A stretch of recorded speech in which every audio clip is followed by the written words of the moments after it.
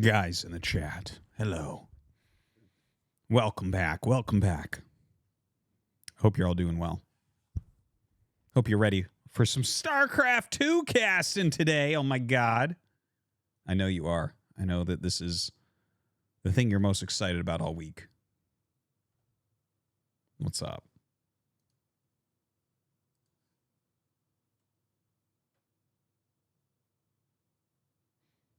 Yeah, that was a good game. Thank you for watching.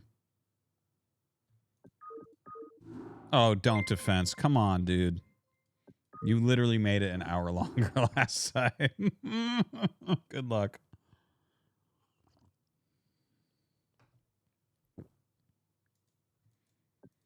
What is Riz? I'm going to play a quick ladder game while we wait. Tournament starts in 30 minutes. Glad to see you playing Don't Defense. It's a good, healthy thing. Your hatred for my hat. This is my favorite hat. I'll wear this hat for the rest of my life.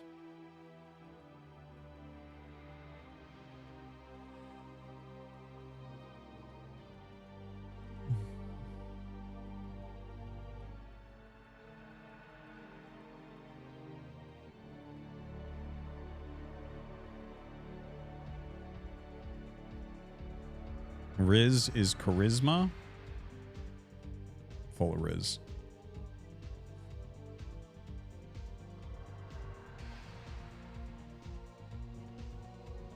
I'm so glad I don't know shit like that.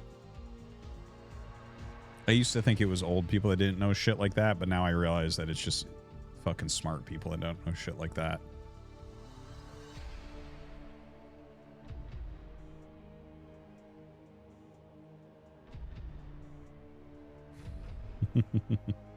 Glad you're liking it.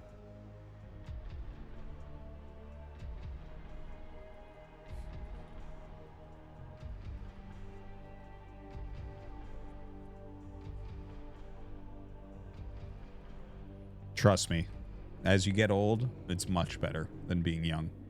Fuck that shit. Youth is wasted on the young, as they say.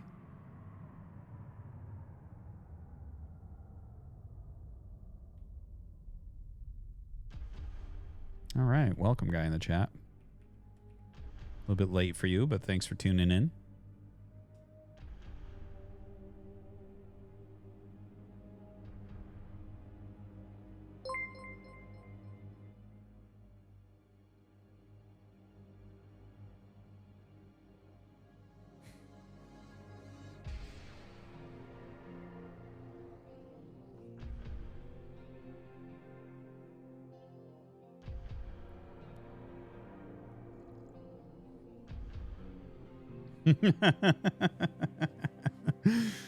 Yeah, I have a good mortgage rate too.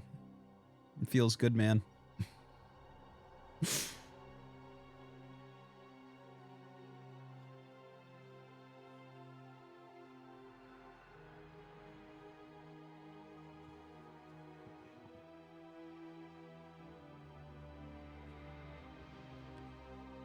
So that's what that was.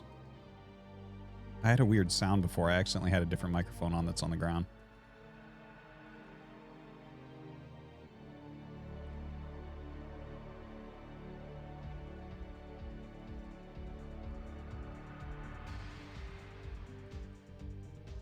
Where I get this jacket? It's bench. I love this one. It's like very smooth and cozy. And it's actually like, it's not super warm. It's more of a sweater than anything, really. It's like, it looks like a jacket, but I utilize it as like a sweatshirt, basically. It's good, though. I like it.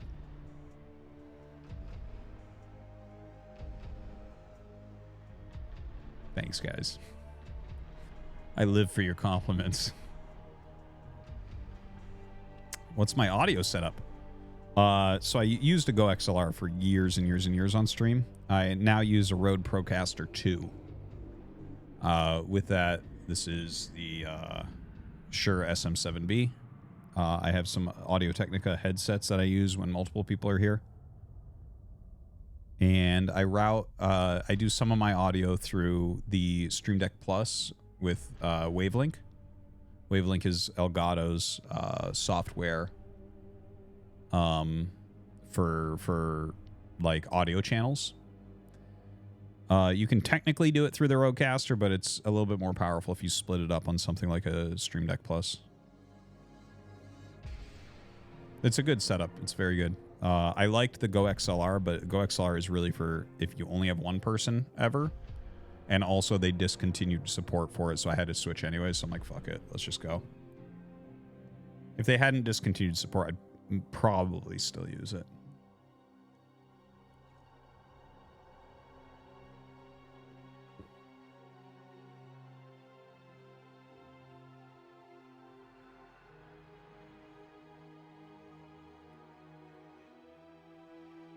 Okay, we've been queued for many minutes. Oi, Artie. What are you on What's up, about, Xerac? you mad lad? Good to see you, man. Everyone's here for some classic Brood War action, and you're faffing about with Starcraft 2? Damn.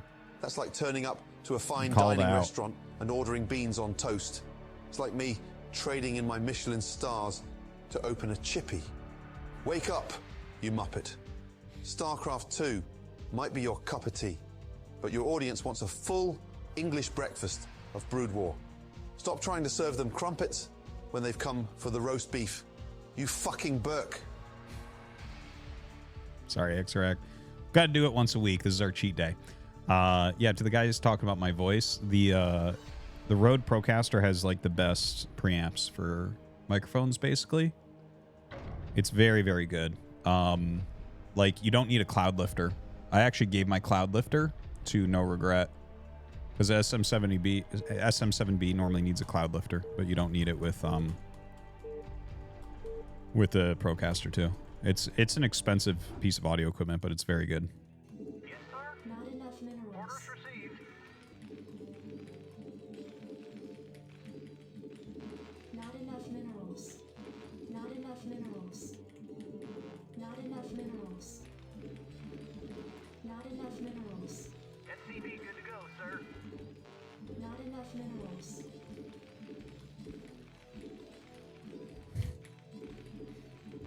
Not enough minerals.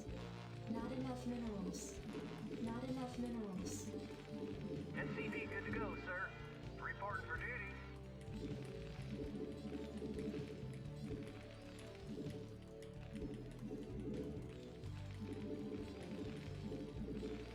SCP good to go, sir. Very happy to get a TVP. I worked some on TVP today.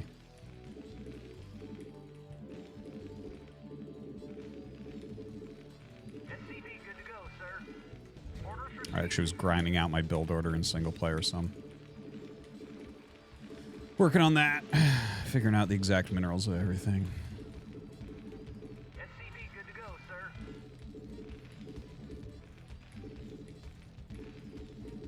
No arbiter's gonna fly in.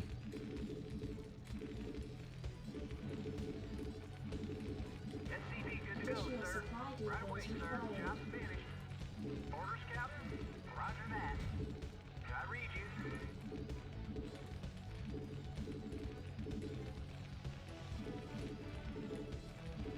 SCP good to go, sir.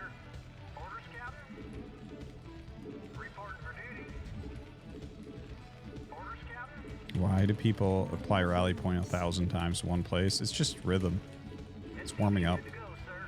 I read you. Non-noobs please cheered.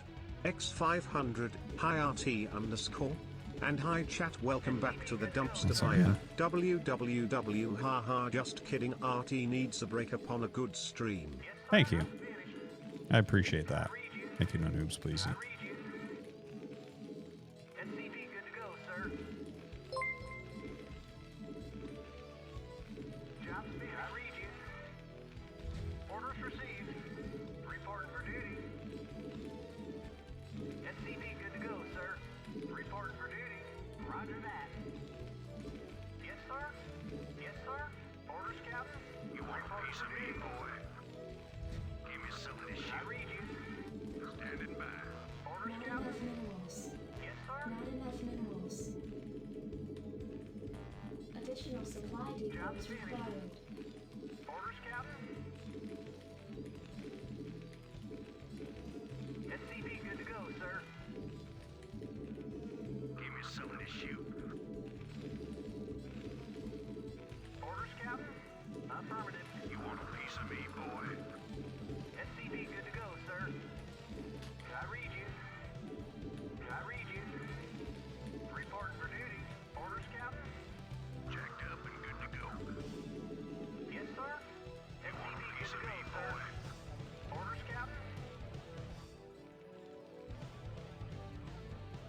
Come on, asshole. Job's finished. Reporting for duty. Why did that take so long? Reporting for duty. That was weird. Captain? Affirmative. Right away, sir. Reporting for duty. Right away, sir. Not enough minerals. SCP good to go, sir. Orders, Captain. I read you. Orders, Captain. Roger that. Commander, let's go. Bring it on. Something on your mind? Reporting for duty. Roger that. Reporting for duty. SCP good to go, Additional sir. forces Right around away, sir. battalion. Orders received. Right away, sir. Affirmative. Roger that. Job's finished. Something on your mind? I dig. Reporting for duty. I read you. Jacked up and good to go. Itch tickles my mind. Add-on complete. I read you. I'm drawn to the depths of the internet, where strange art can be found. I hide behind the anonymity of my username, secretly indulging in images I dare not share. There's Yoshi, that lovable green dinosaur, caught in a moment I know is wrong. I look at the fan art of Yoshi pooping eggs, and I can't help but feel a rush of shame. Why does this captivate me so? I know it's absurd, it's weird, it's bizarre, it's kinky. Your forces are under Yet, attack. my guilty pleasure holds me in its grip. Something on your mind? Yeah, I'm going. SCP good to go, sir. Yeah? I dig. Something on your mind? Yeah? I read you. Research What do you complete. want? SCP good to go, sir. I'm going. I dig. What do you want? Something on your mind? Yeah, I'm going. Commander. All right. Bring it on. For duty. SCP good to go, sir. Orders, Captain. I read you. Something on your mind? No problem. Job's finished. Something on your mind? Your forces are What do under you attack. want? Give me some of this shit. Yeah? SCP good to go, sir. What do you want? I read you. I read you. I read you. Something on your mind? What do you want? I read you. This is like how all the South American Protosses used to play. SCP good to go, sir. Something on Nexus first and to just walk through mines. All right, bring it on. I dig. SCP good to go, sir.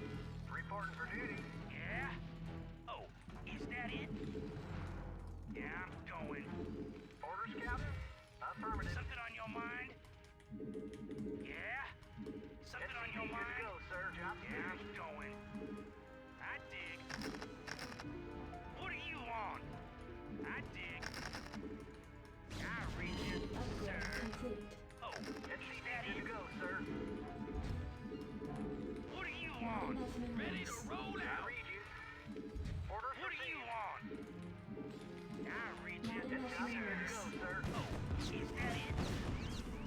What do you want? Yeah, I'm going. SCP good to go, Your forces are under attack. Oh, is that it? Yeah, I'm going. Yes, sir. Destination, what do you want? Yeah? No problem. SCP good to go, sir. Yeah, I'm going. Job's finished. Job's finished. Yeah, I'm going. Orders, sir. Reporting for duty. All right. Yes, sir. Bring it on. Right away, sir. Something on your mind? SCP good to go, sir. Yeah? Yeah? Some really high class play going on. I read you. Yes, sir. Reporting for duty. Not enough minerals. Yeah. Job's finished. Give me Your some of this forces are shit. under attack. I read you, sir. Yeah, I'm going. I read you. Identify target. Orders, Captain. I read you, sir. Research complete. I read you. Ready to roll out. Add-on complete. Add-on complete. Oh, is that it? I dig. Oh, is that it? Your forces are under I attack. read you, sir. Yeah, I'm going. Job's finished. Yes, sir. I can't build that. I read you. Reporting for duty. What do you want? Reporting for duty. Job's finished. Identify target. Yeah. SCP good to go, sir. Ready Your to forces roll are out, under sir. attack. Right away, I read you, sir.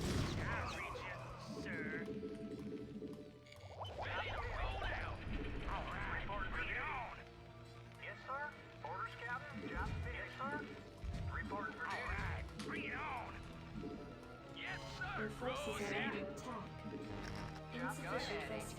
Hang gas. on, we're in for some chops. Buckle up. Destination is Divide 555. Oh, is that it? Ready to roll. Explorer reporting. Identify target. I'm listening. In transit, HQ. Ready to bring it on. Your forces are under attack. Yeah, I'm going. Yeah. Honestly, this feels no difference at all from an S rank. This guy's 1700. Feels exactly the same as playing an S rank. I'm not exaggerating. Like, I'm going to win. But it feels exactly the same.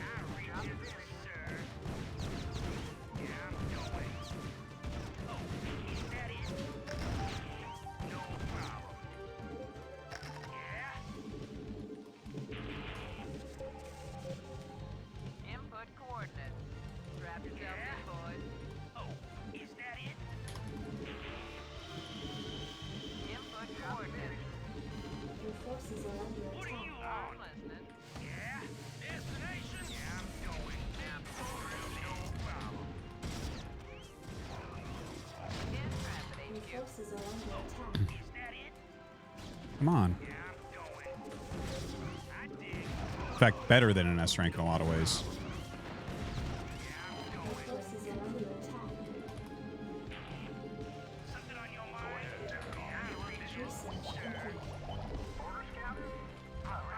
Bring it on. LV80 wow image cheered. X300 camera guy. Artie, Yo. hope your day went well. Okay, we have to go My kill him. day was good, no complaints here. Is wife Tosis going to join us today? Looking forward to ESL today and looking forward to some great SC2 games and matches. The last few weeks seem to go quickly compared to other weeks. Yeah, they were I quick. know a lot of my fellow BTC aren't fans of the SC2 cast, but I do enjoy them. Plus it's only one day of the week that we get to witness some good SC2 players and games. Good luck in Ladderati. Thank 2 you. plus 2 equals 2. W plus W equals W. 22 plus 22 equals 22. Wow. Thank you very much. underscore question White mark, Toasters meow, probably will wow. not join, Donated as $30, Starcraft 2 days she donated doesn't really. $3.33. She comes down and sees me cast and Wow leaves. underscore. Meow wow. Wow underscore. Meow wow. Wow underscore. Meow wow. Wow underscore. Meow wow. Wow underscore. Meow wow. Wow underscore. Meow wow. Wow underscore. Meow wow. Wow underscore. Meow wow. Wow underscore. Meow wow. Wow underscore. Meow wow. Wow underscore. Meow Felt wow. exactly like S rank. Wow underscore.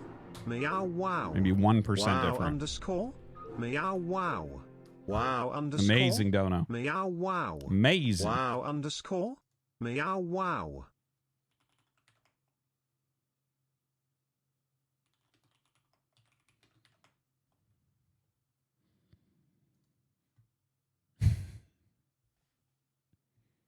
Yeah, the last 2 weeks have been quick, but generally that's what happens when there's a big patch. Hey, Tornus. Thanks, man. I hope you had a very good stream. Underscore. Appreciate it. Meow wow. Donated $3.33. Wow underscore. Meow wow. Wow underscore. Meow wow. Wow underscore. Meow wow. Wow underscore. Meow wow. Wow underscore. Meow wow. Wow underscore. Meow wow. Wow underscore. Meow wow. Wow underscore. Meow wow. Wow underscore. Meow wow. Wow underscore. Meow wow. Wow underscore. Meow wow. Wow underscore. Meow wow. Wow underscore. Meow wow. Wow underscore. Meow wow. Wow underscore. Meow wow. Yamato 2113 cheered. X300 Protoss is a fraudulent race. Not sure what you mean by that, but I agree with the general sentiment. All right. By the way, that game I just played, I know that guy sucked, but I was very clean. I feel good.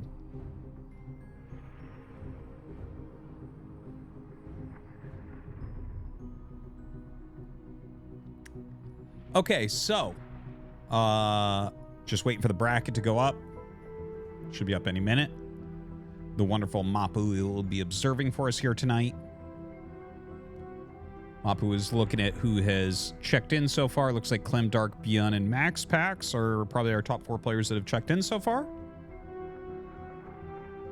So pretty solid. Oh, Hero 2. Hero 2. Wayne, Trigger, Gerald, Future, all playing. All right. Pretty good lineup this week then.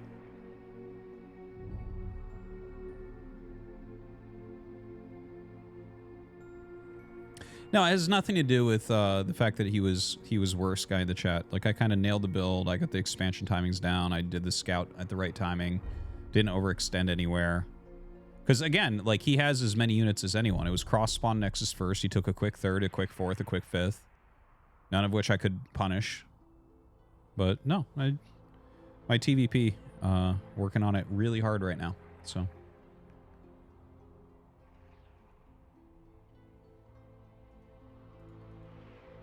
any moment we'll have the bracket. Looks like we just hit 8.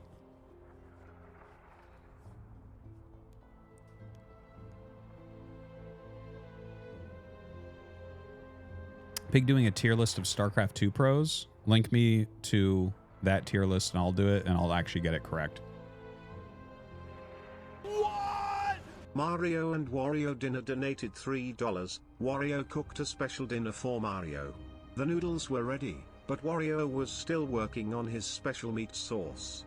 His stomach growled. It was ready. He pulled down his pants and squatted over Mario's plate, pouring the sauce. Mario ate it hungrily.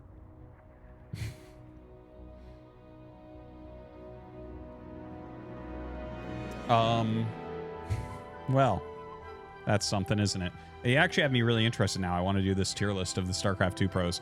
Okay, the bracket's up. Let's take a look real quick. Get us some matches going. All right, so we got Dark up here. Oh, our boy Don't Defense. There he is.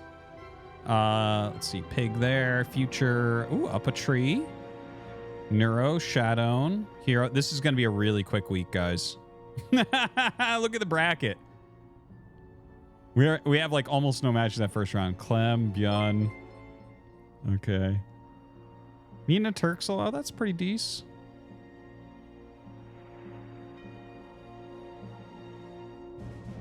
Probably that's the best first match I think that we can get. Nina Turksel right there. Let me just glance once more.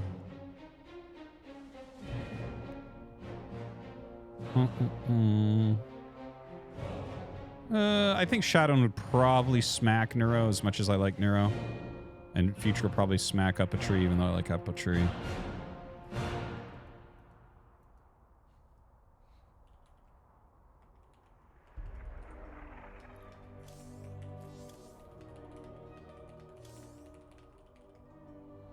So I think we're going to probably aim for Nina versus Turksel. That's pretty solid. Both GM. Yeah, wow. What in the goddamn hell is wrong with that stupid cat? RT, do you like gas? I'm wondering if propane would be a better alternative for your little guys running around on the computer. Mr. Strickland sometimes let me take my gas home and I could send it over. Mario? Most excellent. I'm like forgetting what I wanted to say. I had some interesting stuff I wanted to talk about, but I guess we're getting started right away. Yeah, anyways, this looks like it'll probably be a very quick tournament, right? Normally we have a lot of round of 64 matches. Looks like we have 3 today. Right? And obviously those will be generally the weakest players, including our boy Don't Defense. There he is. If he manages to win, he gets played Dark. But yeah, this will probably be very, very fast. Yeah, don't forget, guys, we do have the new StarCraft 2 YouTube channel. Right now, it's being populated by the cast that we do on the stream. There might be other stuff eventually getting there, too. I'm just starting slow with it, though. Is this a new coat? No, I've had it for a bit. It's not exactly. It's like a sweater coat, sweatshirt, you know. But it's good. Very comfortable. Cakes donated $3.33. Hey Artie, long-time watcher of all your content. Thanks for all you do for SC and for ESL. I can't believe Flash won without even entering. Crazy. Much love. It's wild, isn't it?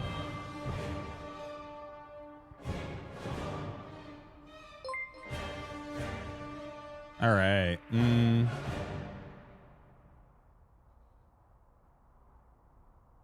I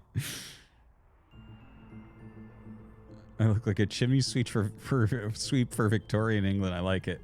How's the weather in PI? It's actually getting cold. It's getting a bit chilly.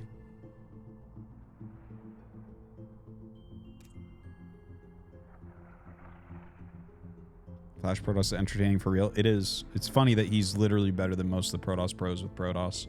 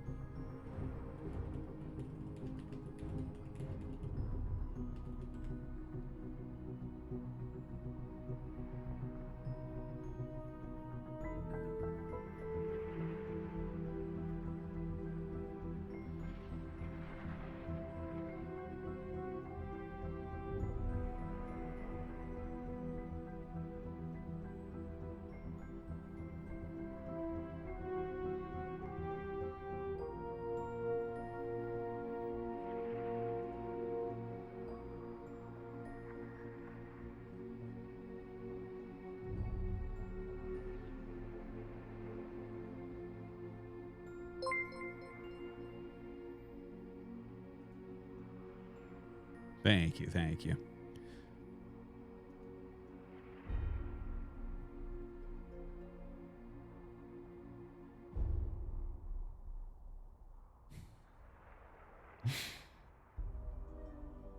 Yeah, that's hard to read. That's hard to read. My kids aren't even learning cursive.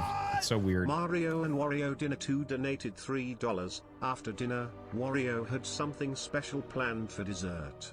Wario said, I need you to tug on my Italian sausage to get my special dessert creme brulee out. Mario tugged on Wario's Italian sausage until his dessert came spurting out. He was full. Skip. Oh, Sonic, stop it. Slow down. I'm trying to cast Starcraft 2. Oh, Sonic, your feet. Oh, God, slow down. The guys in the chat will notice you're under my desk, tickling me with your... Oh, God, with your padded... Oh, yes, feet. Oh, yes, Sonic's feet.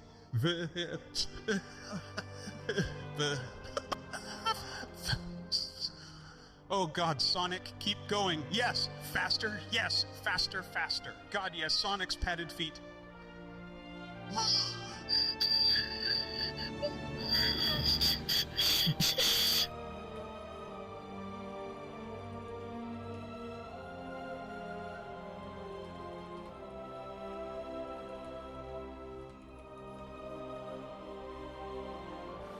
Oh, boy.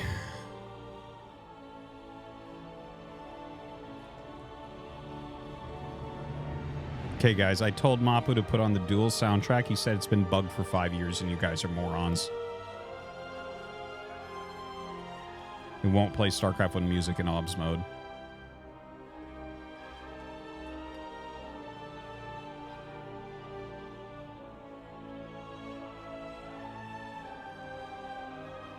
Well, I added in the moron part. He didn't say you guys are morons. But I felt it was implied.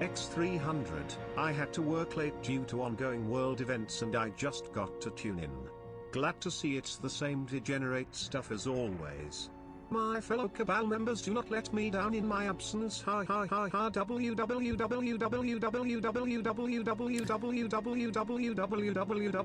Raptor. So, I don't believe Raptor has ever told us what he does. There are guys in the chat that have told us what their jobs are. But remember, the Cabal, they have important jobs, right? And he just said that he had to work late due to ongoing world events and just got to tune in. So, what does that mean? So, first off, he's working late. That would be East Coast, USA. What's on the East Coast? Washington, D.C.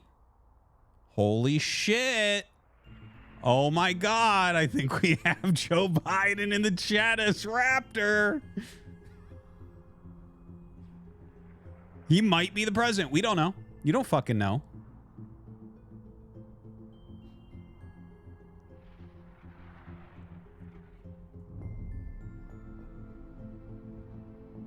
All right, guys, we're starting our first match. Should be a good one, actually. This is going to be one of our better starting matches, I think. Normally, the first match of the day is not super good, but this one has the potential.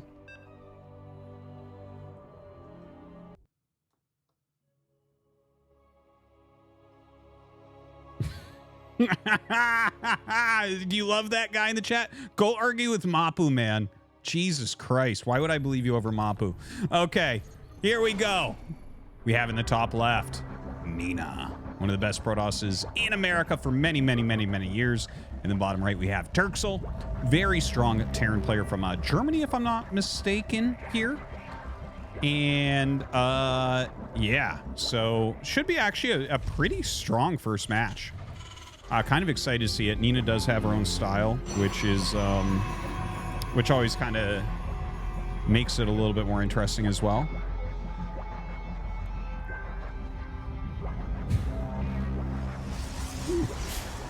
Look, I noticed that you wrote a paragraph out of anger. I'm not going to read that. That's too long, dude. I don't fucking know. Your TikToker generation has destroyed my fucking my attention.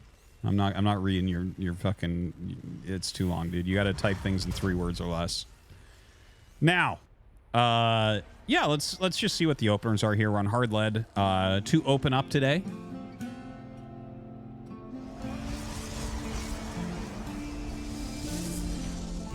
A few things, you know, we don't watch these two players too much. Every now and then we jump into one of their games.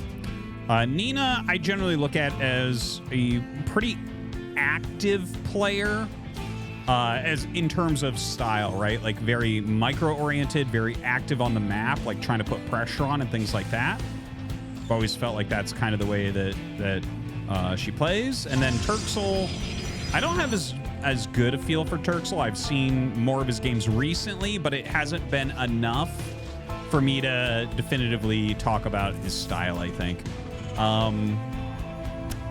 Yeah, so I guess I'll just kind of like avoid going too deep on that. Whereas Nina, I've seen play many games over the years. You know, she's been one of the top American players for has to be 10 years at least. Has to be 10 years at least.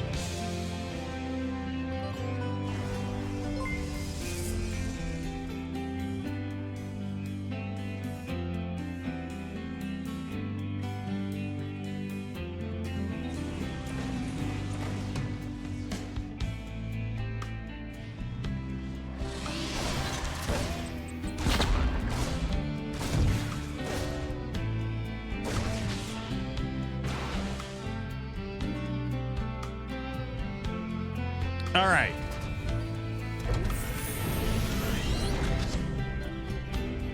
So let's take a look. I was busy doing some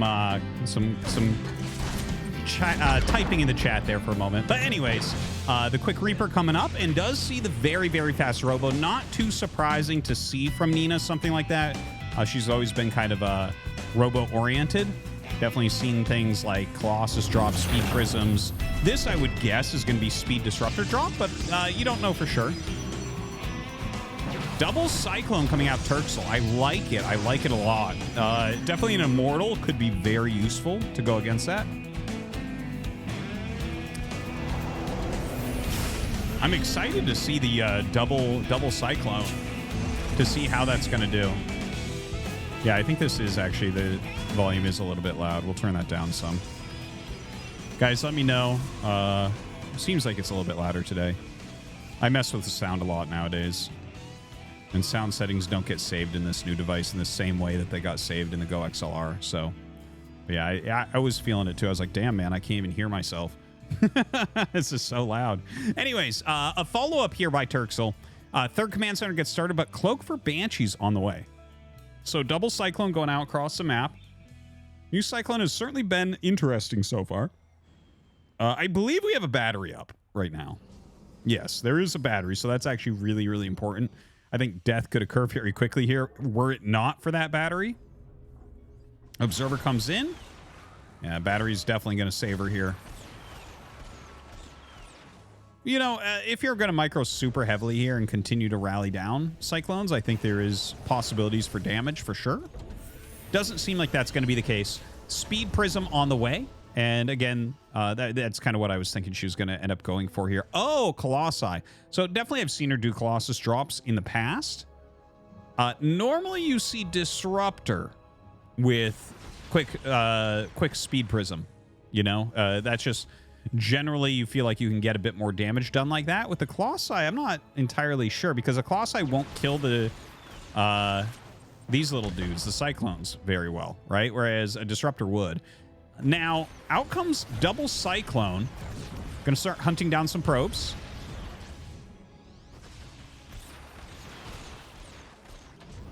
Ooh, pretty good micro there, actually. Keeping these Cyclones very, very high health. Getting some good kills. And certainly against this, the Disruptor would not do well. Oh, God. Oh, God. Actually ends up losing that. Oh, dude, what's happening over here? Not entirely sure about that. But the Cyclones now have gone down, both of them plus that medevac. 8 probes is pretty decent, but seems like Turksel has blocked the counterattack there from Nina. Actually has a higher worker count, which in this matchup, of course, very, very good for Terran if they get up there.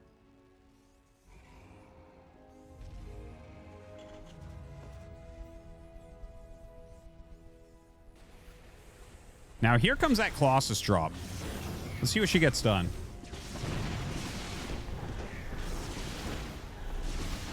Oh, this is actually doing really surprisingly well. This is the type of thing you don't really see very often. I still remember the first time this happened at the pro level.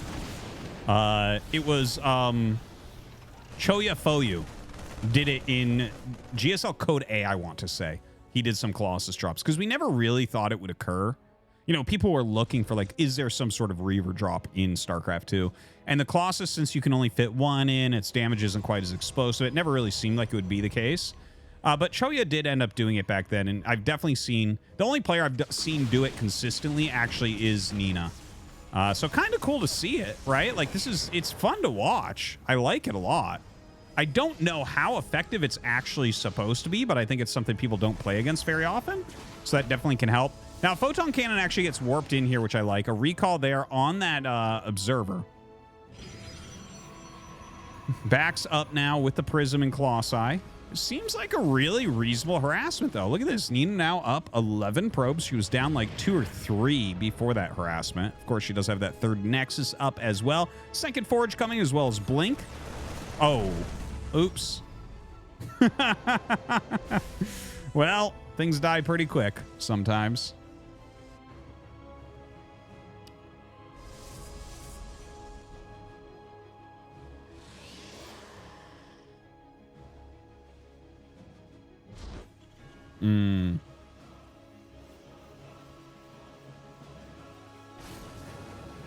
Well, a good setup. You know, it looks like both players just kind of stabilizing their positions here. Lots of mules being dropped. Definitely a lot of macro being added on both sides as far as production goes. Upgrades really getting going as well. One thing to mention is that +1 for Turksel here is going to be pretty late, considering it was like a Cyclone into Cyclone Drop, into Cloaked Banshee, into 3rd Command Center opener. You know, that's obviously going to make your upgrades a lot later. So that's going to be a little bit of a problem. The Photon Cannon doing a reasonable job there. Ooh, not a great defense there by Nina so far at this 4th base. If Turksel can shut that down while getting these kills in the main base, that would be pretty big. Yeah, if he shuts down the 4th, because he's shut down the main, at least for a little bit here, like that can get cleaned up. This is not the end of the world, but it's highly annoying. And don't forget, oh, that was actually a very good pull-up by Turksel. Turksel is trying to push this 4th base. Now, Disruptor is coming up. A lot of damage actually being dealt thus far. Yeah, that Disruptor being shot way too far away. Looks like, oh, does end up getting both of those Banshees.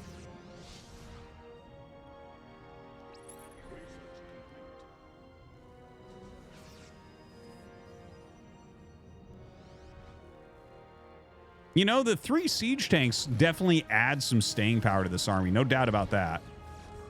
Oh, that was a sick hit. That was a sick hit. All right, so Nina does snipe one of the tanks. Big sim forward here. Turksel trying to get this massive damage done. Definitely the siege tanks being picked off quicker than they should have been otherwise without that one Disruptor hit. Not the best micro from Turksel, I think. I can't really blame him for the move. He does have 3 command centers up and mining with 1-1 just about to finish. The 1-1, oh, that's actually a little bit painful, huh? Imagine if he had 1-1 during all that. Definitely would have gone better. But I don't think he actually has a 4th command center. And that's going to be the biggest issue here. Like, if his 4th had started, like, before that battle, I don't have as much of a problem with it. But as is, it's like, okay, well, that attack didn't work. I guess we walk out with more units. And it's like, well, damn, are we building anything here? You can see, right? Like, he's sending all these extra SCVs. He's got 74 SCVs, not enough patches for them. So that's going to be long distance mining for a while. That could be, if he had simply started that before the engagement, you know, that would be just about done right now. So, you know, these are some of the things, though, that separate, like, a good GM player from a pro gamer, right? Like, an actual pro gamer would probably have started that command center and be like, yeah, I'm great. I'm doing great here. Anyways, decent spread out. Decent dodge. Medevac count is really low and has been low for basically the entire time.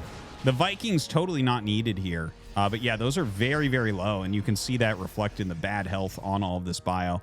Nina taking a 5th base.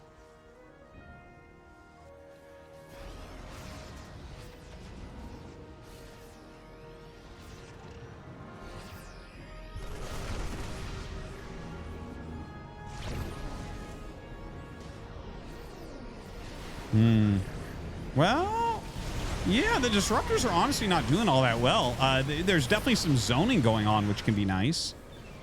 Trying to make a planetary here. Turksel's going to have to lift, though. That's a lot of damage on this command center, unfortunately. And in fact, it's going to end up going down. Turksel does not come over to save it. So suddenly Nina looking like she might be in a winning position here. There is some sort of harassment going on across the map. I think it might be a Liberator setup over the gases at the natural, but I don't think it's going to end up mattering. GG is called, and Nina will take that first game.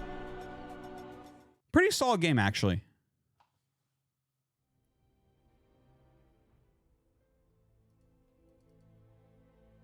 Pretty solid first game.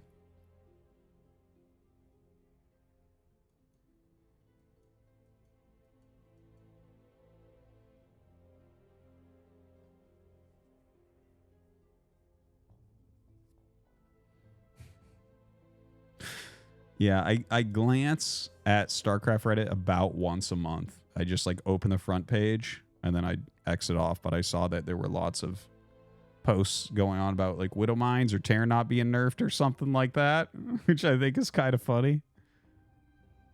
Oh, it's always a dumpster fire. You shouldn't go on the StarCraft. You shouldn't go on Reddit as a website in general. Reddit is truly bad for humanity.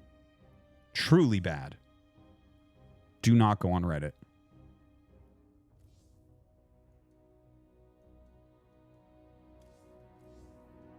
You don't know any other websites? You know what I do? Hand to God, I don't go on the internet. The only website that I go to is YouTube, and that's to look for specific things. Right? Like, I mean, that's YouTube is like probably the best search engine there is.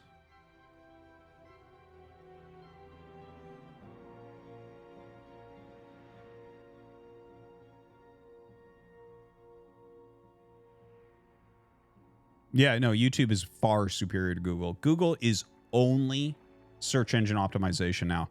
Once upon a time, I could find the answer to anything on Google very quickly. Nowadays, you have to wade through utter bullshit the entire time. I don't even Google things anymore. It's a waste of time. If there's something I want to know, I just don't know it. Because fuck that. It's completely true. You're bad at Googling then.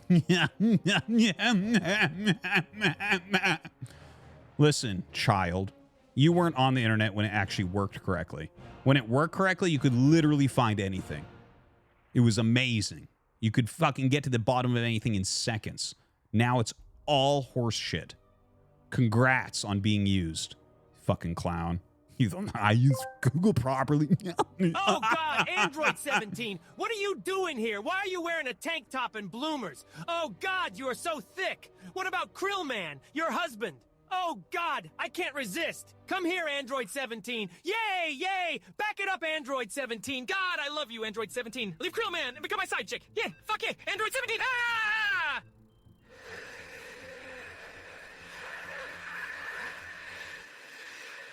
All right. Thank you. We're going to the next game. We'll play donos after it. All right, here we go. We're on Alcuon. I have no idea how this is supposed to be said, but top right is Nina. Bottom left is Turksel. Right now, Nina leads 1-0. Pretty solid first game. A little bit back and forth there. I think Turksel's push maybe overstayed its welcome slightly. His opening with the Cyclone drops was actually pretty damn good. But did end up losing that a little bit unceremoniously.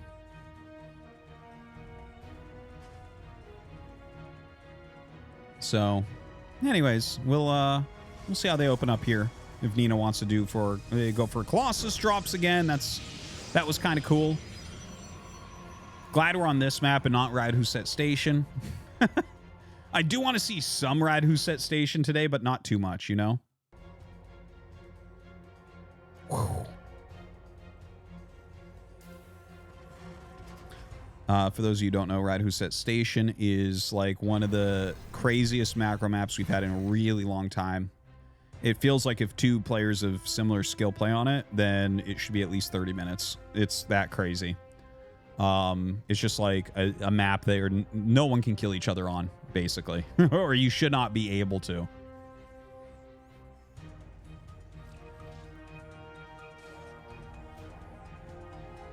So a pretty quick scout here from Nina.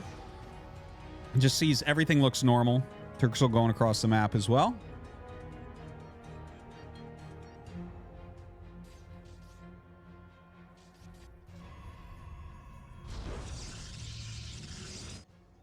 Nexus and forward pylon coming down. Get that ready for a battery if need be.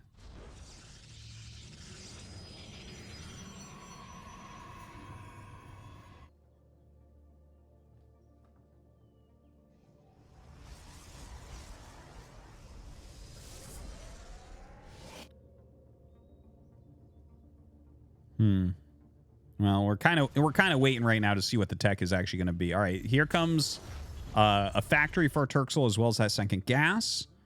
But on Nina's side, we do not see the tech building yet. I'm guessing it's going to be a Stargate. That's what it looks like right now. But we'll see. Up comes that Reaper. Actually, shades off in the other direction as opposed to towards the Reaper.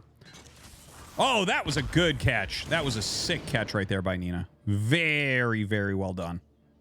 And there's the Stargate as the Reaper dies off. Just trying to hide what that tech is going to be. I think you get in there and you see absolutely no tech yet, and you're going to be like, well, it's probably going to be Stargate, but we'll see. Add-ons finished. What voice pack is that? Is that like Diva or something? No, my cast is not delayed at all. This is all exactly right now at this moment.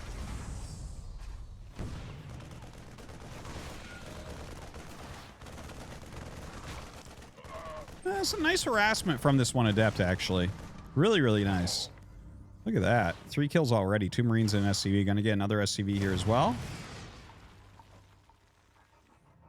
Might even shade behind the command center. I could see that. I could see that. Mine going back. Oh, dude. Fleet Beacon. Oh, I'm excited. I'm excited. This is going to be super cool. Okay, so Nina has some special tech here. I think this is going to be a mothership rush. I think it's going to be a mothership rush. That is fucking cool. Oh, by the way, yeah, I think Nina does stream quite a bit. I'm not sure if she's on right now. I'd imagine that she is, but you can check out her channel as well. I think it's Nina SC2, but you can just check in the StarCraft 2 directory. And there it is, the mothership rush. Okay, this is really exciting. This is actually something No Regret and I were talking about wanting to see. It seems like they could have made the mothership a little bit stronger, but still, it's an improvement over what it was before. Oh my god. Mothership got canceled and remade. What was that all about? Tempest gets started. Dude, Tempest and Mothership? This is so sick. I can't wait to see what this looks like.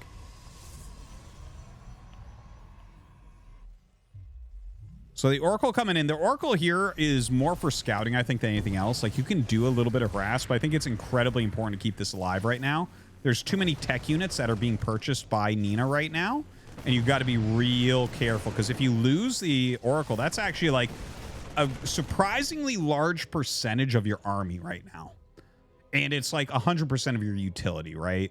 Like, if you need detection or something like that, like, you absolutely must have this. Oh my god. So close to that mine. That's actually a kind of a clever place for that mine as well, honestly. That's somewhere that a Protoss player would not hesitate to fly past. And, well, maybe she gets lucky. Maybe she saw it. Don't know. Now, we have Tempest Energy. Well, not energy. It's the thing that makes it deal more damage to buildings, right? It makes it kill buildings so much faster. So that's kind of a cool, quick upgrade to see. So, double Stargate Tempest plus Mothership. This is so, so, so cool. Not really sure what to think right now. If this build works, this is going to be amazing.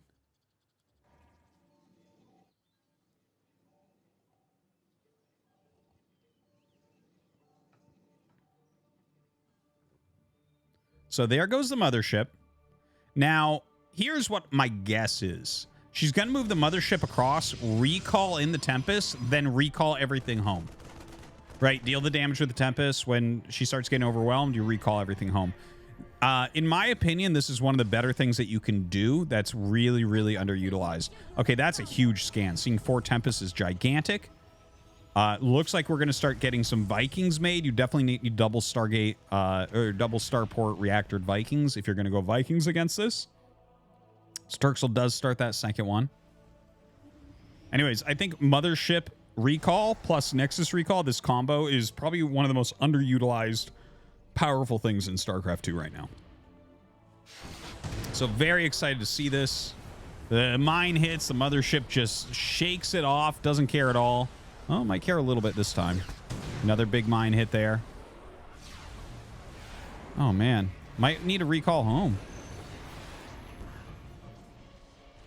Oh, okay. That was interesting. Lots of damage on the mothership. Gonna try to keep that alive. Only 16 health remains. Now, this is gonna bust things super fast. Look at the damage output of those Tempests on the buildings. But is it gonna look as nice when the army actually comes up? Mothership runs back. Dude, what was that? Mothership looks wild.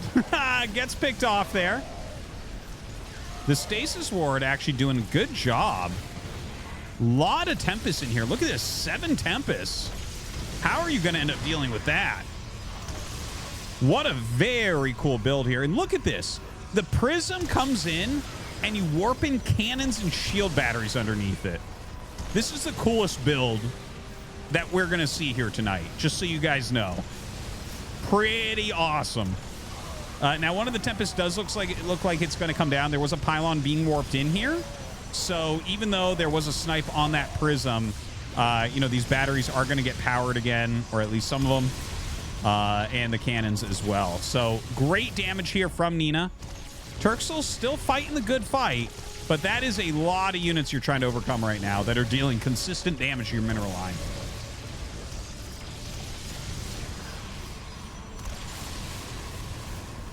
All right, backing up, still more batteries going up, more cannons going up here as well. Some carriers going to be joining, and GG is called. What an insane build there from Nina. That was sick.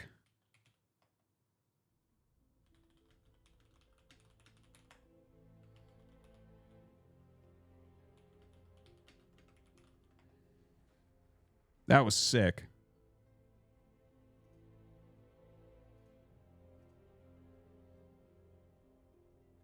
All right, we can look at the bracket here again. All right, we're already pretty far in there. Oh, God, Don't Defense is slowing the tournament down again. God damn it, Don't Defense. All right, Future is already up over up a tree.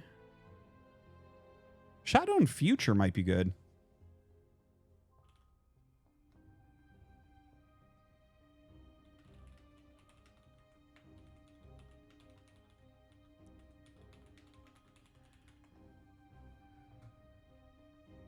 I'm pretty sure Shadow versus Future was the best match for this round. Taking a quick look. Oh, Necrack climb over there. Universe Wayne. Driving with a friend. Trigger Gerald. Accidentally grab his leg instead of gear stick. We both laugh, and I unzip his pants. Park the Dude. car while fondling his balls. Friend is laughing because he knows it's just a joke. Starts sucking him off on this empty parking lot. Almost choke because I'm laughing so hard. Friend is also laughing his ass off. He starts making train noises while yelling, bro job, choo choo. He comes and I love it. I kiss him while laughing. Gotta love pranking my friends.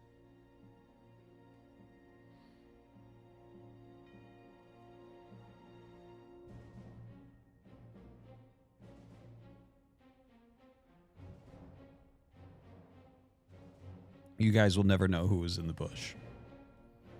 That's a forever skipped one. Okay, so here's what we're going to do.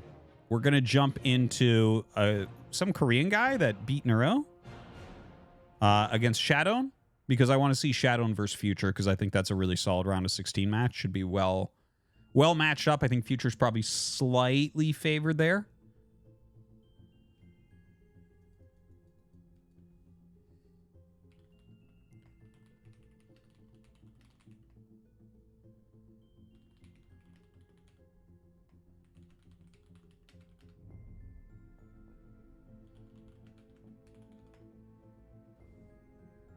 Oh, 3.6K? Oh, good. Thank you, Volts. Mappa was doing his detective work, and he said his account was 5.1, but he didn't finish the league or whatever. So I'm like, okay, he's probably much higher than that then. So yeah. That should be a good match.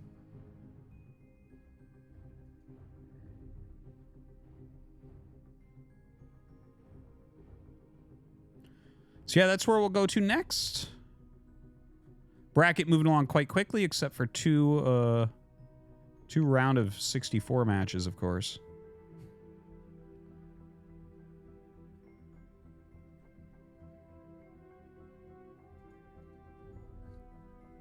Of course, our boy Don't Defense is one of them. Lives for hour-long games. Michael Beavers Try Harder.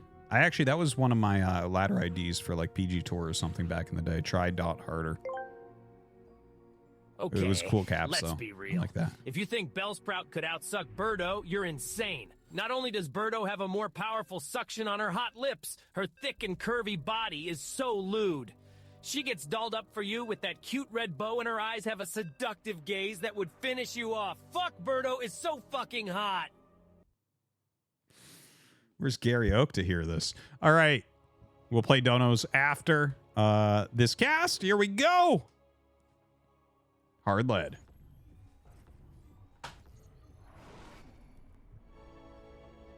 All right. So this is 3-point in the bottom right. I've never casted him. Never seen him play. Ooh, 12 pool. And in the top left, we have Shadowne. Shadowne, very well-known European player. Not super top end, but like everyone knows him, respects his skill. And we'll see how good he is at holding on against this 12 pool. He is doing a pylon scout, which is going to help a little bit. When you see this right away, you can definitely protect yourself against it better. I personally like it when I see 2-gate as a response to this. We'll see. Everyone has their own way they like to do it. So he brought this down here and wants to block the hatchery. Obviously, the hatchery's not coming. Gonna go up and check. Getting a little confused why he hasn't seen a drone as of yet. And, well, there's the drones coming. So, how do you want to do it? How do you want to do it? This is hardcore, man, with all the drones going. Oh, my God. I love it. I love that you can get 6K playing like this. This is the funny thing about StarCraft. Just because you have MMR, high MMR, doesn't mean you're good. I'm not saying that he's not, but let's see how this goes. Cybernetic score coming down. Does the block. And just trying to put a lot of damage down onto this gateway, I guess. Glitching one of the drones there. Gotta actually attack, man. Come on. All right, Zealot pops out. Actually, I feel like it would have been a much better move here if he had spread his drones perfectly, surface area-wise, around it. I think he could have made the Zealot pop out on the inside, perhaps. I think so. But yeah. Anyways, the shield battery gets started. Zergling's getting on top of this gateway. Is he going to get the gateway before the Zealot pops out? It's going to be super tight. Yeah, he gets it just in the nick of time. Shadowne in some trouble right now. Mass shield batteries being made. You absolutely 100% need this unit, and the unit needs to live. You need to insta-shade when it pops. Oh, it popped out there. Oh, that's a beautiful little hole he left. I didn't see that because of the Overlord, actually. I did not realize. Probes finally decide to come down to fight, and you know what? He's held it. He's held it. That is a hell of a lot of drones that are on the other end of this. That's a lot of drones, man. How many we got at home? 4? Oh, my God. Well, this is the StarCraft 2 equivalent of a 4-pool. That's for sure. My God. This is so funny looking. Why do we have every probe chasing this Shadowne? Why is that? Can you please explain to me why every single probe? Why you don't have 3-4 probes mining minerals? Why do you need 20 probes chasing 8 drones? He can't answer the question. He can't hear it, but he also can't answer it because there is no reason. It's a rhetorical question. Anyways, the probes all come off again. I feel like I'm watching a computer that you glitch out in StarCraft 1, where you send your worker and you attack the Nexus, and then all the workers just chase you. That's actually what I feel like I'm watching right now. Because that's like one of the cheater ways to beat like 8 PCs really easily, even if you're bad.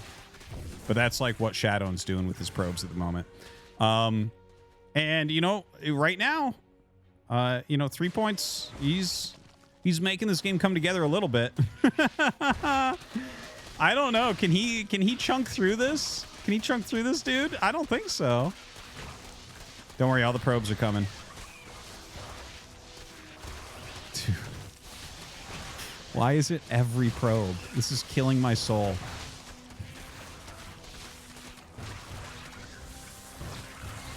Okay, I think we're gonna see a GG. That is that's questionable play, both sides. More questionable from the Protoss, honestly. Like, you're fighting 8 drones. You have 19 probes. How many probes do you need to pull to attack that? I will accept up to like 15. But having nothing mining is wrong. It is wrong.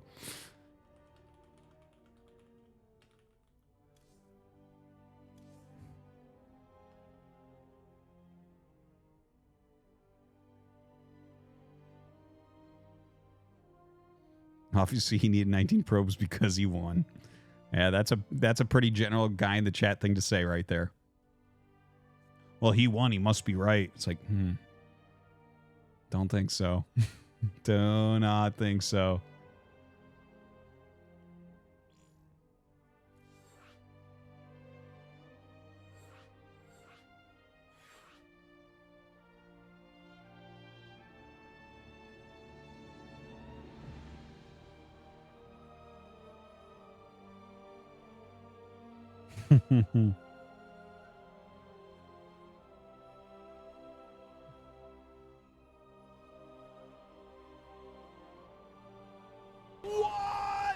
Theothurkaiba cheered.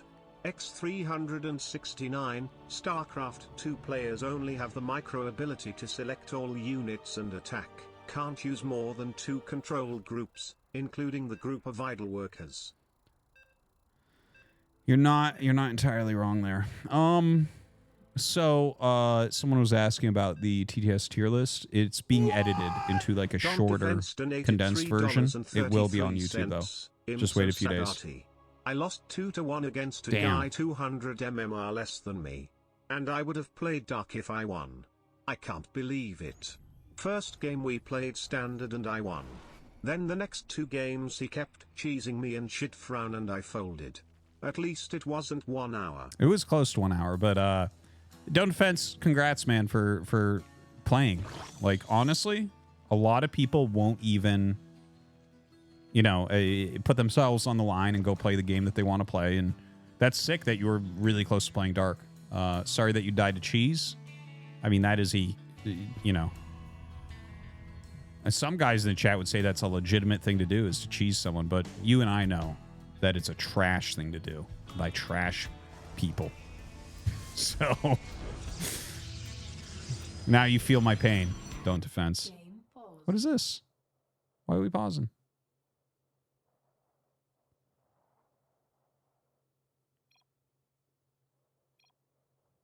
Sorry, cat. More like sorry, chat.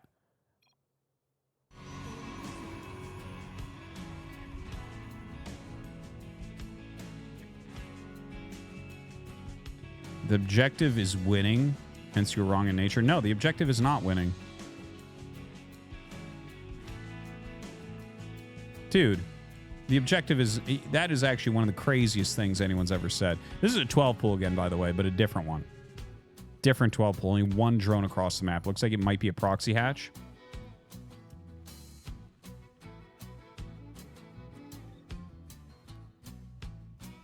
Okay. Offensive hatchery. Now, this is something where you can cancel it to get your lings in. He might just be going for a pylon kill here, as opposed to just killing everything. Okay, so that's actually an excellent wall, so that won't end up working. Yeah, I don't know. I don't know how 3 points... Oh, there's actually a hole there. Never mind. He will be able to put a zealot there, but you're only going to buy so much time, right? A little bit of a supply block. All right, pylon going to finish. Woo! Decent surround there.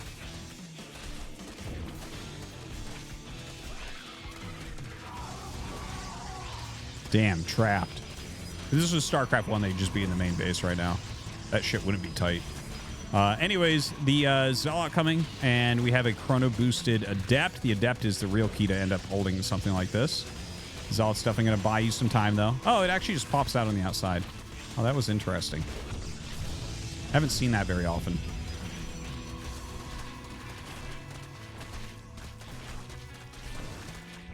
All right, well, the Zealot ends up falling, and look at this. A Queen on the way. More Zerglings are going to be able to be made as well. You know, shield batteries coming up to really help out with this adept also. This seems pretty damn difficult to hold. Notice a drone is on the way. Definitely going to be a spine crawler coming up.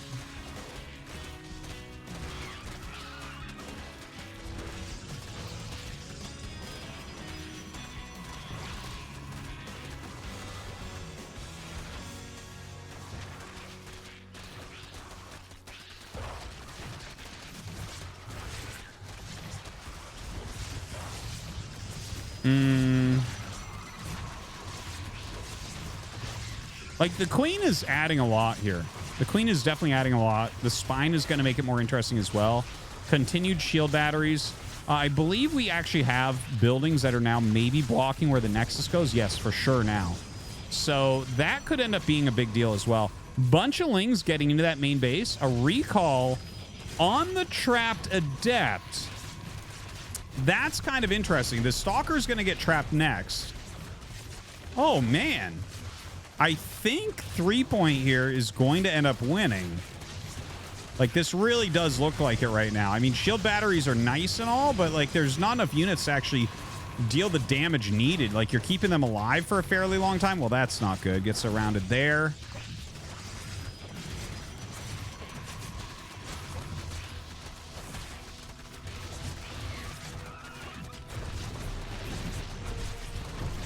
Oh, man. Everything's starting to fall apart now. Robo even on the way.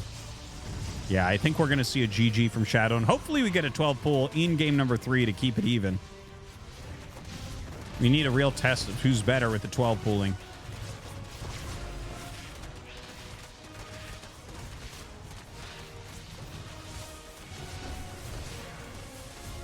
Well, this would be a time to pull all your probes.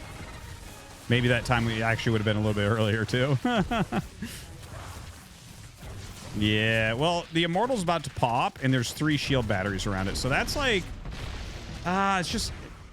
You know what? Actually, with this many shield batteries... Oh, yeah, the probes in the main are... That's going to be the big issue here. GG. Crazy all-ins. Crazy all-ins going down. Not the greatest hold there. You know... Could have seen some more probes pulled to the natural earlier, I think, there from Shadow. Didn't end up holding that too well.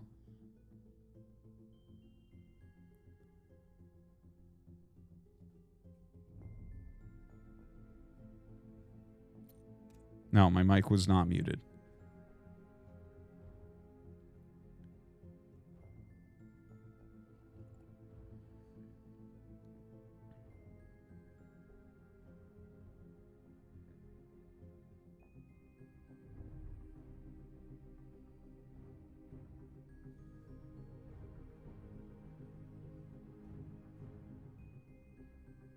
Spawning pool is 200 minerals?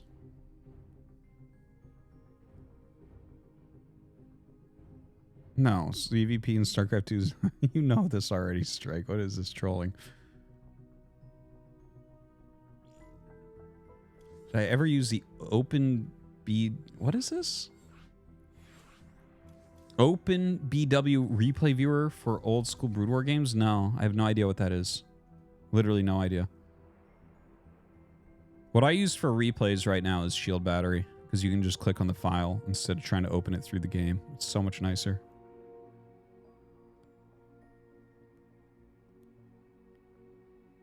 Now that was... It's tied up 1-1. We're going to game 3.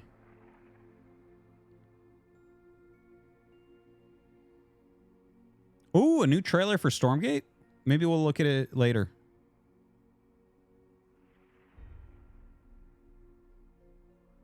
I should get sponsored by Shield Battery or sponsor Shield Battery. I do sponsor Shield Battery. I subscribe to their Patreon.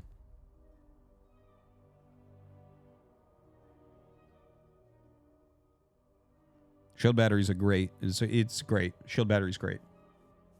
I think there's a non-zero chance that it will be incredibly important in the next 10 years. Yeah, you could do FFAs. You can do anything there, I think.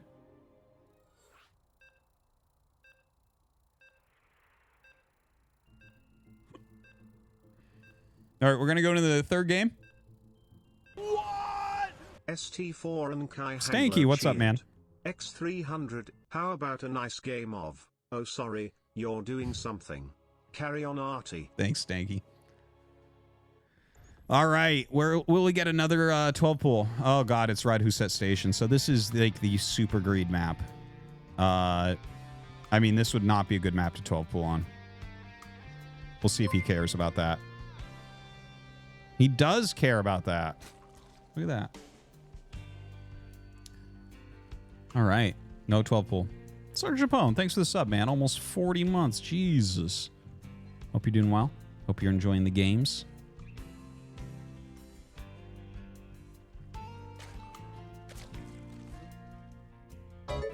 ST4 and Kai with the gifted subs, 5 of them. Thank you very much, man. Appreciate it.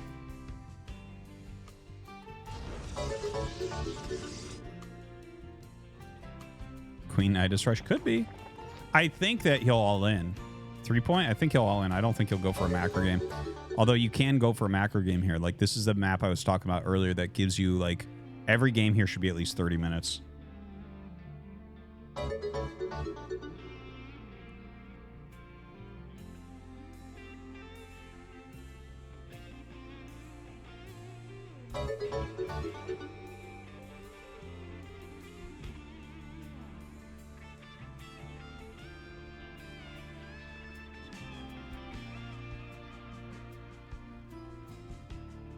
It's a little scout coming down here from Shadowne. He's going to see, much to his surprise, that it's not a 12 pool.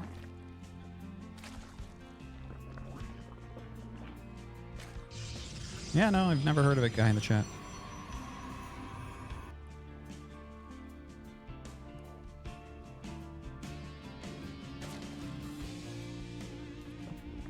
So, yeah, Ride Who Set Station, you know, you have like this pocketed third base that's easy to take. The fourth base is super easy to take. It's got a really long rush distance as well. There's just no good way to engage, no good way to attack. That being said, if you think your opponent's being unbelievably greedy, which could occur on this map, you know, something like a Nidus All-In could be a way to play against that. Definitely can't deny that is a possibility.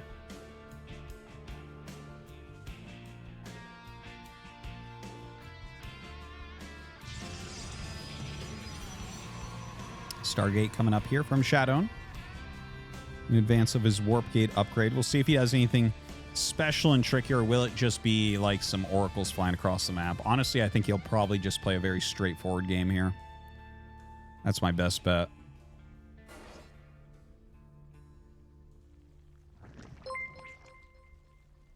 I see a lot of talking about the various music. Definitely StarCraft 2 has great music. And I got to tell you, I went to the orchestra in Korea that played all the StarCraft 1 music.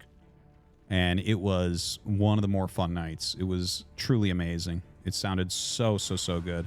The Terran and Zerg music is really amazing. And the Protoss music is mad, but what can you do? When your race has that much power, you don't need good music. But yeah, really fun. If anyone wants to see about that, it's I actually have just type in like concert into my YouTube channel. You'll see the video. It was a super cool experience though. Okay, Void Ray coming out pretty quickly here. Void Ray definitely something that can be used quite defensively on this map. You know, no Oracle or anything to open. There are some spores being made here. You know, by 3-point. Looks like he's being careful of the possibility of an Oracle coming in, but that's not coming yet. One did get started.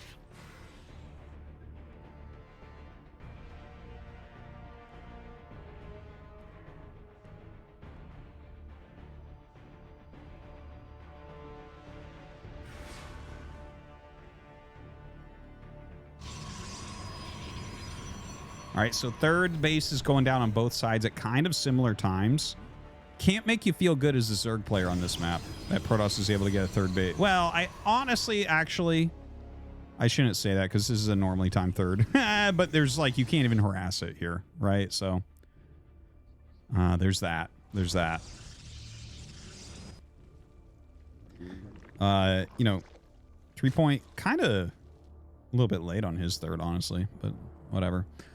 Lair coming up.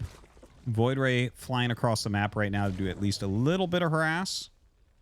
He might be able to, like, force some transfusions. Looks like he's just going to go for a couple drones. Oh, man, he loses the Oracle. Brutal. 3 point is the idea, I guess, of this guy that it says see you on screen right now. But I think his actual ID is 3 point. I don't know who he is. I've never seen him play, but he's a pretty high MMR Korean Zerg.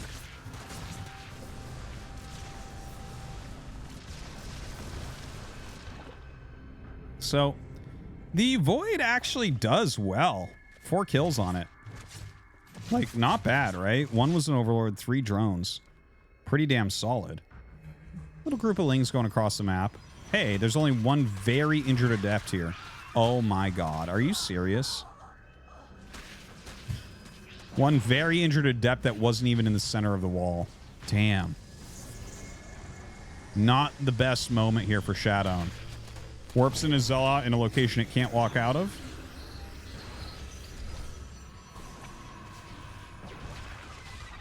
Lings continuing to run around. Not really going to find too much there. Runs towards that third. See if we can get a few kills. No, guys, this is high GM. These guys are both over 6,000 MMR, which is high GM.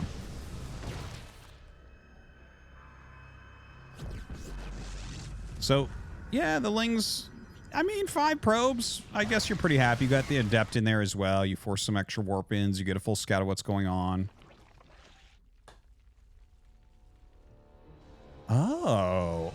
Oh, interesting. So, quick Hydras here. With quick Hydra upgrades, I actually was just paying attention to the Zergling harassment, but back at home, don't forget that there was a buff to Hydras. Multiple buffs. Their upgrades are going to come out much, much faster now. So that's kind of cool. Haven't really seen styles like this. This looks like a... Well, it's not that high of drones, honestly. 66 drones for Zerg, excuse me, in StarCraft 2 is not actually that high. It's not like super low. Like 66 drones is basically 3 bays. But yeah, I do wonder, like, it seems more of a macro-esque Hydra opener. Like the Hydras are the defense. Lurker Den on the way, as well as that Hive. +2 range attack. Of course, it looks like we are going to have some carriers coming up for Shadowin very, very quickly. He already got Psystorm as well, which will help out immensely against Hydras. Some charge lots come in, but are going to find themselves met by a bunch of Hydras. Can't get any damage done there. So we're going to, you know, I was mentioned before, right? Ride Who's Set Station, like, just looking at the map, if you have 2 players of similar skill, it should go to at least 30 minutes. Like, the map should basically mine out. It's just so impossible to attack each other. Now, we have some drop overlords coming up, so at least we have some ideas here. It should be a lurker drop. Not something you see all that often in StarCraft 2, but definitely can be strong. Drop overlords are actually better than they were as well. They actually got buffed a little bit. Speed, decel, I believe that's it. Speed and decel. So, you know, should be able to get in and actually get the drop off pretty quickly. Now, Tempest actually on the way. Dude, I'm loving the amount of Tempest that we're seeing. Absolutely loving it. I'm a huge fan of the Tempest. I think it's a very, very underrated unit in StarCraft 2. All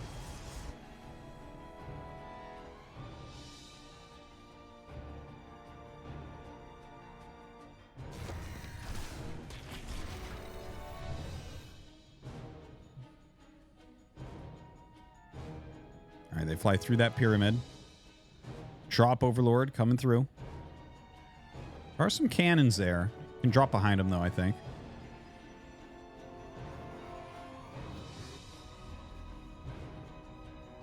Pretty good spread of cannons, plus a High Templar there. Yeah, I'm not sure that these are actually going to end up doing anything, honestly. Going to go ahead and fly past.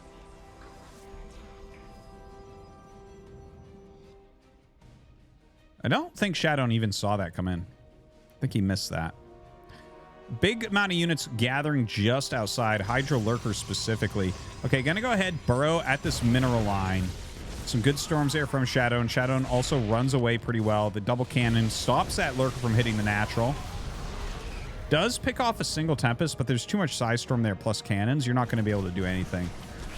A good counter harassment going on, though.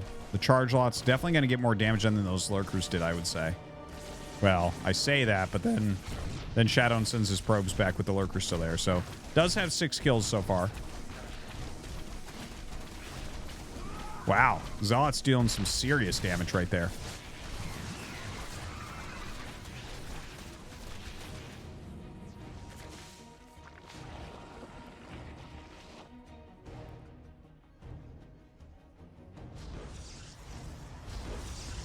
So another base being taken. 5 base now for Shadow. Of course, we have 5 base over across the map as well here. Plus a lot of Static D going up. Ultra's Caverns, Spire, just about everything really from 3 point. It has those Vipers mixed in there as well. But the attacks he's trying aren't really working out. And I don't think that they will either. Like I mentioned before, it's just like impossible to attack on this map. Like, look, it's such a far walk. By the time you get there, look at everything he has. Like, so much Psystorm. What are you gonna do? What are you gonna do? Not much. You just kind of get bled off if you attack in. This type of move though is good. Like, I like the idea of the lurker drop. It didn't really work out, but I like the idea. Right? I like the idea of the prisms coming in and trying to get some charge lots out there. Those are all great moves. We have Corruptors on the way now. Oh, switches over to a single Oracle there. I think just because he needs the detection. In fact, I don't believe we have a Robo this game, which is kind of hilarious. I didn't even think of that because that never happens anymore. But there is a style, actually, where you can go for, like, Tempest plus Templar, right? Mothership going to be coming out as well. A little Zealot harassment here from Shadow. Doesn't look like it'll do much. A lot of good Static D setup. That is something kind of nice about 3 points play. I like the amount of Sunkens he's making on these fringe bases to make sure he just doesn't even have to worry about stuff like this. Because that's some of the most powerful stuff Protoss can do. So when he sets that up, it's like, okay, well, I mean, you can send Zealots in there endlessly. There's like 8 spines. What are you going to do? Nothing. That's what. All right, now here we go. Carriers are in this army. It's kind of a funny looking army.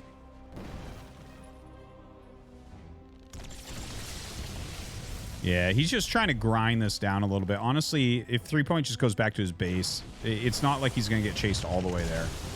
Like, there's not going to be an actual attack coming out right now by Shadow. His army is not ready for an actual attack. This is like a defensive army still. It's not what you're actually looking for an attack. Mothership joins in. More carriers on the way. Little Ling counterattack here on that 5th base. Going to try to end that once again. Did get rid of it once already. And might again? Looking pretty close. Damn, that was close. That was super, super close to going down. Doesn't quite get it, though. Chitinous plating on the way. Taking a little nod from Dark. Ultras being good against carrier-based compositions later on. You know, their high armor obviously pretty good against interceptors, but more so it's about clearing the high Templars that are underneath so that your Corruptors don't get mangled. All right, little lurker attack here. Clearing some of the cannons.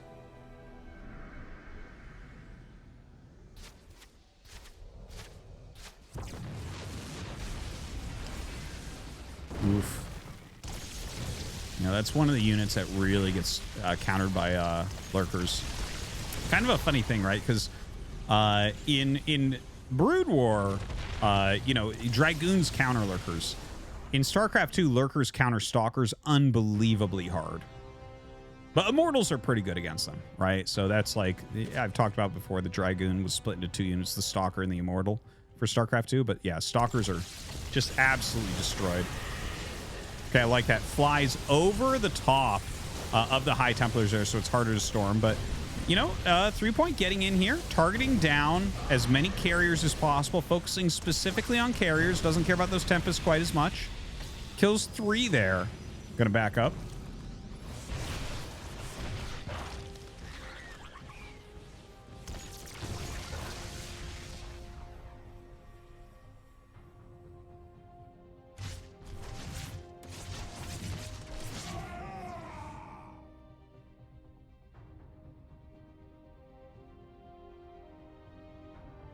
Nice catch on this prism.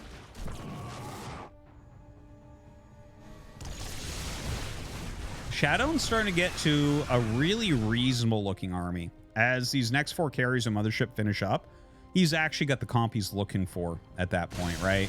He's got like a couple Immortals, some High Templars, you know, he's got a couple Archons in there, which help out against Corruptors a lot, and then a massive air fleet, right? So it's pretty close to what you actually want endgame. So we should see an actual attack coming up from him. It feels like 3 Point is still kind of rotating through his units. You can see him adding in some of the Ultras in here. He's definitely made a lot more Corruptors here as well. They do have that +2 air attack right now. You can see with the 2 Immortals, he's actually going to chunk down super fast there. But yeah, doesn't quite have his entire air army. So a lot of damage dealt to the Corruptors, but they definitely do well. Definitely time to fly out of here, I would say. Get those home and transfuse if you can. Do whatever you can with them.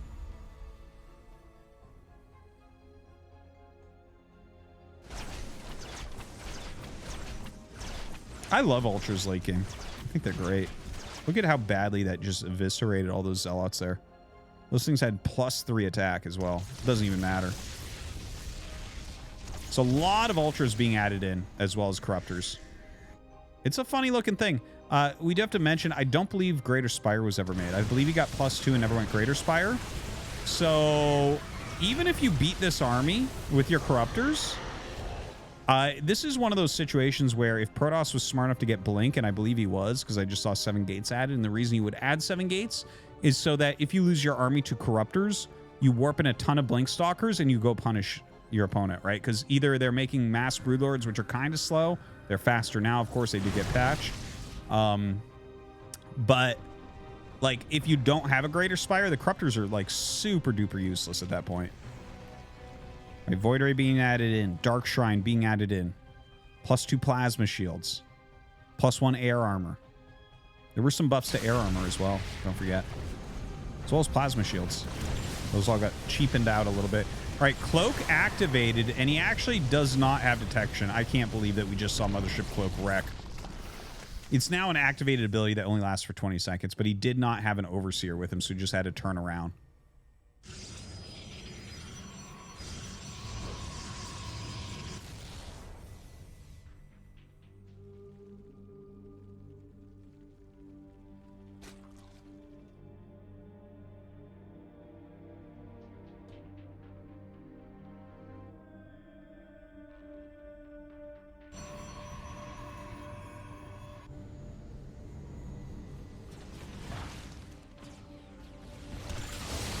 Well, decent storm as they approach.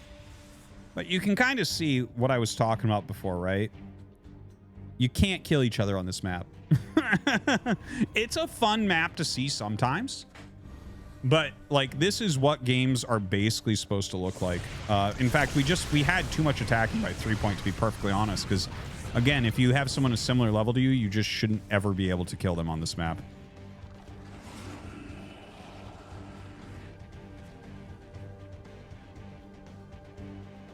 Void Ray speed coming up.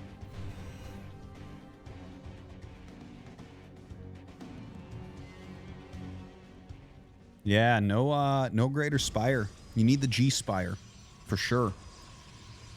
Honestly, there should be a second Spire by now as well. You know, your economy's getting so large. You have 85 drones mining. Come on. Get a second Spire. Get your upgrades. Get your Greater Spire.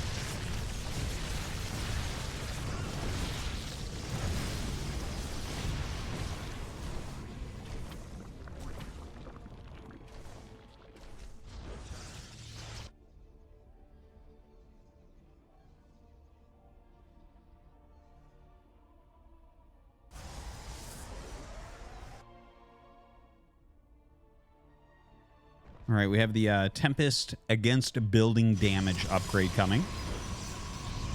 Do love that upgrade. Allows you to one-shot those spores very easily.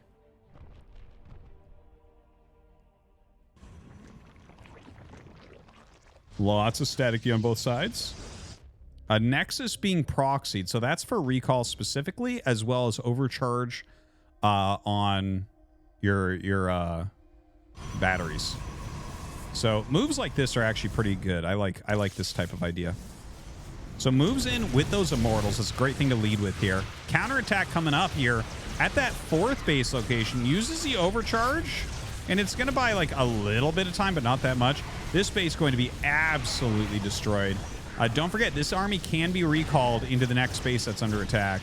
Or probably you don't want to do that. You probably want to put it 2 bases down and then fly up for the correct engagement. If you recall this and everything's around it right then, you might actually lose. But both of them going to start erasing bases here. 2 bases going to fall for Zerg. Oh, DT's being added in is always fantastic in the late game for defense. You see this Ultra almost gets chunked all the way down before any vision gets over there. Continued attacking through all of this static D. The main army going back home.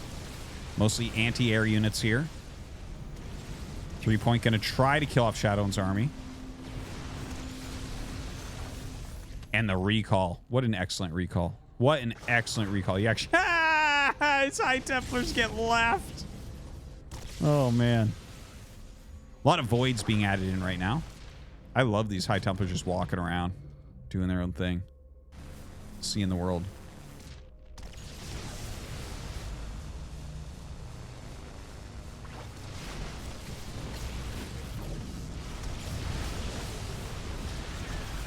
And, well, it's a good fungal and all. And we have a parasitic bomb go down. Well, no, sorry. That was a blind cloud.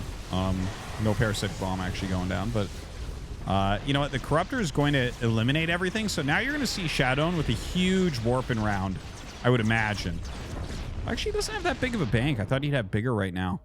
Probably should just warp in a lot of High Templars. He has 5k gas. It's time for some Archons. Oh, boy. Well, turns on the voids, but like you definitely need to kill these off. Stop microing, man. Just fucking shoot. There's no micro to be had. They have better range. What are we doing?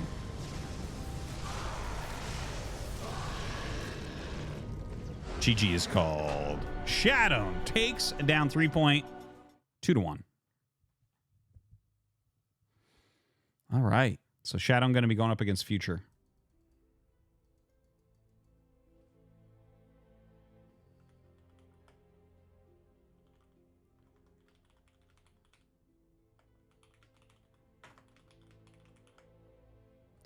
All right, we're actually, originally we were going to do Future versus Shadow, but it looks like a better match is coming up.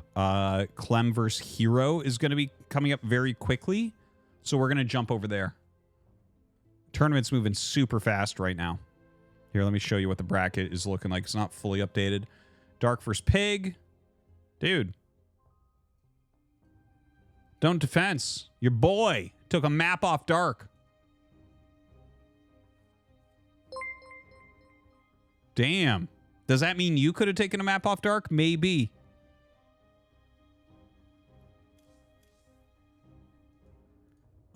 So Future Shadow, that is a really good match. That looks like really close and everything. But notice Hero here, and it's Clem Nicorak. So we're going to jump in to finish this series. I don't know where they're at in this series, but we do not want to miss Clem versus Hero because that is amazing, that match. Like, that is one you absolutely want to see.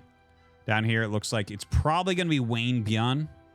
Wayne's been doing real well lately. Definitely expect him to take down Nina. Trigger Gerard. That's pretty... Gerald. Gerald's really good lately. He's doing super well in these cups. I do think Trigger's a bit better. A lot of PvP down here. So this part of the bracket's going to shoot forward real quick. This could be a long match. Wayne, Nina. That might slow us down.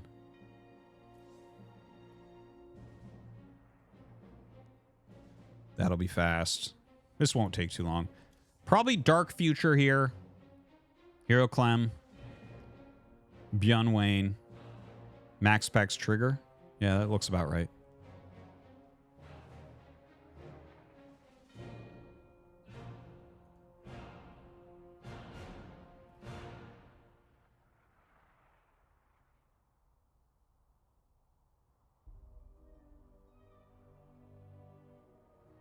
Clem is up 1-0, so we'll be jumping in game 2.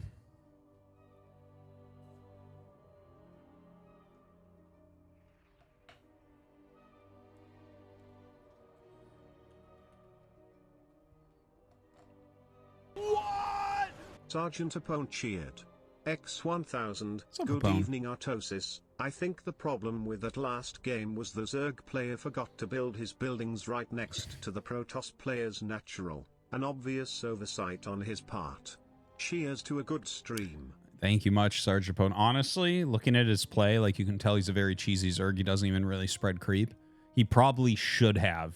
Not even kidding. You could see he had a lot of holes in his late game Zerg play.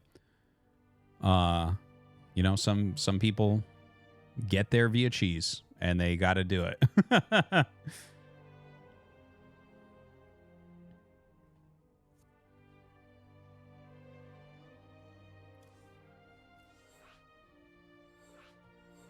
Clem TVP reminds you a little of Cure's TVP at the moment. I don't really see the correlation that much. Like, yeah, I guess Cure's pretty active. But I don't really think of them as having too similar a style, personally.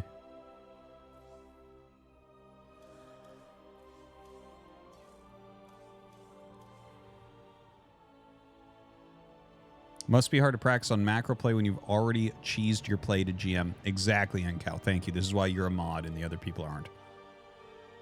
Because you got a fucking brain. That's the thing. Like, if you cheese into high ranks, you're not good at the other aspects of the game. So are you good? Are you better than your opponent? When you're very one-dimensional? Chat thinks so. It only matters about winning. As long as I won 51% of my game with 4 pools, I did well.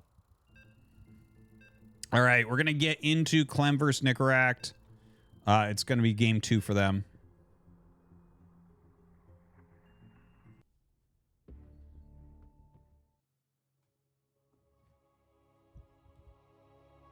Hecate.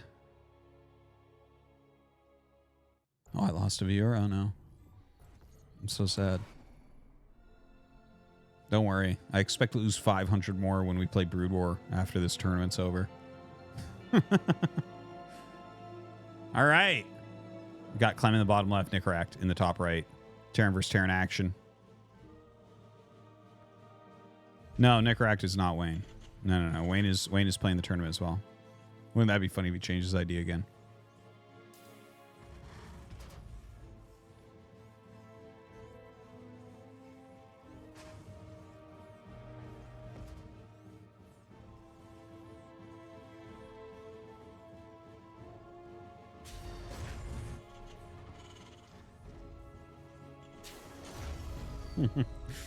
All right. You know, TVT, Clem is pretty good TVT. I don't think it's, like, honestly, in my opinion, I think it's his weakest matchup.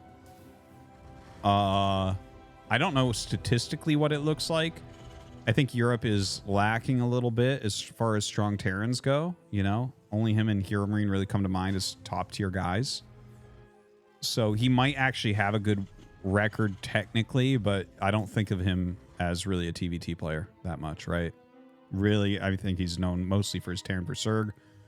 And, you know, his Terran vs. Protoss is quite good, I think, as well. Anyways, it's not that his TVT is bad at all. He's certainly a stronger player than Nicaract, I would say. I do expect Clem to be able to take this down. He is going for that second Rax, so 2 Rax Reaper in the main, and I think he's going to want to try to wall this. Yeah, just barely gets it up in time. He just wants to block the scouting of the second Rax. If your opponent sees it, it's so easy to block, and you're not going to get anything. Here, you might be able to get something. No TwitchCon RT? Yeah, no TwitchCon. I don't really care for things like that very much, honestly.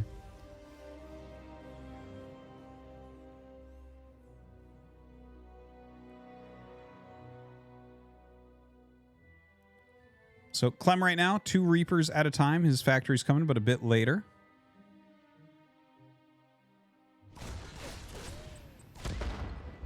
Little pokey poke there.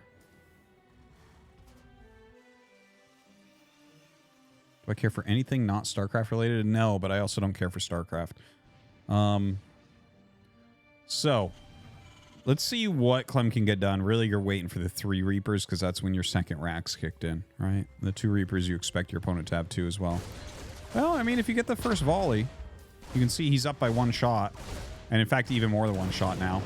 Some missed micro there from Nicaract. But Nicaract will bring that... Woo! Woo! All right. Clem just gets out of that one in the correct way. Gonna try to get a little bit more harassment done here in the main. Oh, picks up some SCV damage.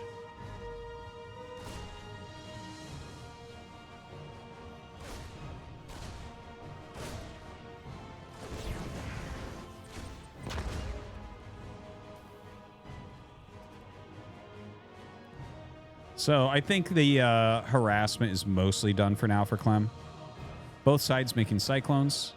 Their command center's coming up as well. Both on location.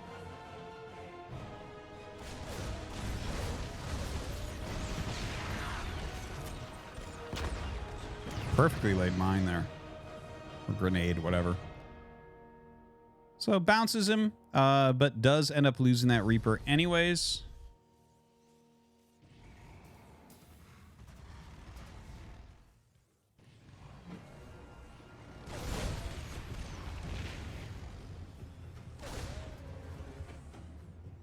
Yeah, a little bit of poking, but as both sides get their cyclones out, I'm not going to be able to do too much. Necrack going up for a siege tank, so that's going to give him a more entrenched position. Nice little jump up here from Clem. I'm going to get a better idea of what's going on. Going to know basically that that is a siege tank in there as well. Look at this. Comes up with his other Reaper and Cyclone. Really decent. Really decent. The punishment for trying to get the siege tank out, man. Damn, look at that damage. Seriously. Oh, just gets it. Oh, my God. Look at this. He's going to get on top of the siege tank as well. Loses one, but totally worth. Oh, that's hilarious. The bounce is real. GG. And Clem's going to take it down 2-0. You can definitely see just out-micring, out-controlling.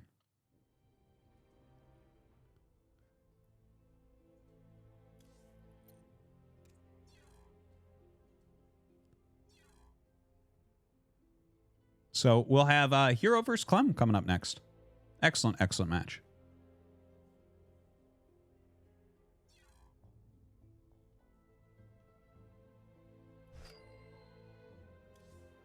Grenades make siege tanks bounce.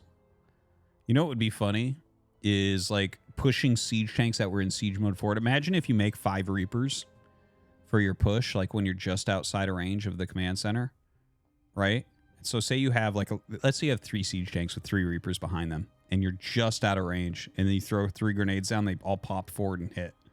That would be sick.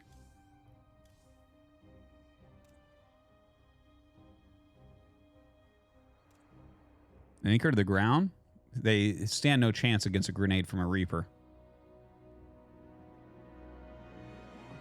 How am I today? I'm great.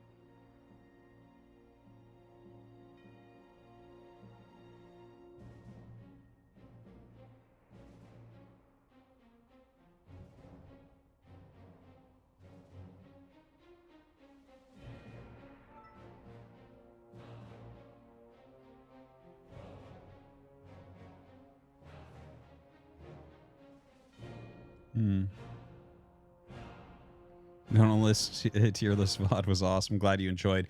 There's going to be a highly edited YouTube version coming out because I know that it took like an hour and a half to do that tier list. So Invisible Men is working on it. It's going to be a great video, I'm sure. We have tomorrow a video of Dune 2000 coming out. Really a lot going on my YouTube nowadays. A lot going on. Used to be like 1 video a week, and now it's like 3. 3 to 4.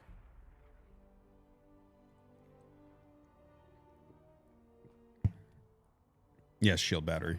It's one of the videos I already posted on my YouTube channel. Go check them all. Yeah, the OST is good for 2000 for sure. Yes.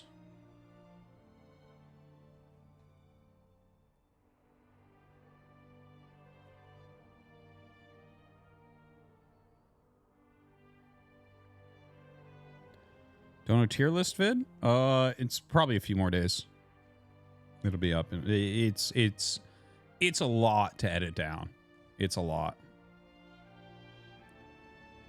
I'll be right back 1 second, guys. Here be.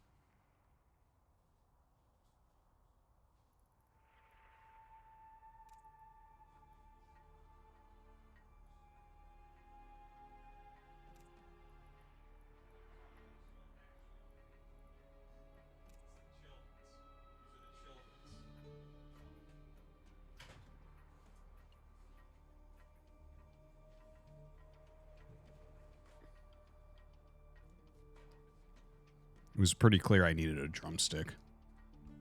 This is my thing, is I get a drumstick every fucking StarCraft 2 cast.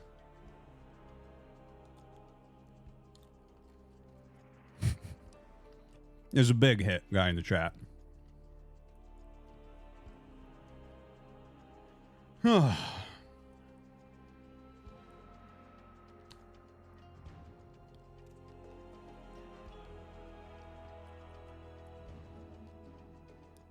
Does Twitch allow both YouTube and Twitch? I don't think it does for partners.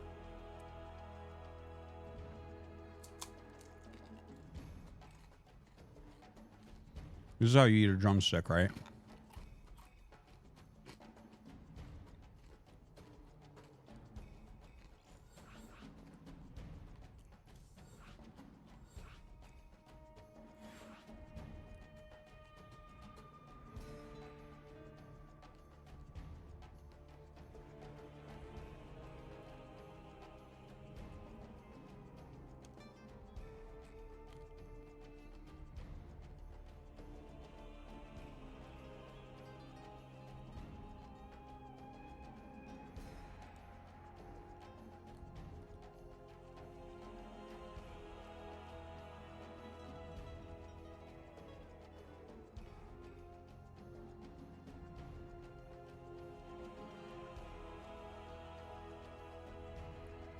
Yeah, I don't know. I know that they sometimes change rules at Twitch, but I don't know, man. I've been partnered a long time. I don't think that's actually something you can do. I don't think you can actually stream it both at the same time. I feel like I would have heard about that.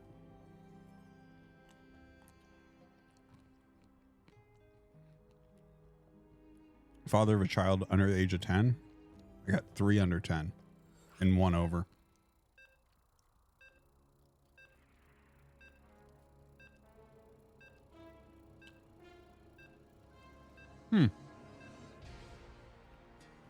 I'll check it out. Thank you guys. All right. Let's go into this game. Hero versus Clem.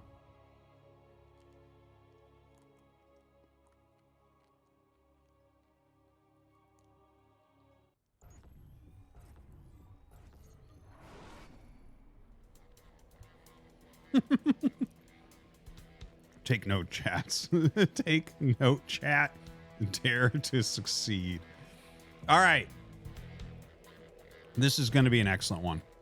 Top left, Clem. Bottom right, Hero. We have, one of the very best Terrans in the world against one of the very best Protoss in the world. I personally do not consider Hero to be the best Protoss in the world right now. I'm actually giving that to Creator at this point. Hero's still absolutely excellent, though. Still a tournament winning level player.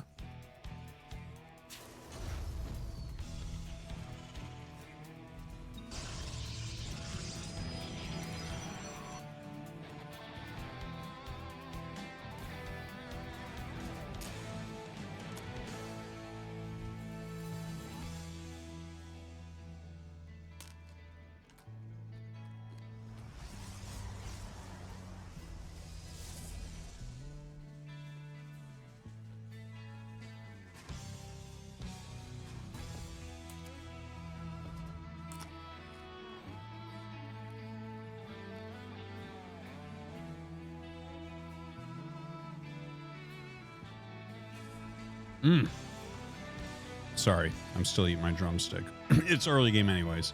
I see people being like, oh, well, I think it's Max Pax is the best Protoss in the world. I've said this before and I'll say it again. I'm not giving best Protoss in the world to someone who will never win a LAN tournament because they won't go to it. You can't do it. You can't do it. By far, there's like more stress on LAN. By far, LAN tournaments matter more than online tournaments. You just simply can't give best in the world to someone who doesn't go to LAN tournaments and win.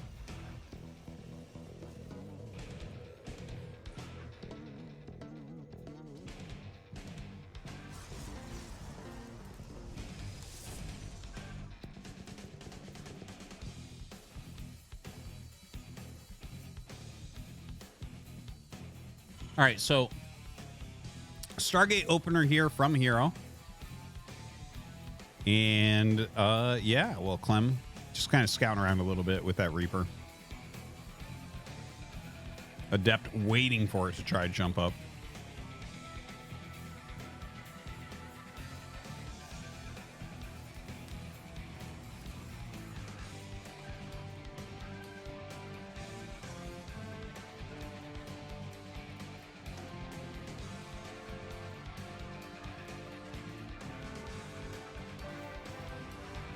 Some Hellions coming out onto the map with those Reapers. There are some fun moves you can do with these, even against a wall, like bouncing things out of the way and running in with the Hellions. All right, the double Reaper is going to go ahead and jump in. They actually preemptively drop that grenade, which they actually don't end up needing because Hero was a little bit slow on the uptake there, but hits into the natural with the Hellion. So very good move here from Clem. Going to end up losing, well, the two Reapers, but the Hellion is still alive here, dealing some damage as well. 5 probes end up going down, so I think this was pretty solid. And we'll be able to get out of there without the Adepts touching him. Now, this is an Oracle into Phoenix play. And I assume that this is going to be like actual Phoenix play, like one Oracle into, 4, 5 Phoenixes with Colossus Tech in third base. I'd be surprised if it was something else because I don't see a reason to get the Phoenix otherwise. A little bit annoying there, but does escape. If the old Cyclone would have gotten him.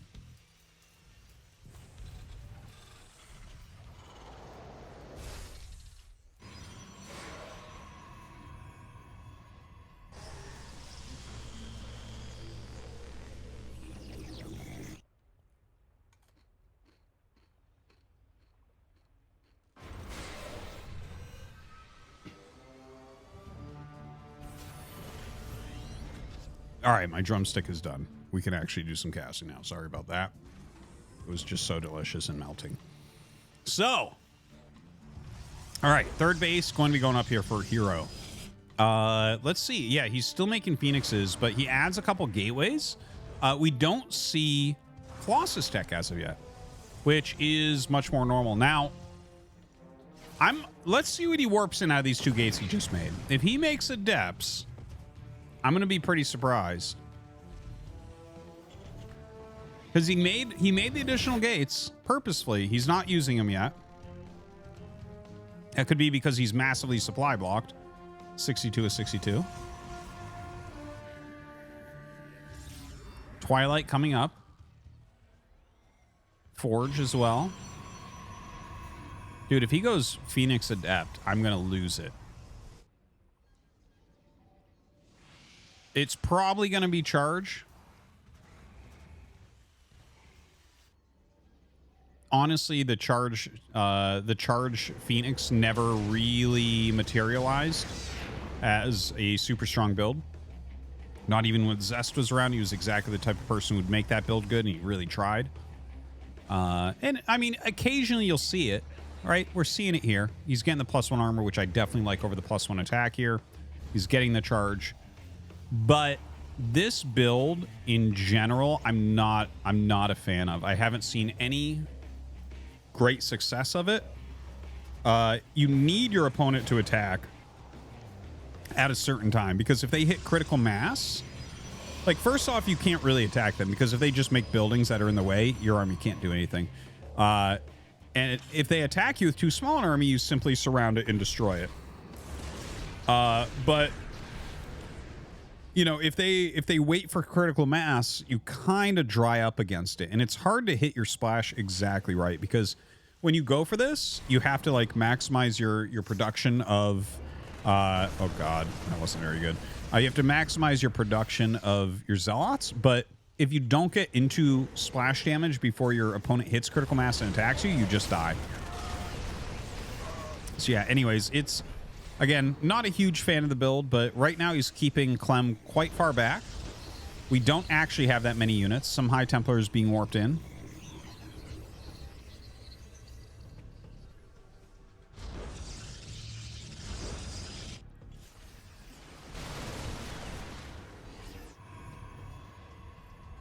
All right, a lot of pylons coming up.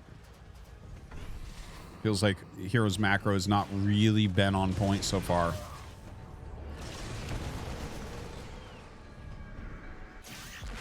All right, Stasis War going to slow down little chunks of this, so that's kind of nice. Phoenix is continuing to try to harass here. Okay, he's going to get some mines, and those are like pretty solid kills.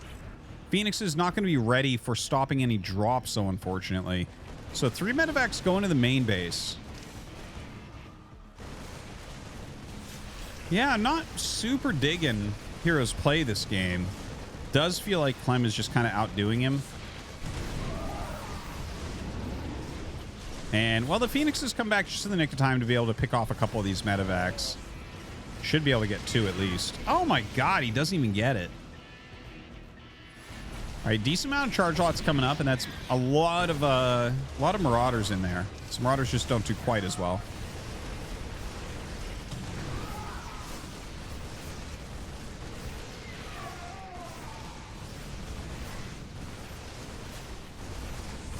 Yeah, he's chasing him awfully far.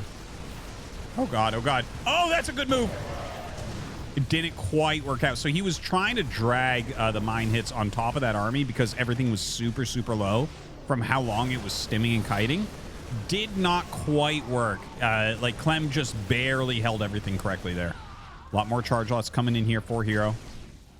It's going pretty hard right now. Has that +2 armor on the way, which is kind of funny. I love that. Loads up the 3 SCVs that were down there. Going to fly them into the main.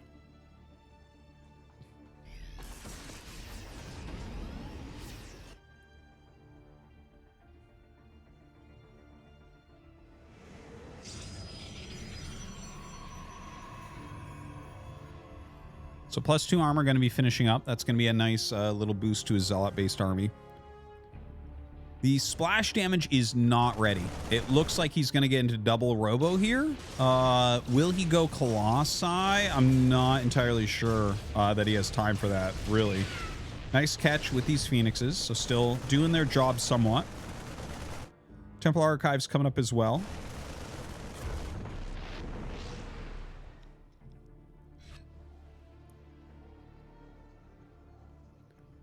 Yeah, I do wonder if he's going to try to get Colossi out instead of Disruptors.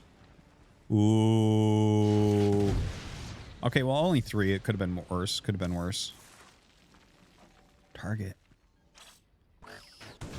Could have been much worse there.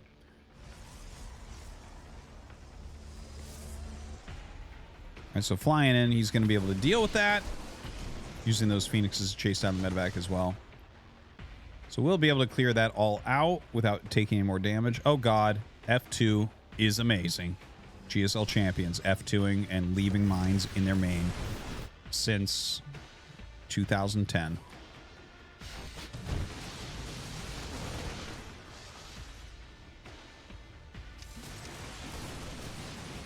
All right, that is a lot of Zealots in there. Is this the right critical mass here for Clem? It's actually pretty darn scary. That is a huge group of Marauders. And he is going to just give up this Nexus. I think you can see pretty clearly the problem that this charge lot Phoenix composition has, right? As you get an army that looks like this from Clem, suddenly your army, you're like, well, you know, there's so many Zealots that it's like if they all were attacking at the same time, the volume of units that they are attacking to all be attacking at the same time is so large that they're going to evaporate. So anyways, he's trying to get into that splash damage, right? We have some Archons, we have some Colossi have come out. He's adding in Disruptors now as well.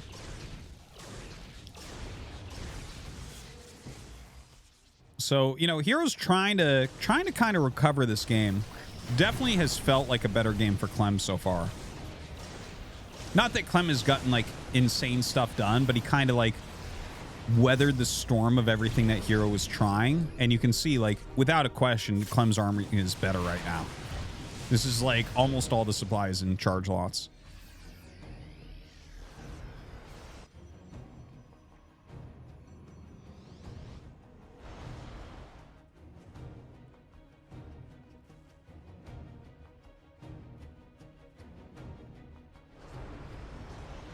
So Clem getting ready for his 4th base right now.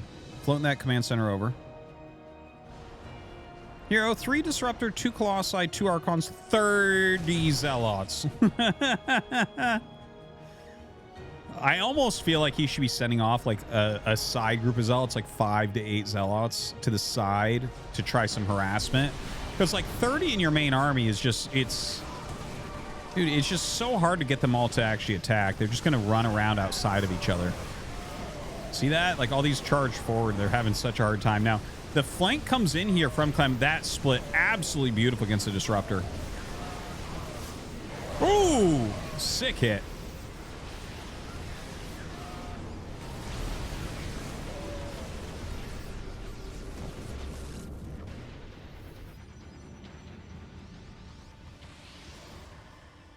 So right now, 4 base, first 4 base. Another couple robos coming up. So we're going up to 4 robo for Hero. Now, I am a big fan of that play. We saw Classic utilizing that a lot in Saudi Arabia. And, you know, I think it's a great, like, evolution of Protoss vs. Terran. He's actually getting some reasonable hits. This counterattack from Clem doing a lot of damage, but Hero with so many charge lots in here, Clem is actually having a hard time. Does end up picking off this Nexus, so that's a solid kill. He needed that, I think, to still really be in a decent position in this game. A lot of Disruptors over here to deal with. So many charge lots. I think he's actually having a hard time getting the surface area he needs for repair. Okay, doesn't quite micro those Disruptor balls, but it looks like he just barely repairs out of this. 0 minerals left for Clem, so he used up his entire bank there repairing that planetary, but does end up saving it. 4 Disruptors now coming out at a time. Don't forget, Disruptors now cost 4 supply, not 3. So that's pretty significant when you're seeing 4 Robo Disruptor being pumped. Right? So it's going to be like 7 of his supply didn't exist a month ago, you know?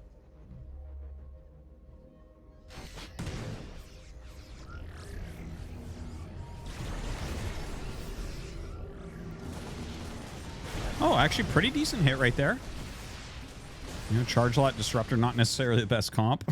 You got to be careful controlling that. Might end up blowing up more of your own Zealots and your opponent's units. Of course, for zoning, always amazing like that.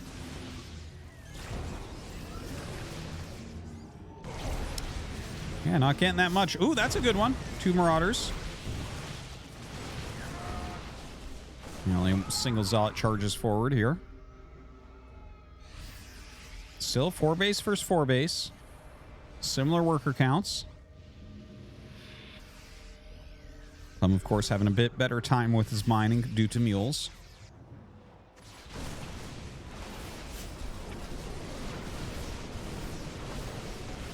Great kiting there from Clem. Throws down an EMP. Good dodge on the Disruptor. He's getting to the edge of his base, though. You got to be careful. You're going to have a harder time dodging at this point. More and more Disruptor balls coming out. Is Hero going to have enough here to finish Clem off? Oh, seems like Clem has just enough here to push him back. Loses 13 of his SCVs. Not the end of the world.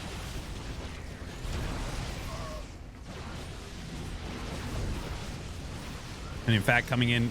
Oh, just barely gets that Disruptor. SCV's fighting there for a moment as well. Oh my god, 6 snipe right there. Walks into some mines. Hero losing a huge amount of the value in his army during this retreat. Maybe just overstaying slightly there. You can see the scans going down. He's trying to assess the situation. Seeing no Nexi in either location. Going to be very, very happy about that. Knowing that maximum 5 base right now. Excuse me. Now, some Colossi being added back in. You know, you have 4 Robos. You can go Disruptor and Colossi at the same time. Clem going to be losing that while it's building. Ah! I don't think I've ever seen that. A building die while it had an add-on building.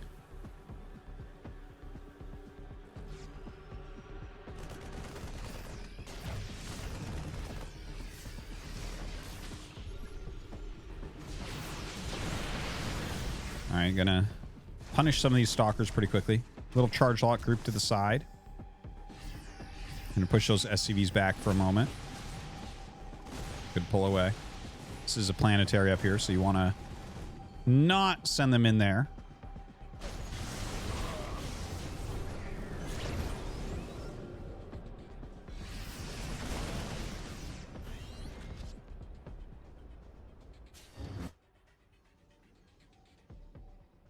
Quite an excellent game here. Really a fun one. Hero taking another base right now.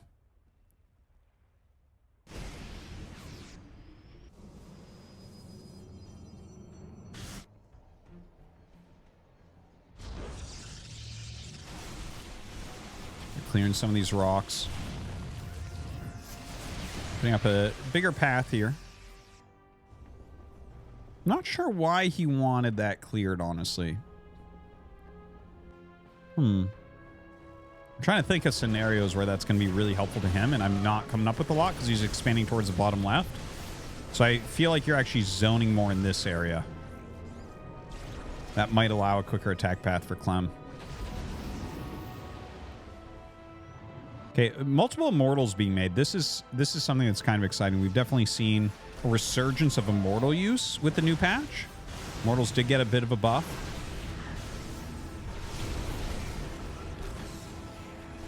Okay, a flanking army coming up right now. He is going to blanket everything with EMPs. Okay, that disruptor ball hitting absolutely nothing. Second one coming in, grabbing a couple marauders. Some good EMPs go down. Great targeting there from Clem. Really taking minimal damage right now from these disruptors. Amazingly done. A great stim and spread as well. Not that many units left here for Hero. He's going to have a hard time as these mines go back also.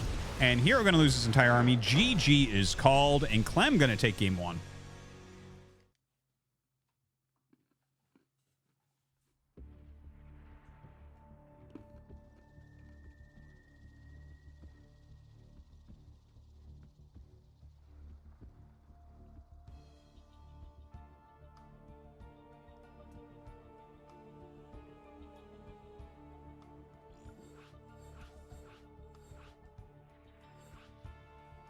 Protoss looking weak as ever. Hey, you must be from fucking Reddit. Okay, it's Childish Gambino. Ah! Homegirl, drop it like the NASDAQ. Ah! Move, white girls, like there's coke up my ass crack. Ah! Move, black girls, cause man, fuck it, I'll do either. Ah!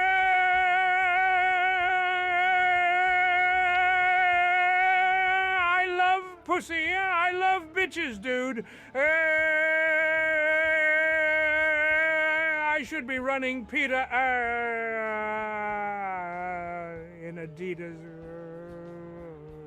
Did you say in Adidas? Thanks. We'll pause the donos as we go into this game. Yeah, I saw a few people being like, damn man, PvT is so hard. That's not what you just saw. I'll explain it as we get into this game. Here we go. Getting into game number 2.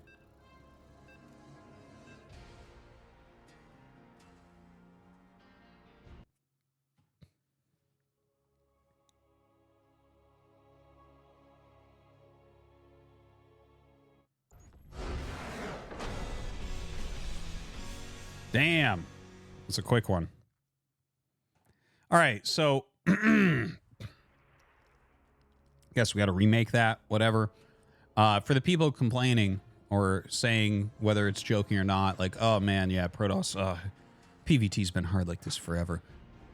I talked about it throughout the game. Hero's strat. That's not a very good strategy. He went for charge Phoenix. That's never been a good strategy. Never. It's hard to get your splash out in time. You could see he was having a hard time getting a 5th base up because he just doesn't have the right unit composition. So he was going for a set of units where if Clem attacked at the wrong time, Hero could win very easily. But if Clem identifies what's going on, it's a hard game for Hero. This was all of Hero's own doing. Whether Protoss is better or weaker than Terran, that has no bearing on this game. This game was a choice by Hero to do a strategy that is not actually that good, a strategy that does not scale well, and Clem played quite well against it. Honestly, I thought that Hero did a pretty good job that game considering the opener. Yeah, it doesn't work against the best Terrans, and it shouldn't work against the best Terrans. It's just not a very good comp. All right, let's get into the game.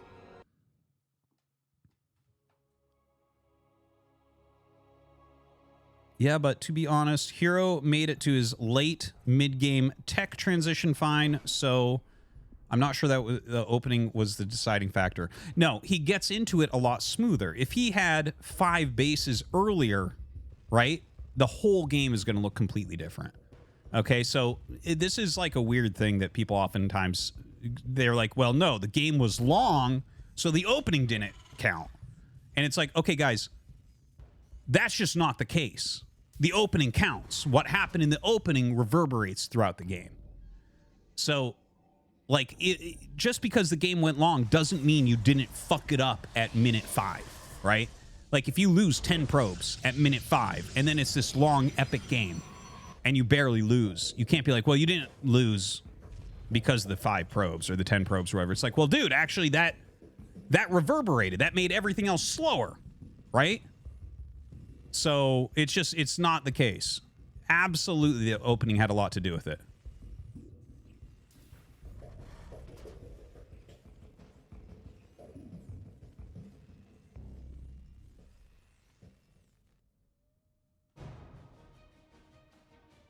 So someone, okay. I know you're trolling, but that's why when Toss goes Nexus first, but the game lasts 30 minutes, you still lost because of the Nexus first. Yes, very oftentimes. Yes, very oftentimes. Because the opener got you into a 3rd base quicker and a 4th base quicker and all your tech quicker, and it throughout the game. The whole game is different because of that. Jesus, I know this is not rocket science. It's just, this is how dumb Starcraft fans are. Holy shit. Okay, let's see what's happening in this game. So, command center up on the high ground here for Clem. Probe doing some decent harass. Nexus, of course, already on the way for Hero back at home. Cybernetic Score going to be finishing up.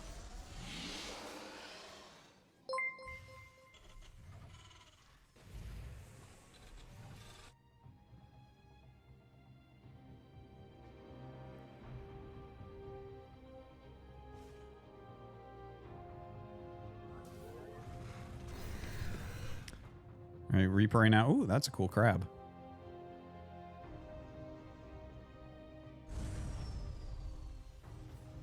Oh, the probe gets in. A little mistake there from Clem, I would say. I don't think you want to let that in. Like, if you let it in, you kill it 100%.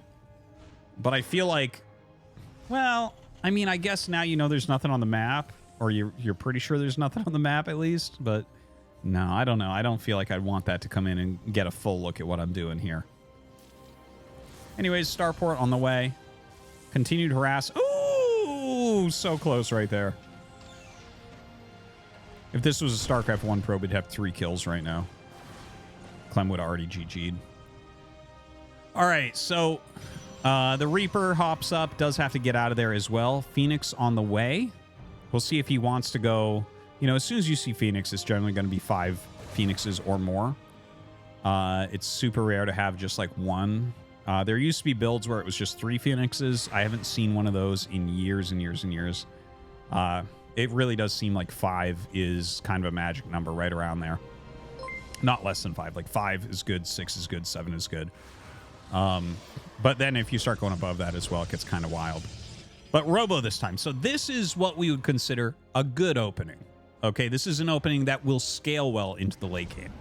Okay, unlike the Charge Phoenix opening that we saw in the first game. Here, if you're going Phoenix, and you're utilizing that as your anti-drop, as your defense, and as the unit that kind of keeps your Colossi in the battle, makes it hard for your opponent to counter your Colossi, whether that's you picking up siege tanks, that's you forcing back Vikings, things like that, right?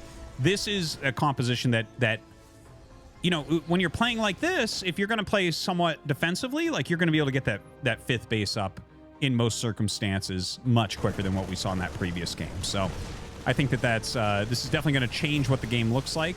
This drop actually, like, doing pretty damn well considering. 7 probes here, considering he went Phoenix. You're happy with that. Because there are worlds in which that does very, very little. Now, the Phoenix is going to chase these down. Going to go ahead, get this kill on the Cyclone. Going to get the kill on the other Cyclone as well. So Clem losing quite a few units here in the early game. But, you know, you got the 8 probes, and I believe what we heard there was a canceled Nexus as well. So 3rd base getting canceled. Right, 9 times 5 is 45 plus 100. No, maybe it wasn't. Maybe it wasn't. Oh, that was the shield battery they killed. That's what happened. My bad. It showed it right there. Anyways, because if you cancel buildings, the value shows up in that unit's lost tab. Just FYI, that's why I was doing math. Anyways, comes in with a pretty strong attack here, and ooh, lift it, yes. No! I love the idea of a Viking landing, then getting picked up to die in the sky still. Anyways, ends up losing some Adepts and Phoenixes there, but I think that was a reasonable little exchange there for Hero. I don't think you should be feeling too bad about that. Now, Phoenix being reproduced, again, you don't want to have just 3. You definitely want to get a slightly bigger number than that. Colossi is on the way. Look at this, diving on the Viking. I like the idea. He doesn't get it, though. Reducing that Viking count is going to be nice, because one of the counters... well, this is an older counter you don't see as much nowadays, but you can see, like, 2 starport reactored Vikings to just overwhelm the Phoenix Colossus. That's an older counter. Again, we don't see that too often nowadays. But you definitely can still. So reducing that Viking count is definitely a legitimate move. Now, Hero flying in. Yeah, just kind of checking what's what. Checking again. What do you have? What's it look like? Clem's sitting back. You know, Clem, here's the thing about Clem. He can only be harassed right now, right? He doesn't have to worry about any attacks. If it's Phoenix Colossus, it takes a while for that composition to have a true attack timing where you're like, okay, this can move across the map and maybe deal some damage. Early on, it is purely defensive. It's based around, you know, very expensive units in very small amounts. So you got to be careful with it. You got to play defensive with it. This is about as good as you can do, is harass a little bit with the Phoenixes. Honestly, I do think that you should leave like a few grabs on your Phoenixes. Occasionally I see like all the lifts being used, and that never feels right. Okay, overcharge going down, but not going to help too much because he's targeting that down specifically. Now gets rid of it, and then targeting down what he can. He gets rid of 2 Phoenixes there as well. Counterattacking up into this 3rd base location. So a very good attack there from Clem. Now, just for the record, this is the type of attack he would have wanted to see in that first game, right? But Clem has identified what's going on. He knows his Colossus base. He makes the army go up to defend his drop and then hits here. So he ends up getting rid of that Nexus. The 3 Colossi, I think, will be able to just barely grind through everything here. I'm surprised he's actually moving forward once again. Yeah, I guess he knows that it's pretty low on health right now. That was actually really excellent now that I'm seeing what he got done there. I did not think that would look like that. But he does a great job, and Clem loses quite a few more units, but Hero obviously in a very tough spot now.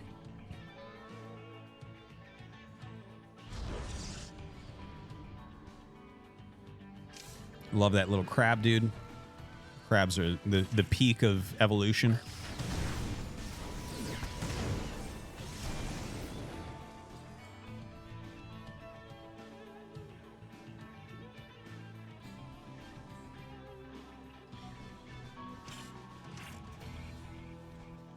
So, Clem getting his 3rd base up.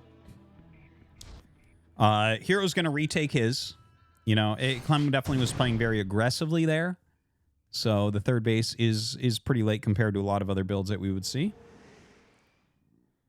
Yeah, I got to be careful about that. You don't want to lose all these Phoenixes quite yet. Kind of a funny walkout here. I think he's just going up to eliminate the mine. Yeah. He wants those mines so badly. All right, gets them. There you go. The Phoenixes were spotting in front there.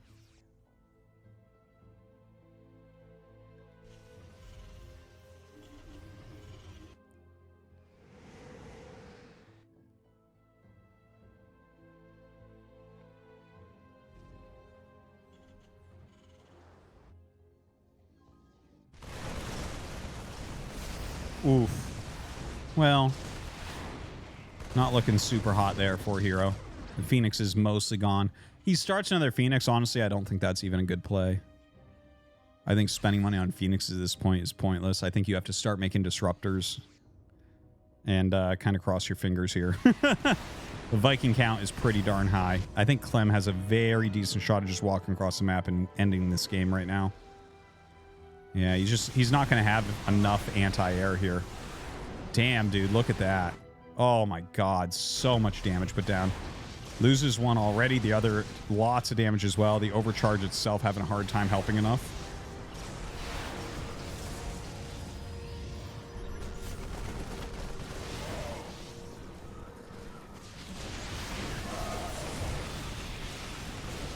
And Clem just gonna start to bludgeon him now. Psystorm is just barely not ready. Probe's getting pulled. Some Stalkers are out here to deal some damage to those Vikings. There's a little bit of a counterattack, which is nice. Unfortunately, no more shield battery energy here for that Immortal. And I think that's going to be game. Like, this is so much damage that's been dealt to Hero. I guess this little charge lock group is like, it's doing a little bit. But if you look at the actual numbers of this game, the army of Hero is so bad at this point. It is so weak. He just hasn't been able to keep his key units alive. And now Clem coming home, he can heal up, he can repair up a little bit. His army supply, massively superior. His economy, very superior. His upgrades are better.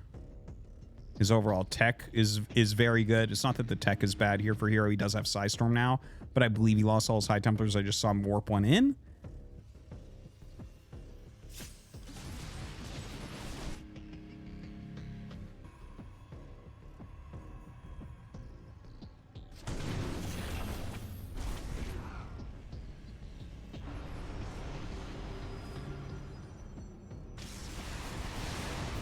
All right, here comes the attack from Clem. He actually did not repair his Vikings. So there is a world in which like a good solid Psystorm or some well-placed Stalkers can knock those out. Now this is a very nice move. 3 medevacs going to the main base. You have to take it very seriously. And he's setting up for an attack on the third base at the same time, right? So as this army comes up, third base, he'll start to move towards it. But it's not that strong a push at the third base. So Hero might actually end up holding everything. Oh, I wish that storm was just slightly forward. He could have gotten a lot there.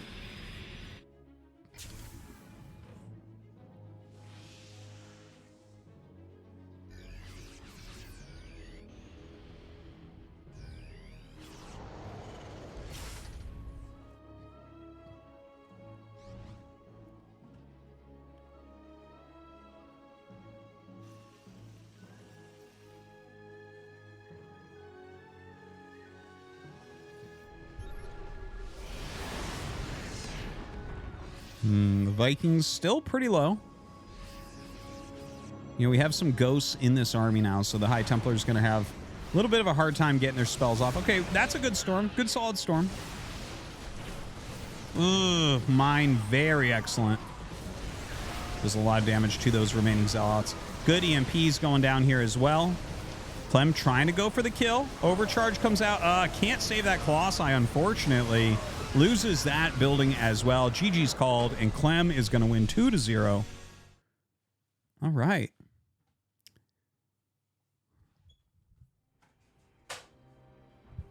Oh, we only measure how good a storm is by how many kills it gets? Is that right? Okay, cool. Let me write that down.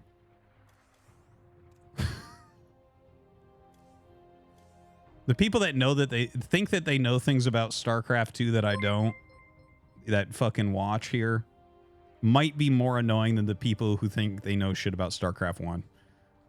It's pretty wild. All right, let's take a look at this bracket.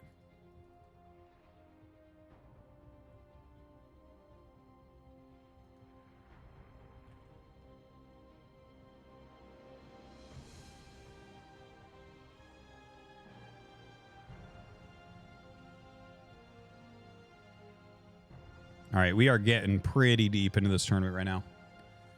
All right, so we have Future versus Dark. We're going to jump over there and see Future Dark. That should be pretty fun. I know Future has spent some time in Korea recently doing some practice, so he might be in very, very good shape right now. Well, now that I say that, it's like, well, Korea's pretty inactive, but they've got some very good players there, better than NA, so still. Anyways, what we really want to see is Dark Clem. That's a fucking great match. That's a match I want to see. Down here, Bjorn versus Wayne. And I'm not sure what's going on over here, but it's all PvP. So, well, honestly, Trigger and Gerald sometimes have like big ass PvPs. They had one last week that was like 25, 30 minutes. So it could be stuff like that going on, but this is mostly a PvP bracket. The Beyond stuff is really fun. What I hope is we can do this, and then catch this, which would be Beyond Max Packs almost certainly. That would be awesome. That would be perfect. But yeah, we're going to jump up into Dark versus Future. Very solid. Good bracket tonight. Like it's a smaller bracket, but we've had some pretty good matches.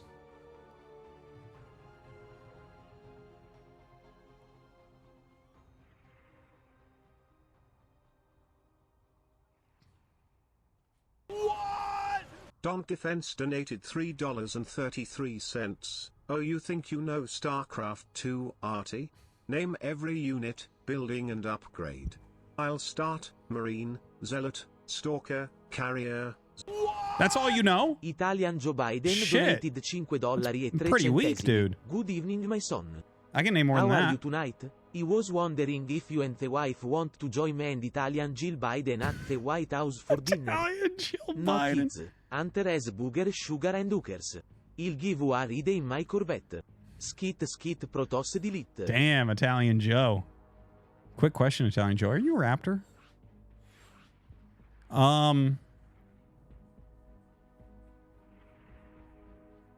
If for some reason Brood Wars servers wouldn't be kept up anymore, would you get into StarCraft 2? No.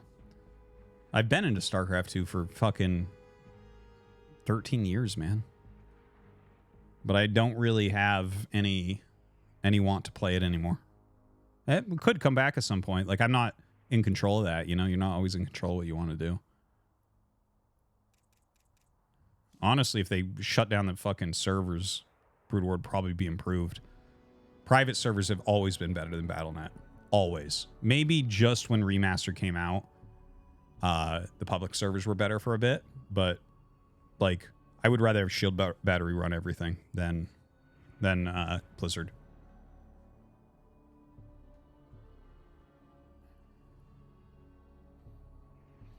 Yeah, I think StarCraft 3 will happen. Honestly, if they shut down Brood War, I'd probably give Age 2 a serious try. Definitely Stormgate when it comes out. Zero Space, give that a serious try. Dom Defense donated $3.33. Carrier, Zagaling, Queen, Hydralist, Corruptor, Tempest, High Templar, Dark Templar, Banshee, Ultralisk, Viking, Observer, Infestor, Medivac, Raven, Swarm Host, Thor, Widow Mine, Colossus, Hellion, Oracle, Reaper, Cyclone, Sentry. What about Lurker and Phoenix and Disruptor? You're forgetting a lot of units there, my man.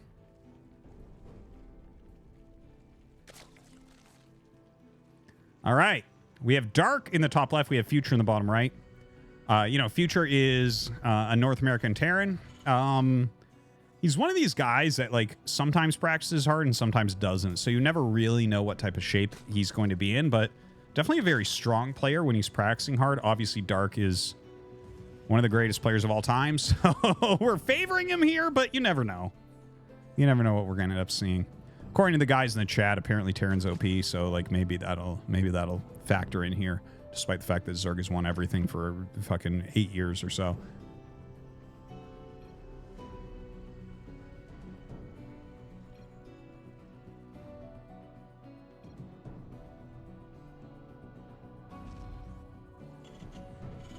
So, yeah, that's a command center first. I like the opener here from Future. Not too much of a risk in it even, honestly. By the way, Golden Aura is the map that we're on. And nothing really comes to mind for Golden Aura off the top of my head. As far as like what I'm expecting for the map. I feel like I haven't casted on this one quite as much. You know, we've had the maps now for, what, 6 weeks they've been live? No. 4 weeks? Yeah, 4 weeks I think they've been live. Sorry. So yeah, I haven't seen that much yet.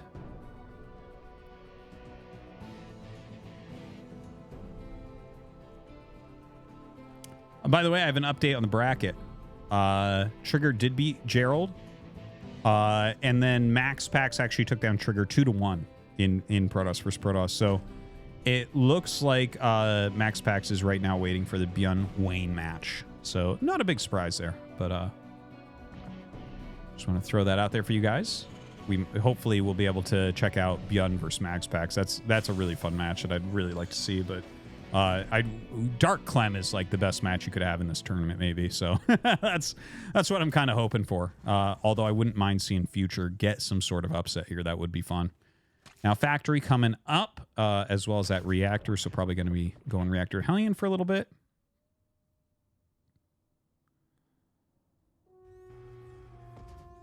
And, you know, it's kind of like a slow early game here with the command center first, right? You can't really put any pressure on. Single Marine out here doing his duty. Gonna get caught by these Zerglings most likely. Oh, look at that retreat. He's just so good. He's so good. Dude, what am I looking at? He screwed that up. Oh, no.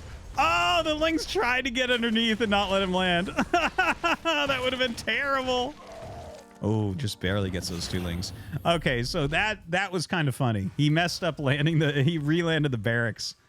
Maybe a little bit of panic setting in there when he saw the Lings coming. Oh, double starport. Okay, so this is a 2 starport battlecruiser rush, most likely. We don't know for certain yet, but probably that. I've seen this before, command center first into 2 starport battlecruiser. It's super, super strong. I want to see, I saw Innovation do this before. I'm sure I've seen more than one person do this because I've seen it a few times. But it could be Banshee. It could be 2 starport Banshee because I don't see a fusion core coming down. So yeah, I guess it is going to be 2 Banshees coming out. Maybe you go mass like Speed Banshee with Cloak. That'd be kind of sick. I like whatever it is. Whatever it is, I'm a fan. Okay, so it is going to be Banshee. Almost more surprising in a way. Pretty good against a player like Dark who likes roaches so much. He's much more a roach guy than a Ling guy. He's a roach bro, as I like to call him.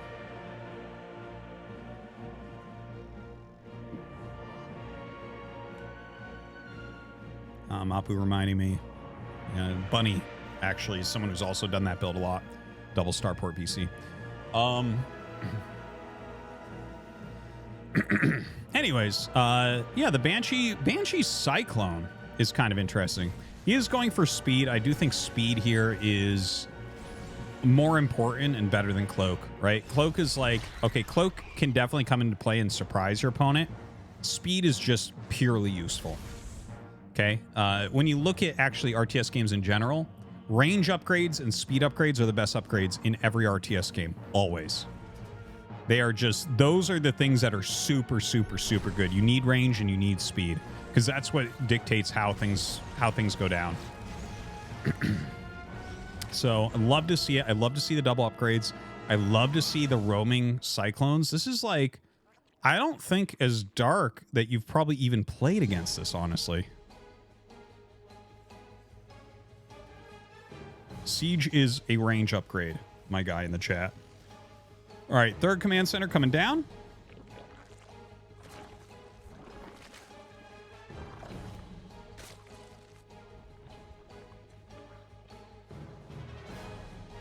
One upgrades for Roach. I mean, at least Dark is in one way, right? Because it's clear that this has to go into mech.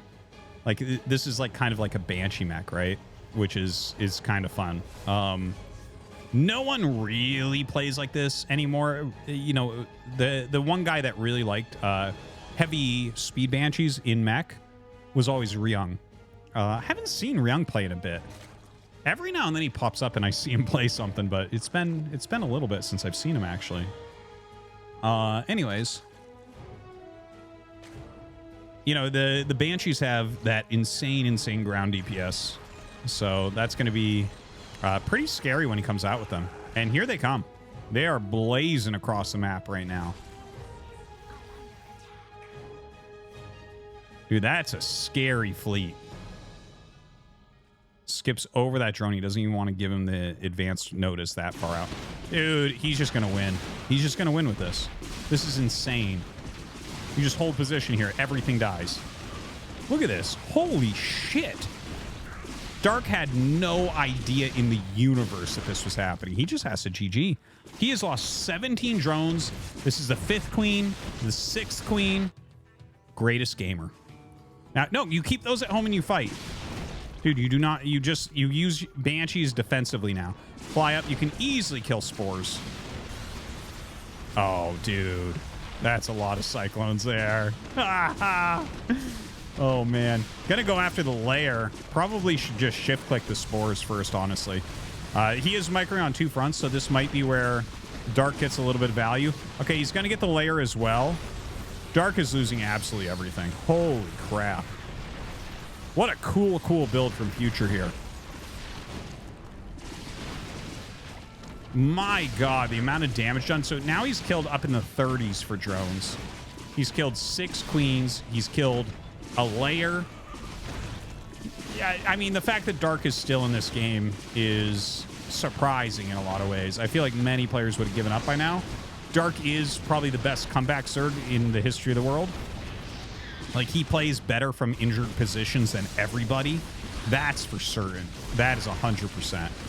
But this is too injured. Like, this is not recoverable, I don't think. I have a hard time believing that you have any fucking chance from here. You know, he's got some roaches in there. He's trying to deal some damage here to Future, but, you know, just the Banshee's sitting there cleaning them up. I believe we're just going to see GG. Like, what's going to happen is Dark's going to sit there for a second, look at what he has, macro for a moment, and be like, yeah, no, this is not going to be a playable position. Right? He's making like a couple Hydras. Seriously, that was insanity, the amount of damage dealt. Starts a hatch.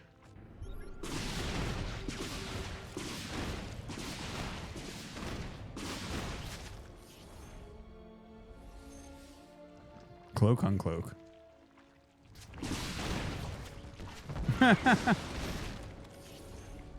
Well, I mean, I guess Dark's gonna stay in it. I am a little bit surprised about that. Dude, target the Spore. Just kill the fucking Spore. But yeah, like Dark is in a, and if he comes back from this, he's the greatest, right? A lot of GOAT debates. Dark is not mentioned in GOAT debates, nor should he be, right? I think you gotta keep the list small. Rogue, Serral, Maru, right? But if he wins this game, he gets it. If he wins this random ESL Cup game against Future, he gets GOAT. Even if Future just lags out and disconnects, it's like, that's how far ahead he is. Not even his internet can fuck him at this point.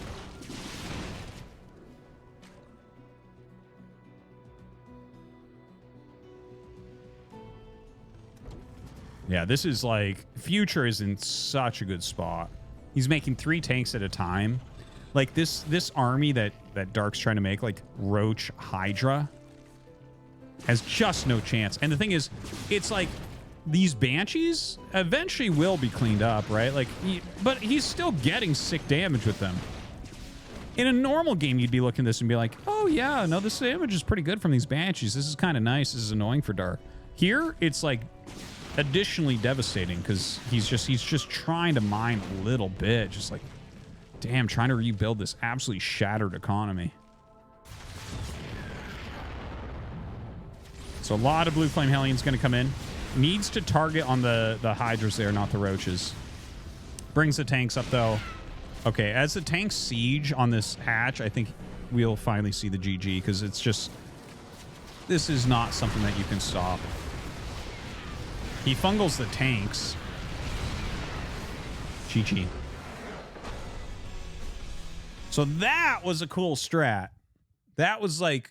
Dark was so caught off guard, that was like basically a free win. Future flew across the map. He had something Dark absolutely wasn't prepared for and just killed him. XO_E cheered. X300. Zo capo capo capo cap. Zo cap.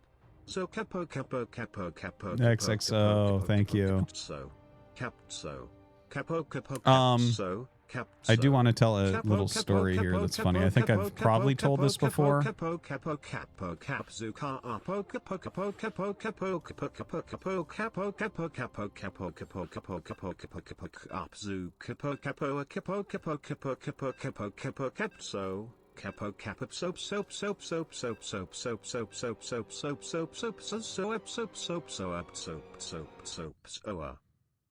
Thanks. We'll play other donos at the end. All right. Going into game number 2, Future versus Dark.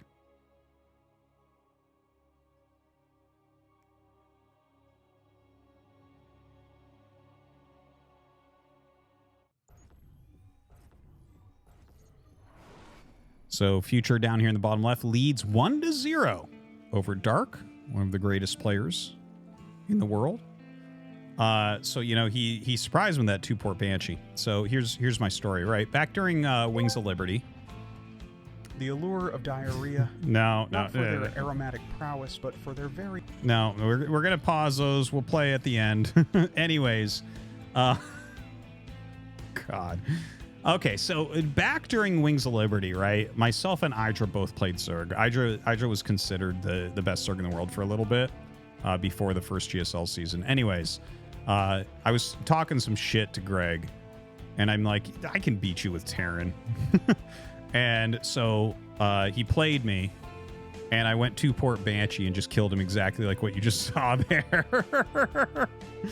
He didn't talk to me for a few days, but yeah, when you show up with that amount of Banshees and Zerg isn't ready for it, the game is simply over. There's nothing to be done. It's kind of...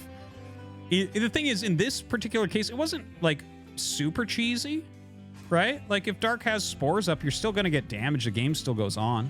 Not completely all in, but, you know, surprising stuff. And, you know, that was a very quick, very easy victory there, you know, for Future. So, another super fast command center here with no gas.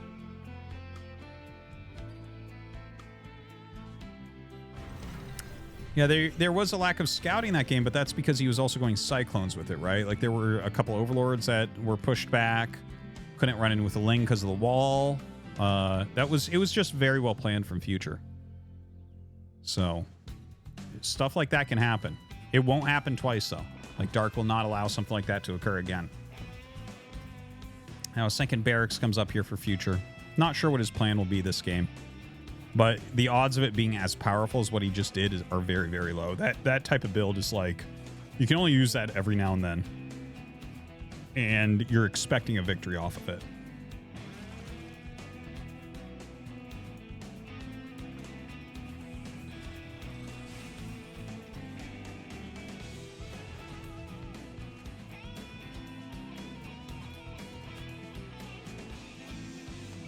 Yeah, a little bit of back and forth with the scouting SCV there. As Lings pop out, he does start to run home. Additional racks in the main base here as well. So going up to 3 barracks plays so far. I personally am not a big fan of 3 racks openers. I think that they are pretty weak. They're pretty straightforward. And it's like, well, you already see 2 racks here. And then it's like, okay, well, oh, and he's going 4 racks with it.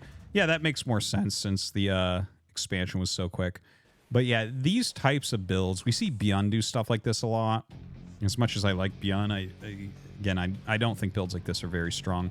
You're looking to catch your opponent off guard. Your tech is going to be very, very late here. And you're basically like, I have a weird amount of units at a weird time. Do I win? That's kind of what you're doing. Now, this isn't all in. Like, there is room for him to just build up normally into, like, medevacs and stuff, but that will all come later, right? So, like, the initial time that you're showing how many units you have is very, very important. Now, that being said, Dark is going for a bust. He's bringing Banelings, so he will minimum deny Stim.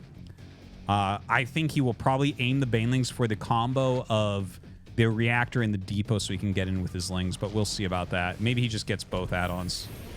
But yeah, this makes more sense to me. Just going to run in directly. And he should be able to deny Stim here, which is a huge denial. But I don't think Future dies. Like, I think he has enough that he just doesn't die. But that, of course, is extremely annoying. I like that Depot because he forced the Baneling to actually explode there. Very good move. And he's got to deal with those Morphing Banes as well. Look at this. A lot of Lings coming in. He's going to be able to bust in. This is a good move from Dark. This is a very good move. All right, targets down that Bane, really important. The Lings run up into the main base, and this will buy time for more units to come across the map and get in through the wall as well. Looks like the combat shield's not going to be canceled as of yet. And the thing is, like, you know, Dark is low on workers. He's done this off 29 drones. He is starting to drone up. Woo! I love it. I love that. Oh, and he's getting Burrow. That is such a cute move. What a cute upgrade to get right now. Burrow before Lair. I love it. I love it. All right, so Starport gets started. You know, the thing is, Dark also scouted that this was 4 racks. He fucked everything up that was about it. Another funny thing is if we had switched spawns, those add-ons would be on the inside. He'd probably have Stim right now and be in a much better spot. It's funny that they fixed everything else about Terran, but not the fact that add-ons only go on the right. It's like... it's a funny thing not to fix. They fixed, like, basically everything else that goes wrong with Terran in StarCraft 1, but they kept that in where it's like, well, you spawn on this side of the map? Okay, you're weaker. It's like, wait, because I spawn on the left side? Yes. Because you spawn on the left side, you're weaker. It's like, okay, that's weird. that's a weird thing to do to Terran, but okay. A couple Banes out there. Those are just for Burrow. Of course, he's trying to make sure nothing comes out to see him burrow those. Looking to get a big catch later on. Very nice. Dude, Mapu's the greatest observer. Look at that. Beautifully done. Here we go. Crazy. Yeah, the split is like a minute late. It's like split and turn rate extra high. Look at this. Rotates Banelings up to the same exact location because that's where you do not expect to see them again. This tiny group he has out on the map has 0 chance of doing anything, unfortunately. Now, with the medevacs coming up, he can at least save it. So that's good. Maybe fly around, look for a location that, you know, Dark doesn't rotate too quickly enough. Stim about to finish. Okay, got to pick up. Can't pick up everything, unfortunately. We'll boost out with those 8 Marines, though.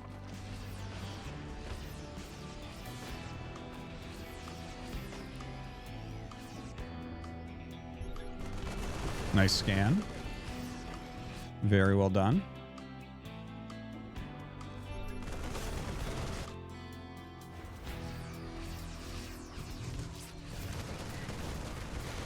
Oh, a nice surround here on the siege tank. That is a great pickoff.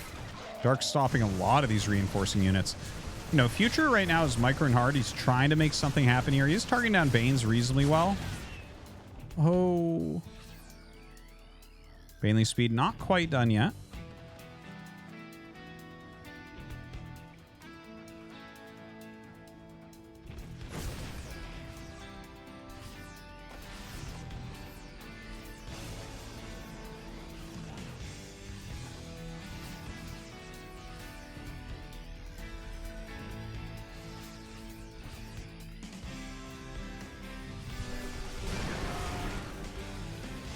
Oh, a good scan.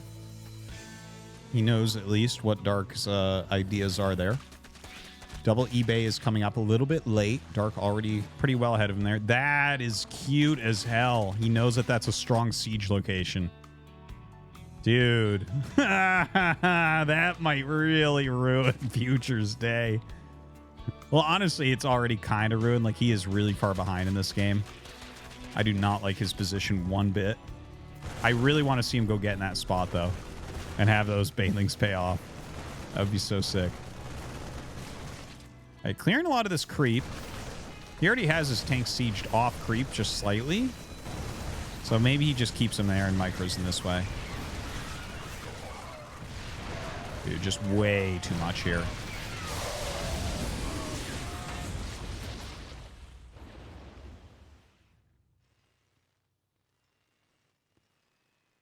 So, you know, Future, he just landed his third command center. He's about to be down 2 upgrades. Hive is on the way here for Dark. Dark's going up to his 4th. Still feels very, very good for Dark. There are some things that are working okay for Future, right? Like, Dark is not on a huge drone count yet. You know, Dark likes 90 drones, honestly. So he's not there yet. You know, there's a very good amount of medevacs. You know, I'm happy with this medevac count. His 3rd base coming up when Dark doesn't have a 5th. That's okay. That's something. That's good, at least. Little Ling counterattack comes up here at that 3rd. Kind of annoying to deal with, but we'll be able to push it back.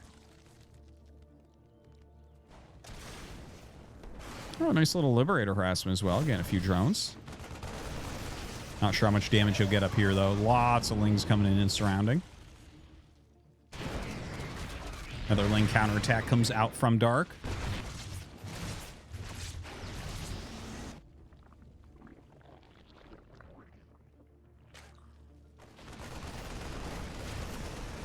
Oh, that's a cute position to drop right there as well. Very hard for Lings to get in on top of everything. That's why the Banelings will come up, finish that off. 1-1 just about to finish, but 2-2 a third of the way done here for Dark as well. You know, Future's making some nice moves. But when all your units are half a supply, like Dark's are right now, going to be a little bit tough to match him when you're at the same army supply right there.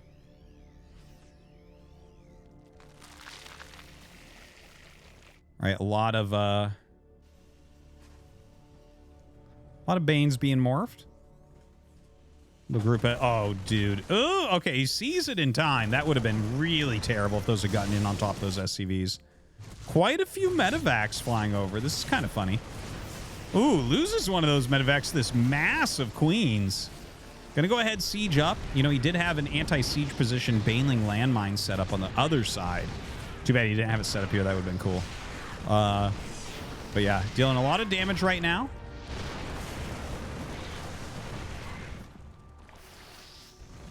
Queen's tanking quite a bit. 2-2 is almost done. All right, yoinks. Oh, man. Yoinks both of the siege tanks up. The Queens are just ridiculous, man. Damn. Still a lot of damage being dealt there, but 2-2 is just about to finish. And when that finishes, like, you're just going to roll through anything.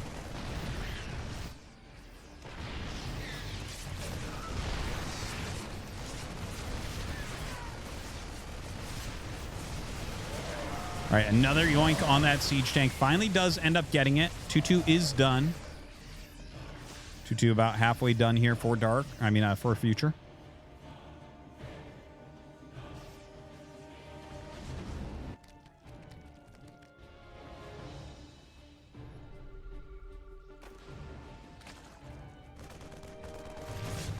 All right, Future gonna evacuate.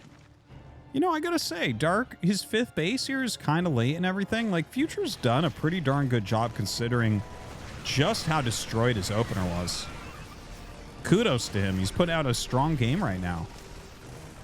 Really and truly. Ultros Cavern is coming up. Ooh, some pretty decent Baneling connections right there. Future pushing these Queens back. They did take a lot of damage before. That is a huge amount of Zerglings coming in. He'll go ahead, pick up what he can there. Oh, a yoink as well. Ah! He's getting some of the medevacs. The Viper yoinking a mass Queen. Love to see it / hate to see it. Now, Adrenal is coming up as well as +3 melee here for the Zerglings. You know, this is actually turning into a pretty cool game. Like, I still like Dark's position more, but like Future has done a lot considering what this looked like, right? Like, he's getting his 4th base. Dark's supply is still pretty low. The drone count is still pretty low. And that's one of the main things, right? You let Dark get up to 90 workers, which is like his favorite thing to do. And he's going to brutalize you. But here, even though he's taken some very good engagements, he's done some very good moves. Like it seems like he's having kind of a hard time, getting up to the economy that he needs to really run Future over. Ooh, some good connections there.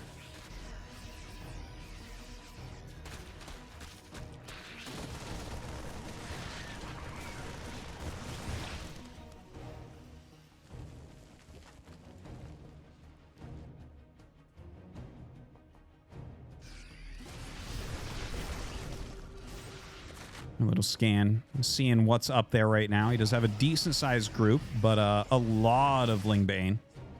Ultra's starting to join in now for Dark. Doesn't have that Chitinous plating quite yet. But as he gets up into Chitinous and the 3/3 upgrades, definitely going to do a very good job with those Ultras. Dark, specifically, a very good Ultraless player. Probably better than anyone else with the Ultras, honestly. Right, runs in and gets the surround of massive. Holy crap, just kills absolutely everything there.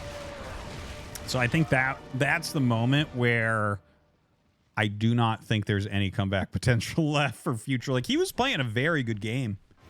You know, there was some good stuff going on there for him. Yeah, you can see his cost efficiency's been pretty reasonable and everything as well, but now he's down a good 70 supply. Huge army for Dark. Dark getting closer and closer to those worker counts that he actually wants.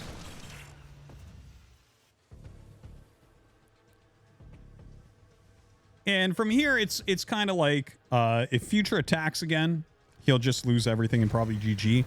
If he does not attack again, Dark maxes out, gets his 3/3 and goes. And like, even though it's like a Lingbane Ultra army, which is not generally as good at attacking, it's much better defensive comp, he should be able to do enough damage here that I think that Future will probably leave. Gets in. It's a nice liftoff.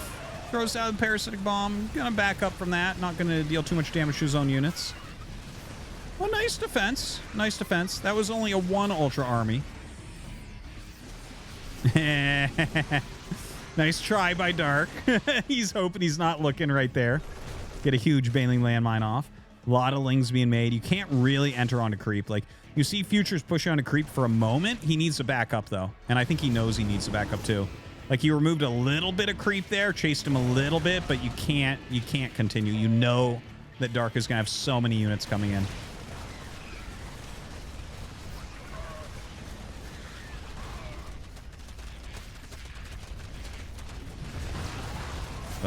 Loses that 3rd base. He does have an attack going towards the top left base here for Dark, but Dark is actually swarming his army right now. Yeah, that's going to be GG. GG. Told you. Whew.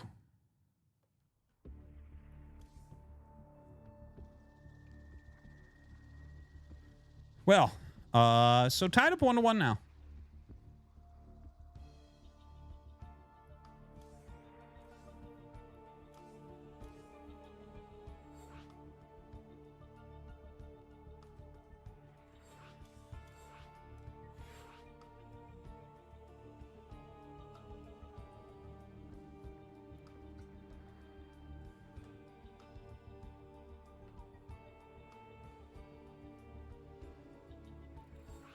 All right, we're going into game number 3, guys.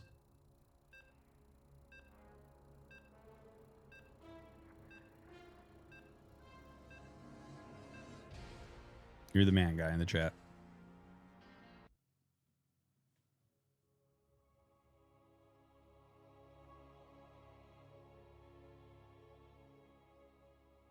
Imagine if Queens had the old Archon hitbox, so you couldn't mass them together as effectively, Sag. I don't think you mean hitbox. I think you just mean unit size.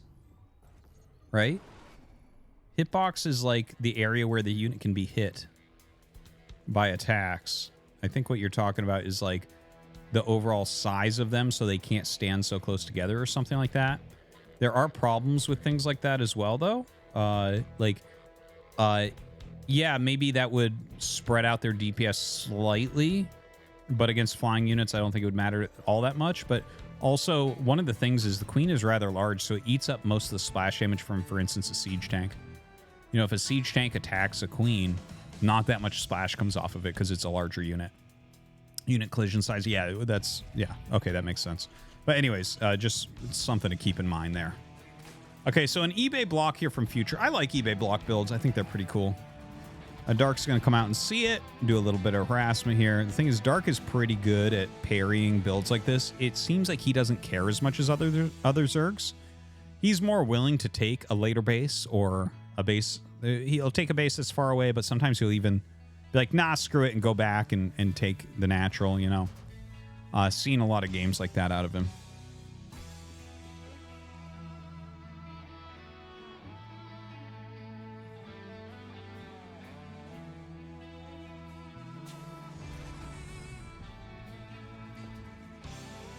Well, Dark just continuing forward on his normal build. The eBay, of course, gets canceled.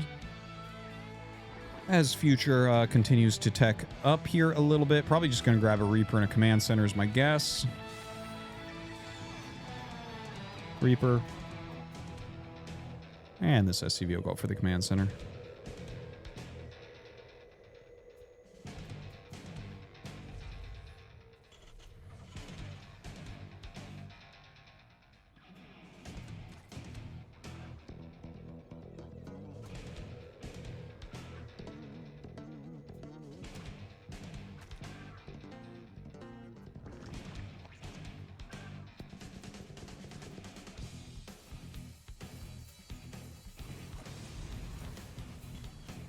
So, second Rax coming up. I hope that a third Rax is not going to join it. I hope that we're going to see a factory.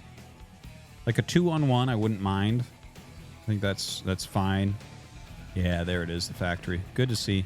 That might be partially influenced by the Overlord that's spotting everything as well.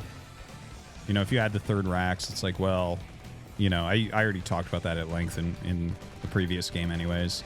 About how these these 3 racks, 4 racks plays are kind of, as soon as Zerg knows they're coming, it's just, it doesn't have any real chance of doing anything.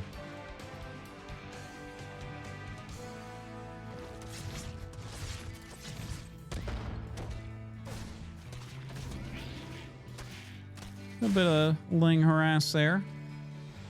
See if the Reaper wants to go home.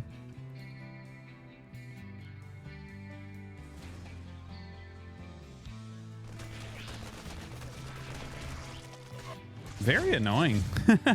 Those 2 Lings have actually been, like, surprisingly annoying. Yeah, another 2 are going to take down this SCV. Right? Yeah, there it goes.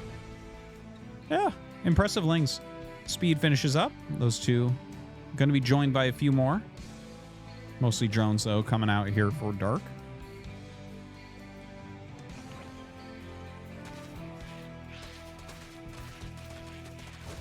Wow, catches that SCV against a mineral patch. Really nice. Another little kill. Dark, it feels like he's just outplaying Future in a bunch of very small spots right now. That can get really frustrating as well, you know? You're losing 2-3 SCVs. Look at that. That means a lot right now in the game. 10% of your SCVs got taken out. What is going on?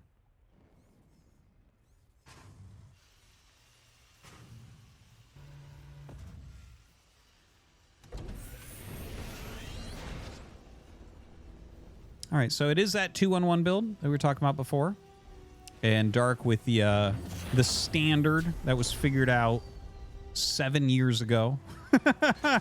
You know, 2-on-1, you know, I always like to reminisce about when Bjorn's 2-on-1 was completely unbeatable. The best Zergs in the world just fell to him when he went for this build, where 2-on-1 is 2 barracks, factory, starport. Basically, you'll get 16 Marines with stim as quickly as possible with 2 medevacs.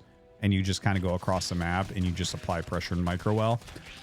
That was like at its peak in 2016. It looked imbalanced with Beyond doing it when he won his world championship.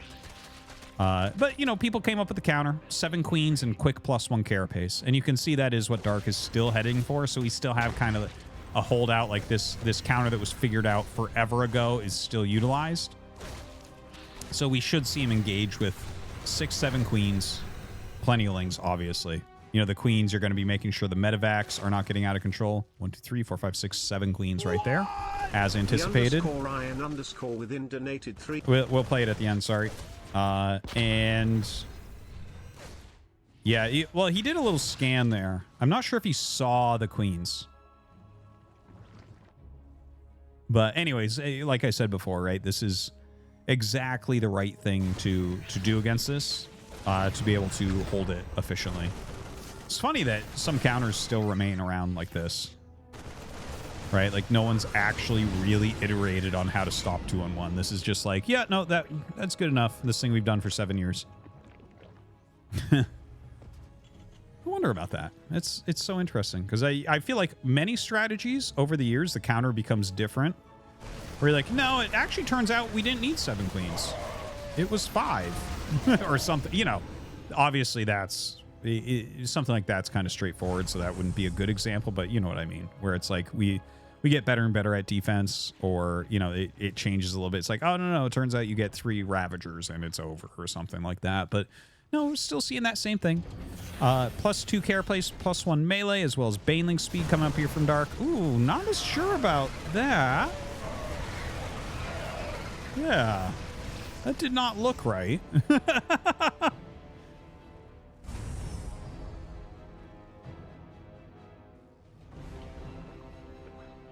Huge amount of queens on the map.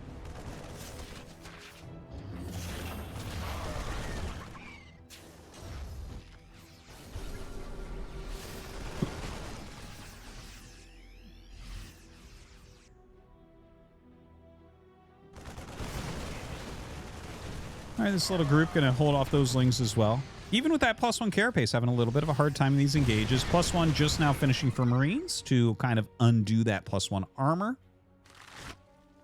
Or is it the other way around? Does the +1 carapace undo that +1 attack? I think that's actually more likely. A better way to think about it, maybe.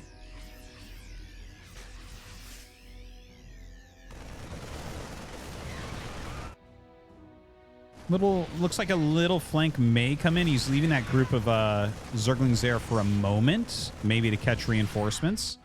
He's going to have to act very decisively very soon. He's going to lose his hatch. It might be best to just lose it and play off your other hatches. You have 2 other hatches that are making right now. Yeah.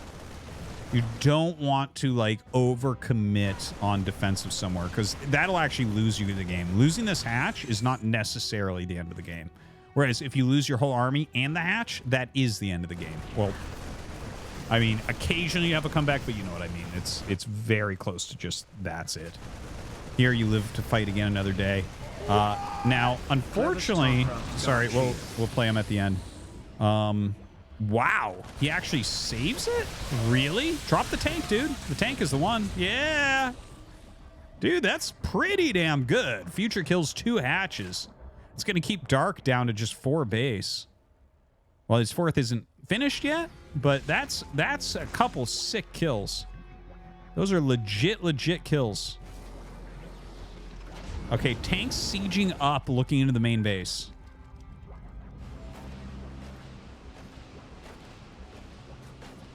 What are we going to have here? Dude, Future's playing really nicely here. You know, he smashed game 1. Game 2, everything went wrong. And then this game 3, it's been like kind of an even back and forth game, and he's really putting out a sweet one. Now look at this, with the double Liberator and drops his Marines out, but the Banelings come in, so he does have to give up on that. Damn. Dark's defense really good here. Really excellent. Future has to back out. He's been on only 45 SCVs this whole time. He doesn't have additional upgrades. He doesn't have an armory. You know, he's not making SCVs. He's not making another command center. He's very much all in. And it looked really good for a little bit. And now Well, Dark is starting to dismantle it a little bit. There's still maybe a tad of hope, right? He's making 9 Marines, a tank, and a Liberator at a time. So, you know, he's still got a good medevac count. Ooh, yeah, we're getting to the end, though. This is getting worse and worse. And he's going to come up. Look at this. Dark does not even care about the units. He's taking out medevacs. And GG, Dark is going to end up winning. That was a good 2-base all-in, though. That was cool stuff. A good series. Here, I'll play those two now. Sorry about that before. The _Ryan_ within donated $3.33. When is Scan coming back? I love those vids on YouTube. Also, you need a TTS Saboteur voice. What? Clever Starcraft guy. They don't have that yet. Scan, not sure. I invited him, but I don't know if he has time. I wanted to warn you, Bitcoin. Yes, Artie, you heard it right. Bit fucking coin. Do you have some Bitcoin, Artie? No? Then come in my ass, bitch.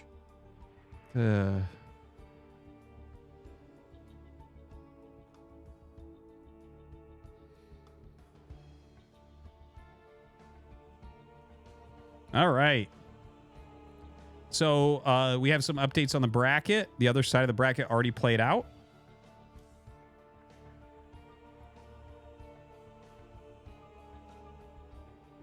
Max Pax took down Trigger 2-1. Took down Beyond 2-0. Too bad we missed that. I would have liked to see that one.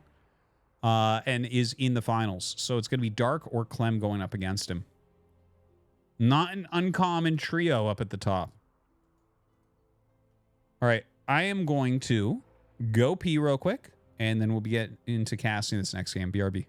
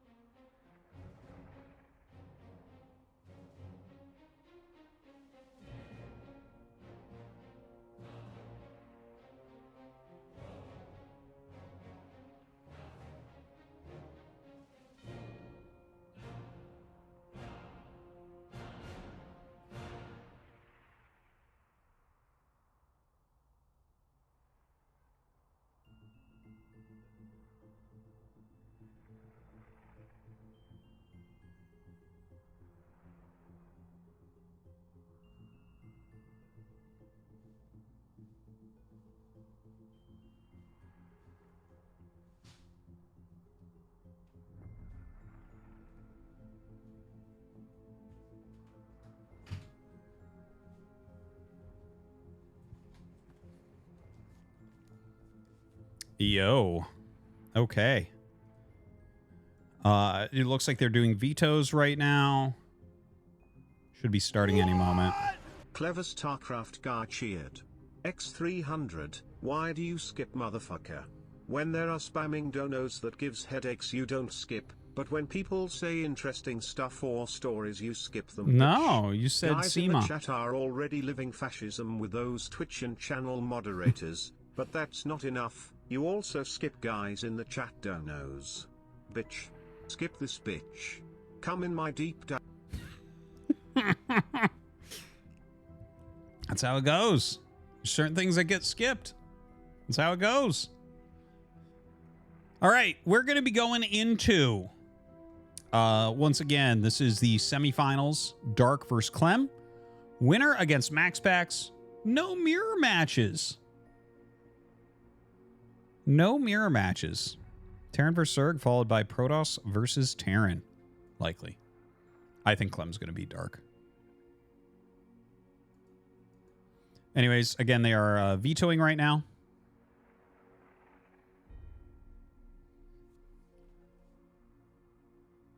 Thoughts on Zerg's best macro play being a strong defensive option?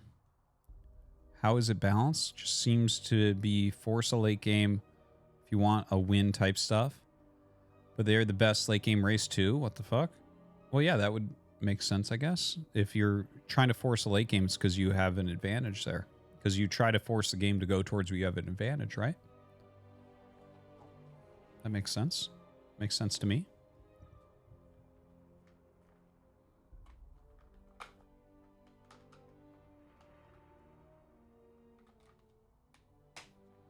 Yeah, mech is hard to play.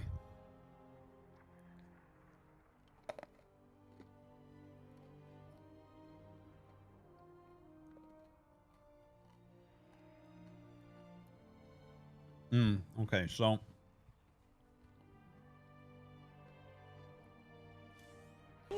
what answer the races have for the parry everything with a macro play and have a late game advantage? What would it take to get you and Tasteless to do a show match with Nyoken and Ian Zerg?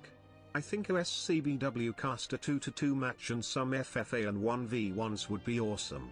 We got to make it happen. I think the latency would be really bad with Nick being in Korea.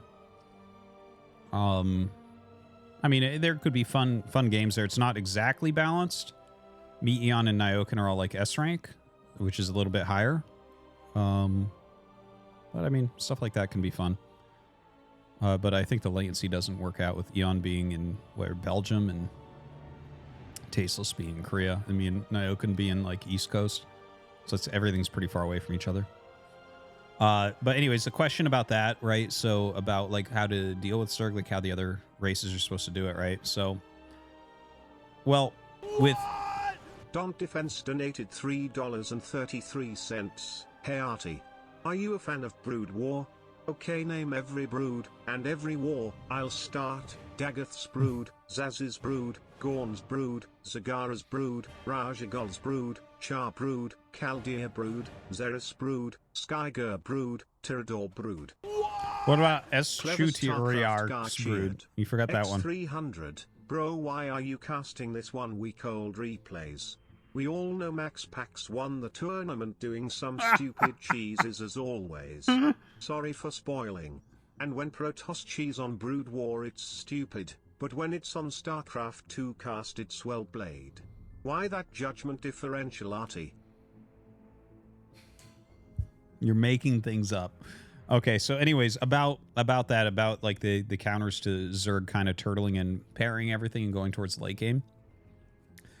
I think it is kind of interesting, right? Because it's like, okay, well, how much are they defending, right? So they have to, if you think about it, right? Like if you like study any sort of game theory, you can, I think the way you can look at it is like, look at the way that Sarah will oftentimes play a game. I think he gets the closest to like the Nash equilibrium of like, this route has no weakness type of thing, right? Which is really, really difficult to do. So you'll see people who will either take like sharp turns into it, like a very sharp all in to try to get it. Or like you can try to keep pressure on so that they're like overreacting or you're grinding little pieces off. Like, you know, anytime that you can try to pressure a Zerg and make them utilize larva, for instance, right? That it works a little bit different in StarCraft 2 because they have way more larva and everything. And they have like StarCraft 2 Zerg is really different from StarCraft 1. So obviously I'm talking specifically about StarCraft 2 here. And forcing the larva isn't as big, but it is big. But yeah, it is tough because they do have such a strong late game. As far as like Terran goes in the late game, like you can play late game if you're Mario. As far as Protoss goes, it's hard to beat Sky Toss. It is legitimately hard. So, like, they do have some counterplay, but I think in general, Zerg is a bit better in those later game positions.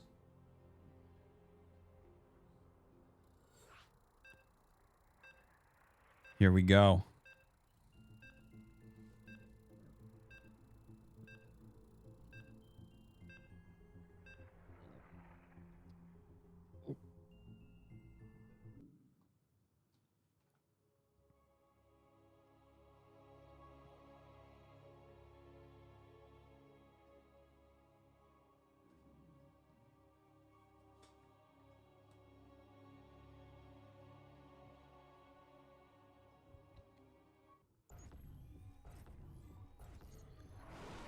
All right. Clem in the bottom right of Site Delta. In the top left, we have Dark. Should be a good Terran versus Zerg. You know, I'm kind of sitting here waiting, wondering what we're going to see out of these guys. You know, obviously, we've gotten that big new patch. Or are we going to just see the same old out of these guys? Are they going to have some fresh ideas for us here? Definitely Future was showing us at least one kind of fresh idea, which was cool.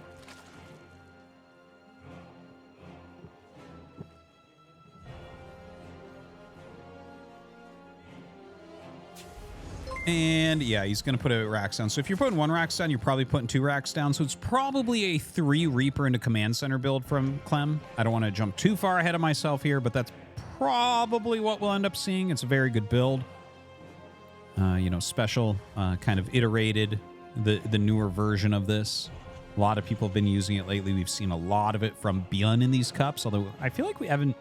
Byun kind of went out early last couple weeks, so I haven't actually gone to cast his games for like 3 weeks, I think, since we casted some Byun games, if I'm remembering correctly. Anyways, it does look to be that 2 racks Reaper. And this build works very well with 3 Reapers specifically into that command center and then going up whichever tech route that you decide. So there's that first Reaper. And, you know, back at home, Dark is just playing a very normal game. There's not a lot of back and forth with... Not a lot of adjustments at this stage of Zerg, right? It kind of plays itself a little bit. And, you know, another big reason that is the larva. Especially, you know, early on, you're gated a lot by those larvae as well. So 2 Reapers coming out. There's 1. He should start the 3rd. There it is. And probably going to go into Command Center. You can see his minerals building up right now towards 400. And there's the Command Center as expected. So the question is the follow-up. All right? There are a lot of follow-ups. There's one... You can add barracks and do like a marine pressure. You know, you can just tech up immediately. I've seen 3rd Command Center before, although I'm not sure about that one. I don't like that one as much. I feel like if you open with a pressure build like this where you've slowed your economy slightly, it doesn't make sense to try to... It's not even a slingshot. I would call it a slingshot yourself into a stronger economy, but it's not quite that. So I'm not a big fan of a quick 3rd CC here. And instead, yeah, he does go into the factory, which in my opinion, this is the best play. I'm a fan of the 3 Reaper into factory. Gives you a lot of options where you can go. And there's the 3rd Command Center after the factory. So very solid, I think. This is probably one of the like this feels like a very modern version of things that Innovation used to do a lot, right?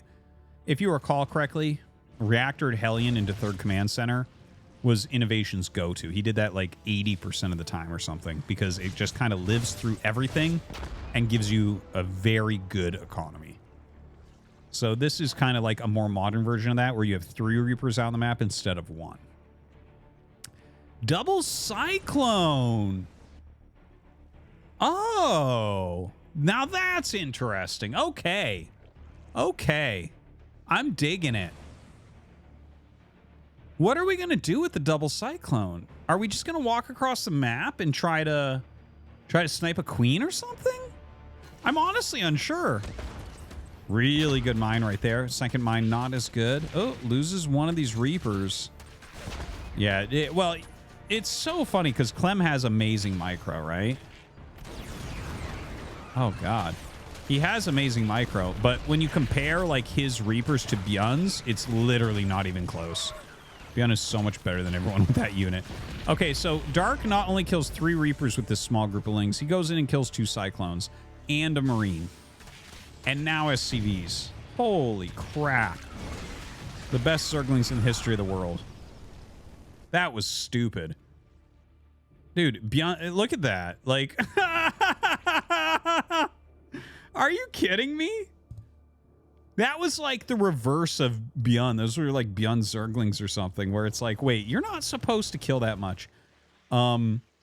Actually, that's reminding me. Actually, I think we did watch Bjorn last week, one match where he went against Solar and right? Didn't he go against Solar and like destroyed all the Lings with his like there was like 50 Lings trying to surround him. I'm getting weeks mixed up, I think. But anyways, that was ridiculous how well Dark did with those Lings. Now, doesn't mean it's the end of the game, but Clem has no pressure on the map, and that's where Clem doesn't play as well. Like, I think Clem, when he's ahead, might be the best player in the world. Like, if he has an advantage and he's active on the map, that's like when his superpowers are unleashed, right? So basically, if you take any damage to Clem early on and you retain some units and he can continue to poke and prod you, it's like it's unreal. It's like maybe better than what Maru can do. And I won't say that definitively, but like, yeah, that's kind of my feel for it when I watch that happen. Now, that being said, like, he was not active on the map for quite some time. He comes out with this group of Marines. You know, maybe he can make something happen, but it's not like he's ahead in some way, right? Dark is feeling completely fine with his position. He's got a decent drone count. He's got a decent army supply. He's getting some decent upgrades. And we'll just see what Clem can make happen. But he doesn't have that kind of tempo advantage that really rewards his type of play.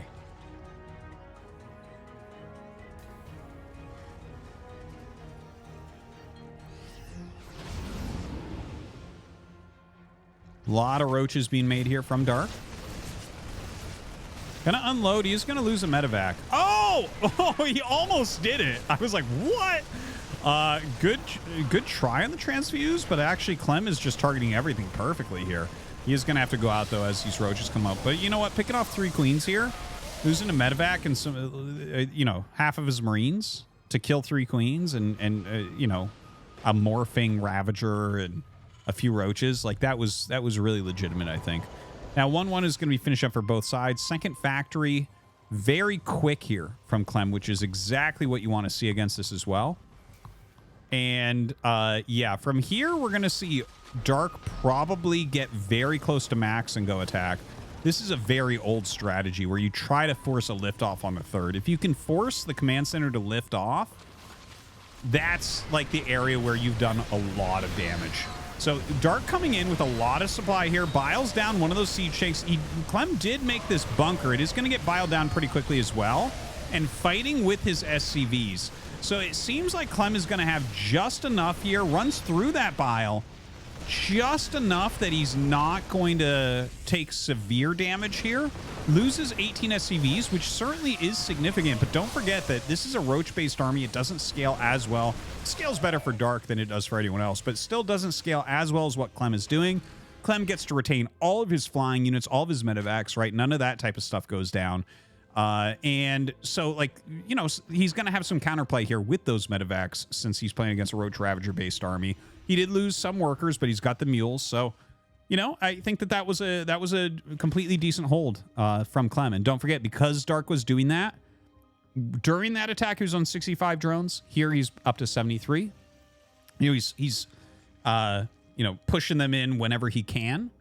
But that, 65 drones at that point that's not a huge economy. He's not super far ahead or anything like that. Dark's sitting here on 4 bases. He's got very good creep spread. We do have to mention that.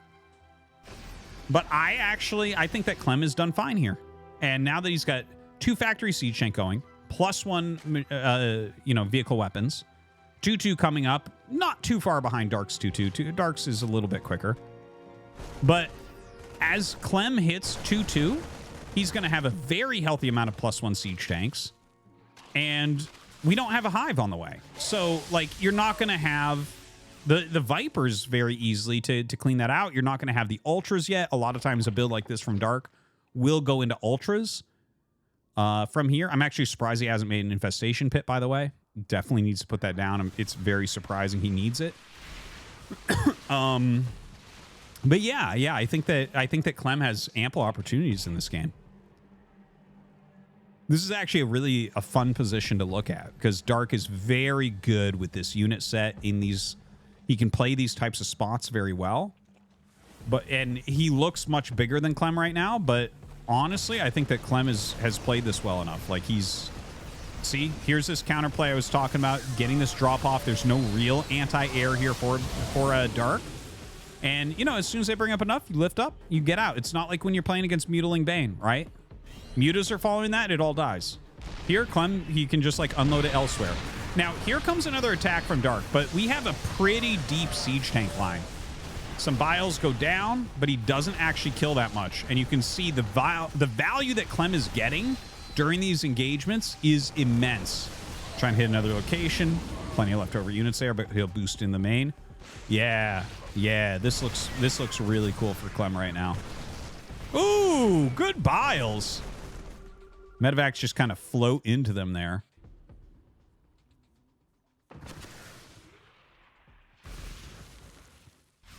All right, so Clem is setting up a 4th base. The Hive is on the way, but it is a little bit late. You can see that melee upgrade coming. You can see the Baneling Nest coming.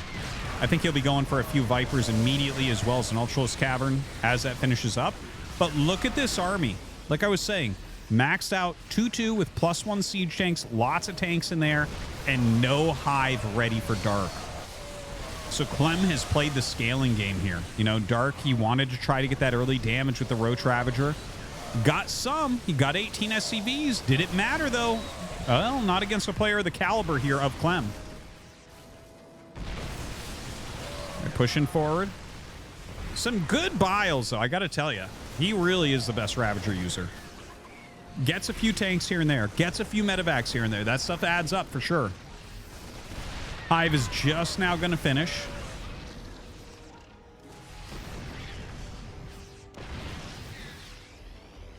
Definitely needs to get those Vipers on the way.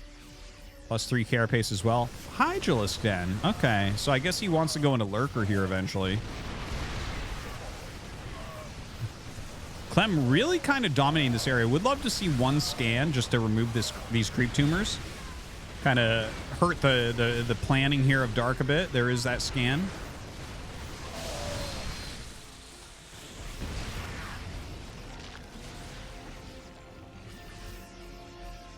Clem's push just so difficult to deal with. You see Dark here, like every time he gets into the siege tank range, you're just seeing his army get destroyed. He can kind of turn and fight against the Marine Marauder a little bit, but the siege tanks continue to leapfrog through all this action. Dark in some serious trouble now. His supply really plummeting. And when you're on roaches, that's not going to work out for you. I think we actually might see a GG coming up. There it is.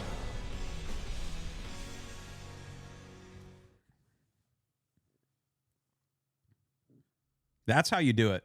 That's how you fucking do it right there by Clem. Legit.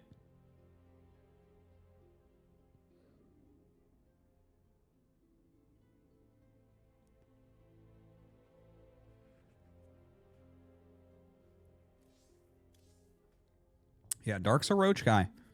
But, like, the speed of the second factory was superb. It was superb. His micro was good. You saw him pull his SCVs against that bust on the 3rd. You really need to make that shit lift up. Like, you need to push Terran all the way back to their natural, basically, is what I'm trying to say here. But Clem sacked, like, almost 20 SCVs. And was, like, at that point, you can look at that and try to argue one player is ahead or the other player is ahead, but with the skill sets that they both possess, like I felt like it was good for Clem, and I think he really showed why. What a great game. What a great game out of Clem. We're going to go into game number 2.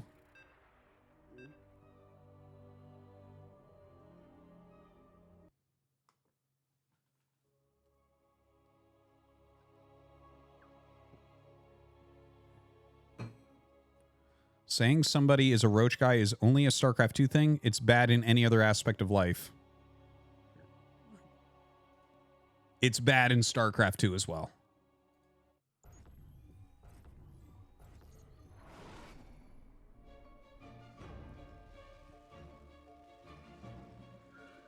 All right.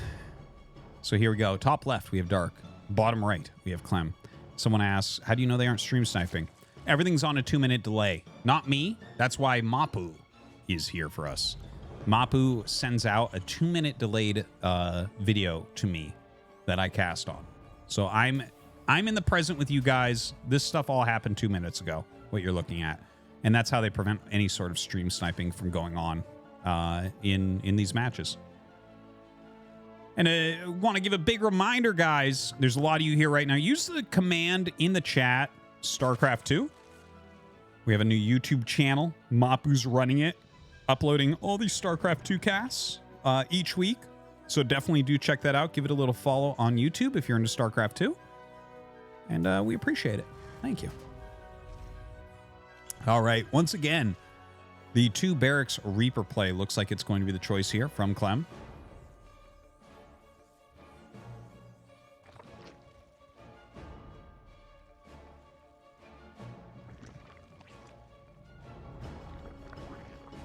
And, you know, we just chill for a little bit because, like, on Dark side, there's not a lot to look at. I guess we can kind of pay attention to the timing of the third base, maybe, or, you know, it should be speed first. Most likely. The stream is live. I am here with you guys right at this moment. There's probably 1 second. I do the lowest latency possible streaming, so there's like approximately 1 second in between when I say something when you guys hear it. So. Should be 3 Reaper into Command Center again. We'll see if it goes Factory Command or he wants to play something else. Again, there are some other builds. You can do things like 4X, Heavy Marine. After a 3 Reaper opener, I'm a little bit more of a fan of the 4X Marine in that point. I think that there's some cool builds with that. But it might go better, honestly, with the 3 Racks Reaper openers, where you go heavier Reaper. I like it there most, I think.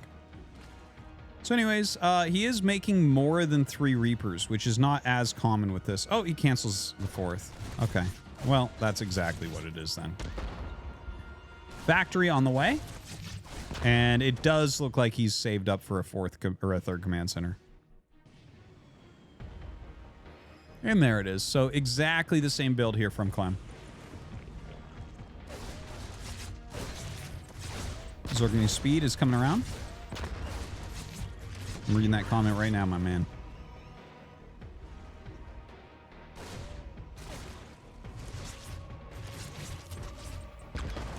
I hate you guys. Yes, it's live.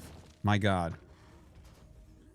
Okay, so it will be cool to see if this is once again Reactor Cyclones. Because remember, in the previous game, Clem ended up losing his 3 Reapers and the 2 Cyclones.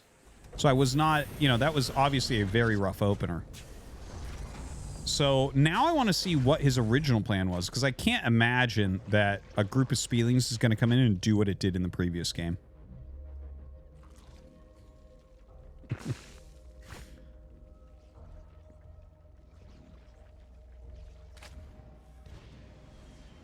So we don't see Stim yet. Double eBay very, very quickly.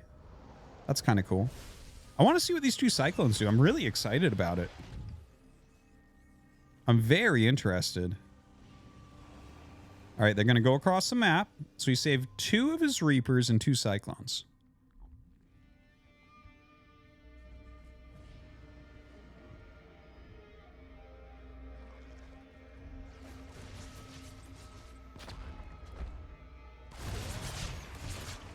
Little bit of pressure on the Queens? Is that it?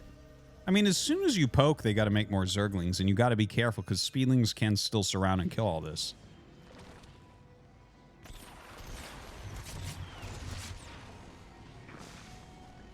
And now 2 Hellions. That's kind of cute. That's kind of cute because you know he's going to counter this by making extra speedlings. So you have the 2 Hellions to try to punish that, perhaps. A little surround goes up. The Truth donated $3. This is. I will play that afterwards. But yeah, it's.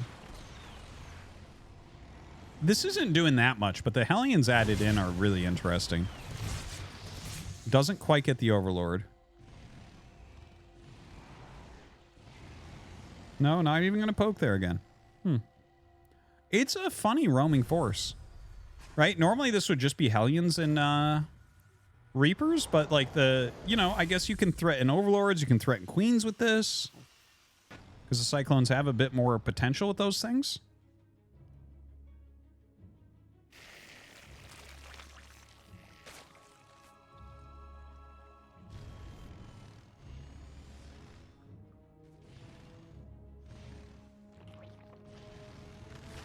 So Clem right now still just roaming about. His 1-1 is a lot quicker than Dark's this game. A lot of barracks being added as his third base is already mining.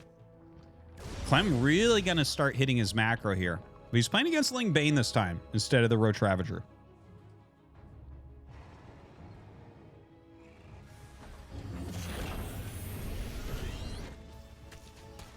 Now, one single Zergling getting in. Dark actually has a good amount of speedlings right now. Just kind of sitting back on his own creep. Baneling speed just finished. Kind of an interestingly quick infestation pit. Not something I really expected to see. I do wonder if this is going to be if he's going to pop any infestors, or is this just straight hive? We're going to see in just a moment here. I would love to see him just pop out like 3 infestors. I think that would be really interesting to see. The infestors did get changed a little bit, but no, it is going to be lame old hive. Going to go directly into that hive there.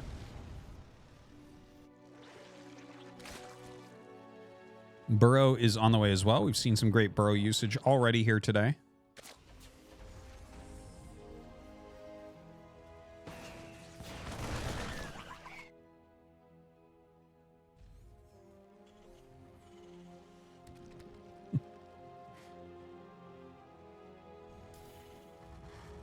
All right, 1-1 finishing up. 2-2 gets started just immediately. Lots of Lings being produced here from Dark. He is sitting on 4 base. Oh, cute little move from Dark, having them hidden down there, but gets sniffed out somehow by Clem. I wasn't paying super close attention to the movements on the minimap. Maybe you saw Lings run by to there or something, but good find.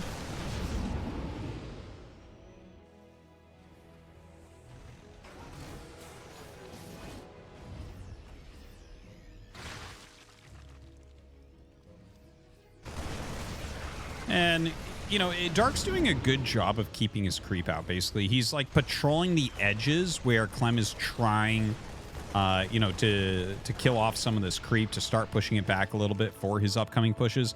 Lots of Lings on the way. Adrenal has been started. Actually, I don't think he has any real hive units right now, right? Like, I don't think he actually got any Vipers. Maybe I missed it, but I don't think so.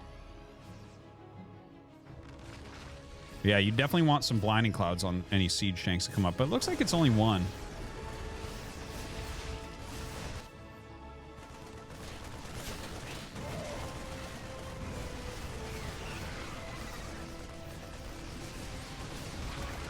A little group of counterattacking Lings and Banes pushed back. A lot of Hellbats actually mixed in there. No plus vehicle attacks or anything on them. No blue flame, I believe, either. I think it's just the leftover from earlier. Yeah, no blue flame. All right, here comes the Ling Bane. He's going to go ahead, sacrifice a bunch of this at the front. He still is standing on a lot of creep, so still a lot of potential for a big engage. Right now, Adrenal and 2-2 are almost done, but not quite. So this is really a great moment for Clem to try to take a good engage. right before these upgrades are finished, because he's up 2 upgrades at this exact second. Now, here comes Dark. That is a huge amount of Banes that go forward, but Clem continues to push back. The counterattack back at home got 17 SCVs. Dark's going to bring the remaining units up for a bit of a flank, and it looks like that will help out. And in fact, Clem's push will be slaughtered off here. Dark maintains his entire economy, but he is just on 4 bases. And don't forget, his army has to be completely reproduced every time. Basically, all of his army dies every time he has a battle because he's on Ling Bane. So has to remake a lot of that. His supply a little bit low in comparison because of that. He's up 30 workers, yet, you know, even in supply just about. 3-3 here is already on the way, about a little over halfway done for Clem. Dark, we haven't seen start that as of yet. Couple Vipers being made, though. I think we're going to need to see more tech from Dark. I don't think he can hold on much longer with pure Ling Bane. I'm getting a little bit nervous for him right now. Leaving Marauders at the front there, making it so hard for those Banelings to get by. Gonna have to lift, though. Huge swarm coming in from Dark.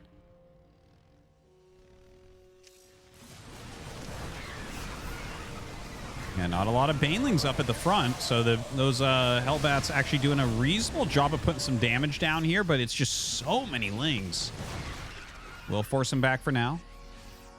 Solid Widowmine placement there. Clem eking out every bit of damage that he can. 3-3 is almost done. When you're up 2 upgrades, it makes a gigantic difference. Some Liberators being made here as well.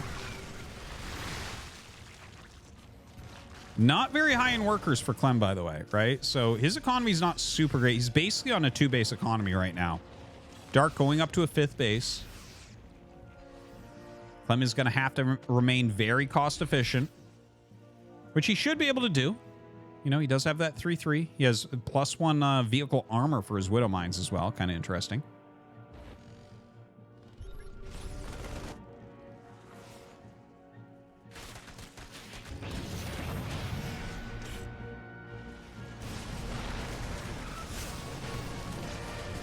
A little drop on that 5th base. Attacking 2 locations at once. Some of the Banes will come up while he's microing elsewhere here, unfortunately for Clem. Man, really good parasitic bombs in there. Oh, tons of damage dealt. Flying right through that with his other medevacs. Burrowed Zergling is going to prove to be very annoying. Oh, God. It's the one Swarm Host dog whistle. There it is. Dark knows he's got this game. That's what they do.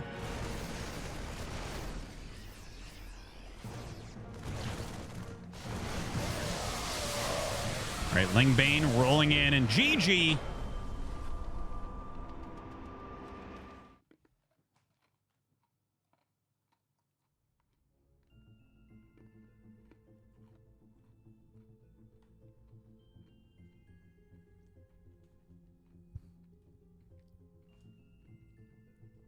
That was Tums. I had too much coffee. Okay, so someone asked, why does Dark always get 1 Swarm Host, or how does that happen? I have a theory. Now, this isn't crazy. I have a theory that this is a dog whistle. This is a silent thing that the Zerg players do. Because you'll see all sorts of top Zerg players occasionally just make 1 Swarm Host when they don't want it. And I've asked them before. I'm like, is this secret code? They're like, no, it's just a mistake. But everyone does it. Really? It's just a mistake? Just everyone in the world? All the top Zergs just sometimes make 1 Swarm Host when they're winning? That's weird. Yeah, it must just be a mistake. It's not secret code to each other. Fuck off. It's secret code.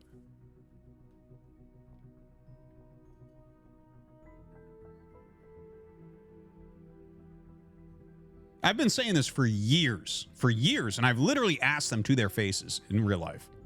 And everyone denies it, which tells you it's fucking true.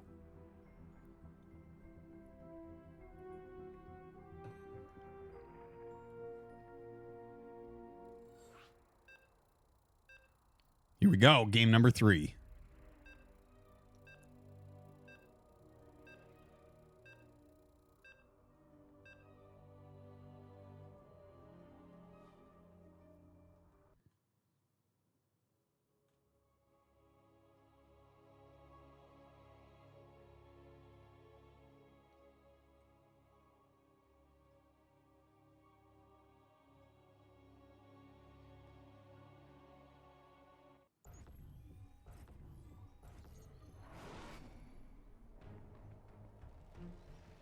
then we have Clem in the top right.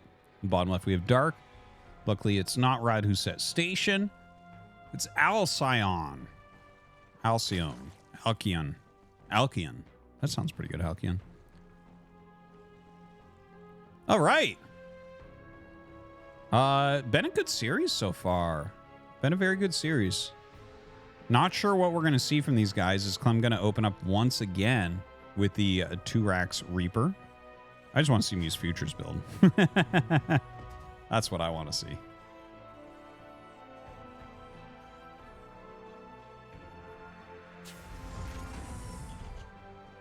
It starts 1 Rax. We'll see if he goes down for the second. Dark just expanding normally. I'm going to take this moment, guys, to tell you that there is a new YouTube channel. Use the command Starcraft 2 to get the link. Mapu's been running it, uploading the Starcraft 2 casts.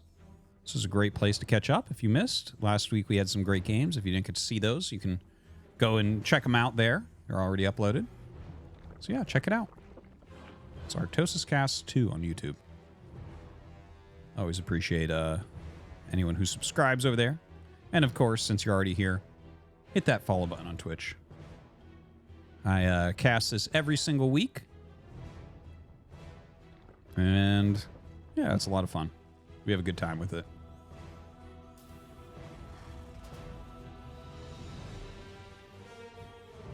I hate you guys. This is live. This is all live. I'm here with you right now at this very second. Right now, it is Sunday, October 22nd at 9 p.m. And yeah, so that proves it, basically. It's like holding up a newspaper.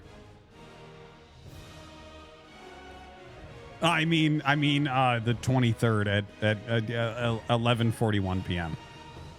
Sorry. Monday. Sorry.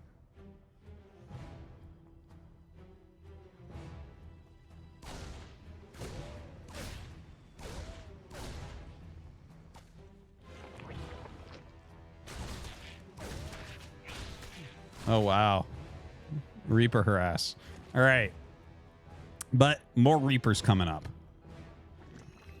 You know, this is the one time that Reaper harass actually matters, is when you actually have additional Reapers coming to join you. So bouncing that queen off the creep, just making it really annoying for him. He'll back up, doesn't want to lose anything here. Third Reaper coming up to join.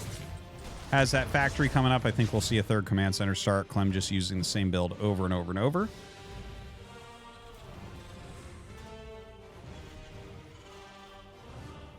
There it is.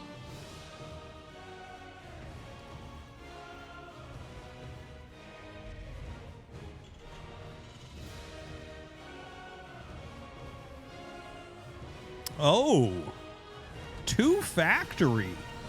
Okay, so we have something very different here.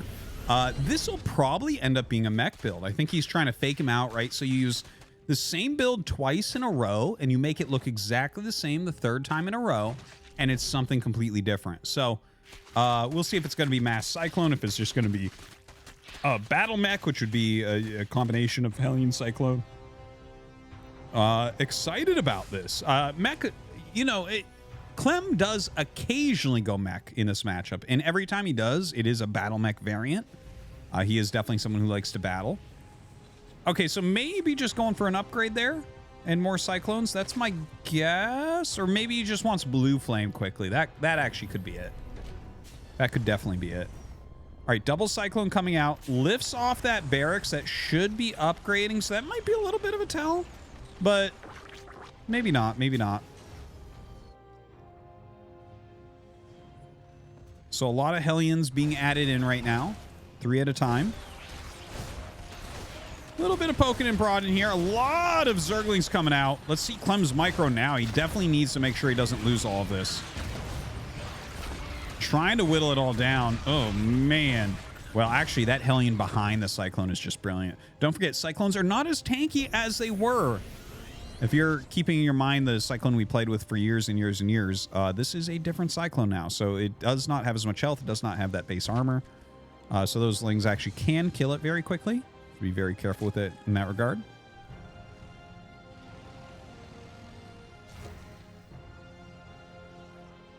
All right, now Clem moving forward. He actually is getting stim, so this isn't going to be mech. Instead, this is going to be heavy cyclone into bio. Haven't seen this build at all, so completely new build coming out of Clem here.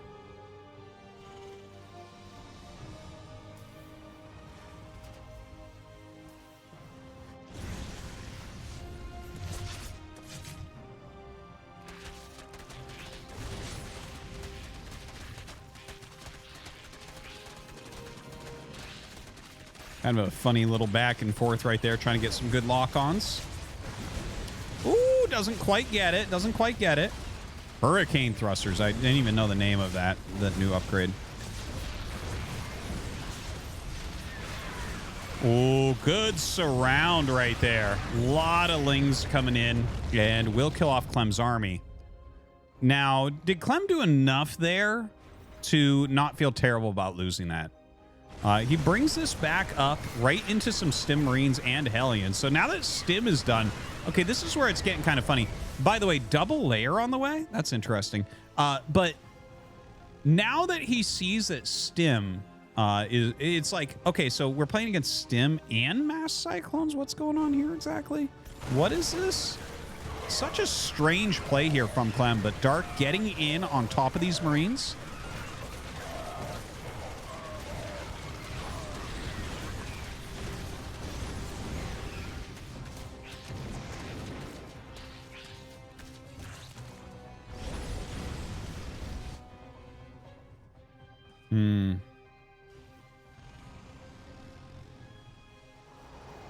That is a lot of Lings that have already fallen here, isn't it? 94. Double eBay is a chugging along. What a funny looking game this is. Like, the unit composition that I'm looking at is just so different, right? So heavy Marines, and now instead of Cyclones, he's gone into Siege Tank Hellion. Which, of course, both those can be good support units. You know, Hellbats can be pretty reasonable. You know, Banelings can blow them up, but what can Banelings not blow up? Obviously, Siege Tanks are going to be helpful. But, of course, that's going to reduce the Marine count overall, right? You're putting a lot of minerals into some of these other production facilities. But, you don't need 2 factory Siege Tank here, not against Ling Bane.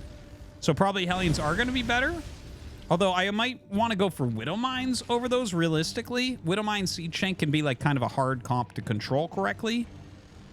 You know, Siege Tank, Widow Mines are much more like a forward unit, a more aggressive unit. Of course, they can be great defensively as well, but, you know, the Siege Tank is a more dedicated push.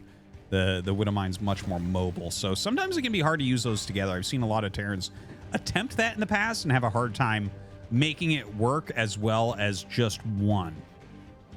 I know that sounds weird because you're like, well, more splash damage the better, but it's hard to make the actual comp work together. I would say something like, yeah, it's like watching Protoss try to use Colossus and Disruptor and High Templar, but actually that's easy. We all know that.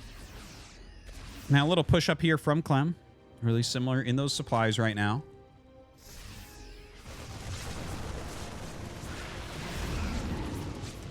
Forces lift off very quickly.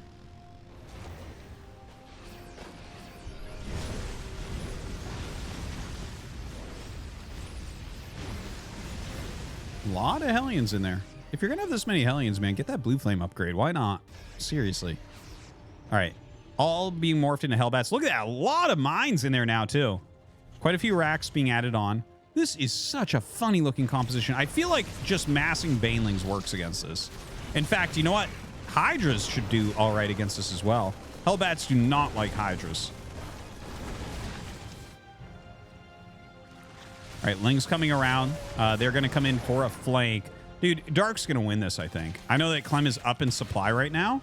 No. If you bring this army to flank, if you flank the army that I see here, this Terran army, I think you smash it.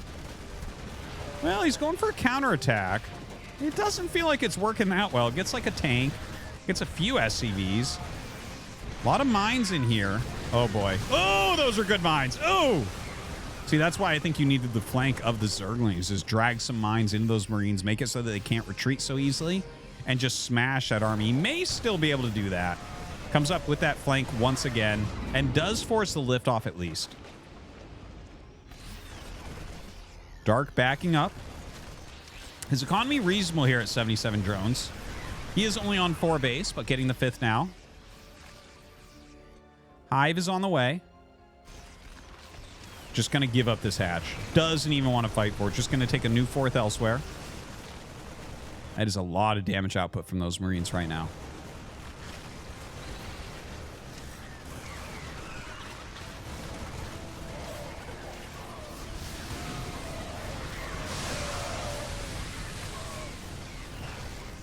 Well, that was not a very successful attack there from Dark. Just trying to zone everything back here with his very well-ranged Hydras. Almost has that +1 range. Yeah, these finally unburrow and try to get some harassment. Does anyone else wish that Banelings could be morphed underground? I mean, they can burrow underground, and the Zerglings can burrow underground. Why can't they burrow the hole just a little bit bigger and turn into Banelings while they're burrowed?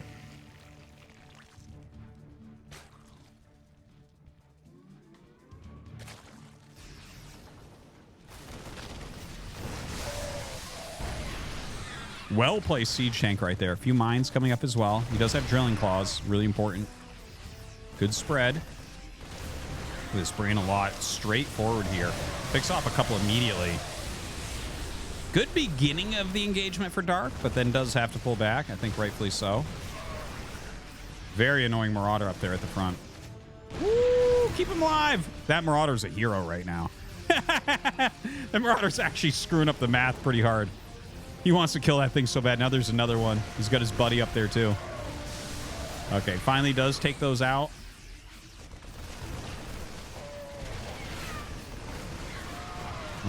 It's a tough one.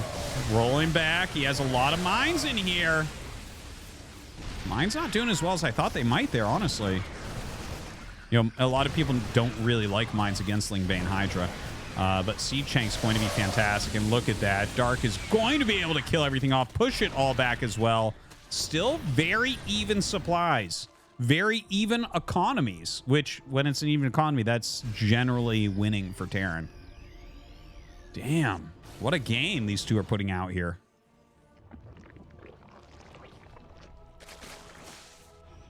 So we're getting the Lurker Academy is what I want to call it.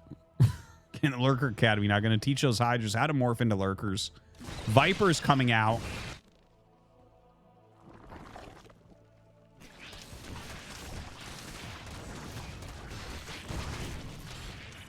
Yeah, the mine drop's not working as well as I think he wanted there. Just kind of multitasking almost for the sake of multitasking at this point. That is a gigantic drop he has prepared. Ooh, Dark misses it there. I thought he might see it for a moment. No, if he goes right to the main, this could be deadly. Okay, that's exactly what he's going to do. Boosts into that main base immediately.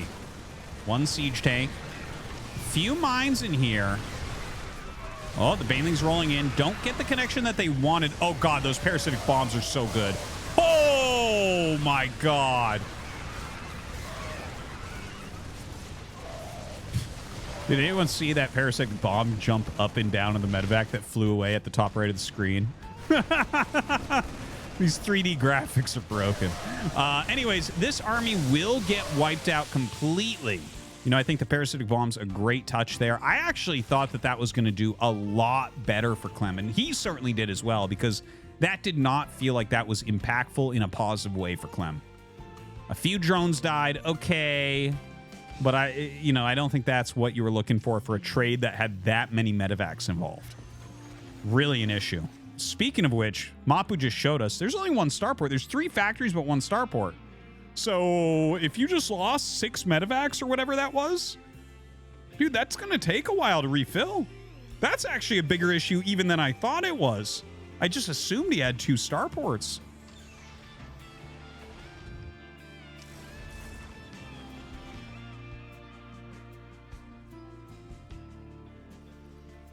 Ten lurkers morphing.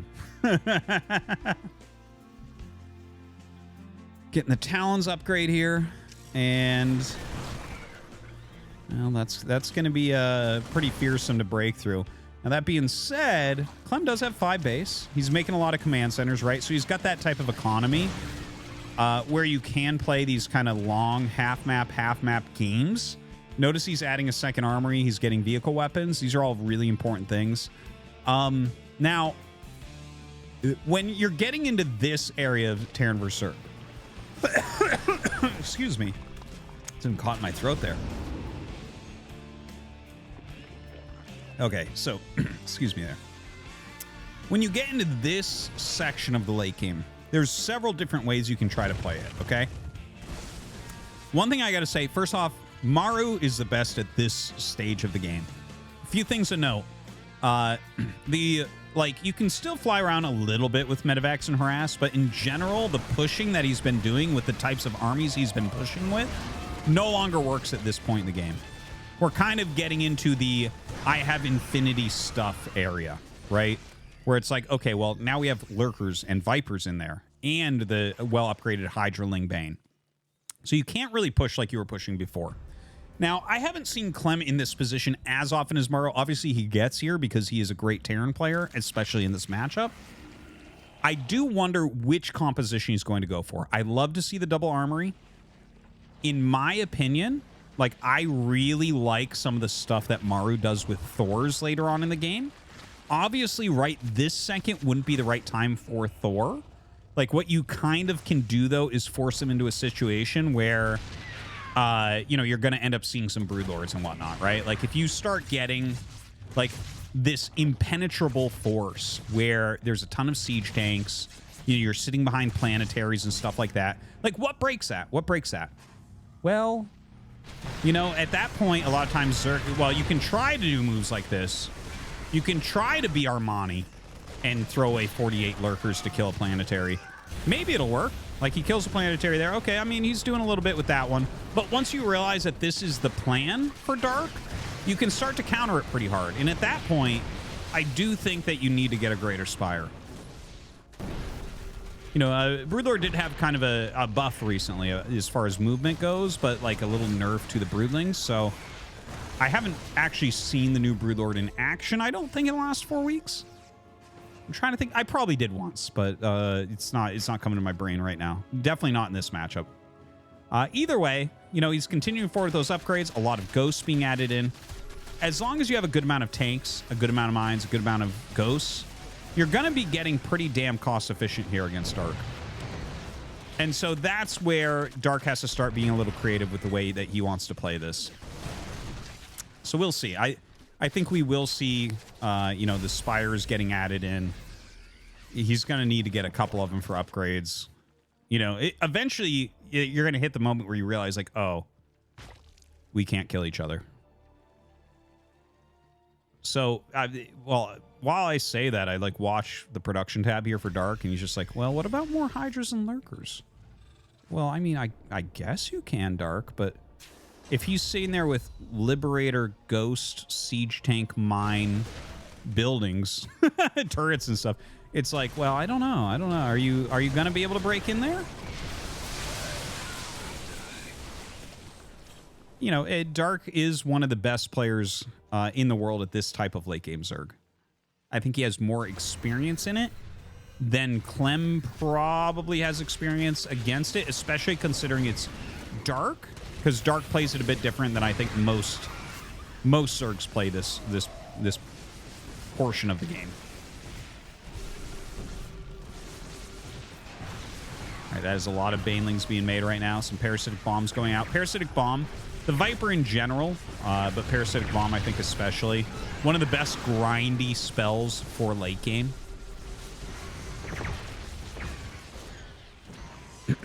Parasitic Bomb is just like... as soon as you cast it, it's like, okay, that's going to deal a lot of damage, and it's really annoying to just continually bring back Medivacs to repair and things like that. Even, you can throw it down Liberators as well.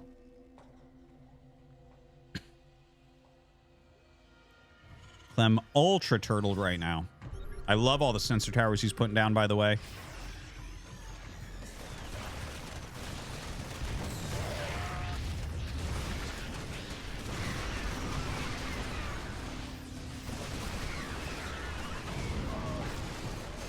Lots of little scuffles we're watching right now. None of these are hugely impactful. right? Like, I feel like at this point, well, there is still like tempo victories that could occur. Like, for instance, it's more likely for Dark to get a tempo victory. Let's say that he kills a base suddenly, one of the fringe bases. Either one of the ones, like the top left one from here, or maybe that bottom right one that he was just attacking. That could set him up, because he has more mining going than Clem. That could set him up for like a tempo-based victory where Clem has a hard time securing additional bases because of relentless attacks, right? So there is still some chance for Dark in that way.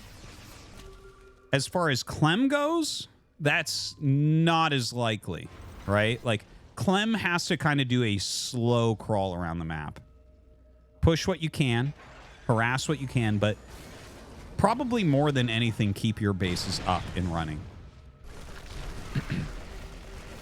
You'll almost never have a higher bank than Zerg in a game like this. And if you do, it's right at the very, very end of the game. Like, the game is being decided at that moment.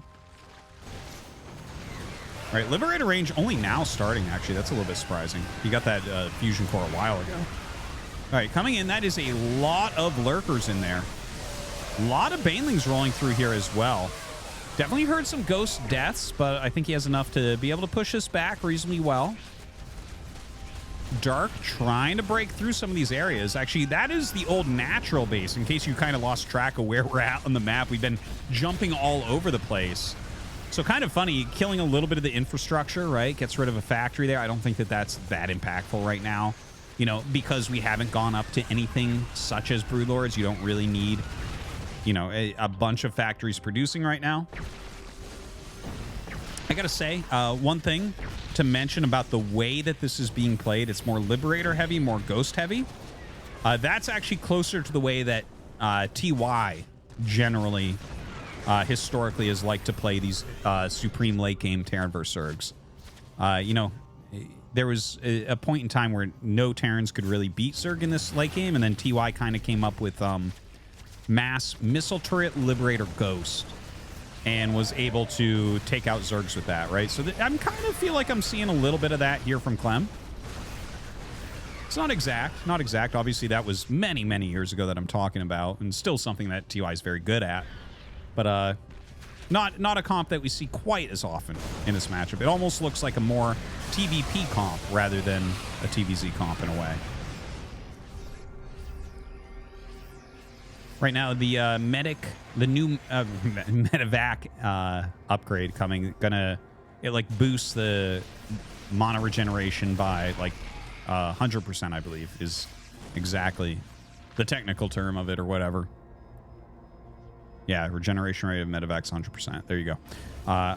Really a cool late game upgrade. Haven't seen it that much, but definitely it's a worthwhile upgrade for the late game. More and more lurkers being made here by Dark. Some excellent harassment there.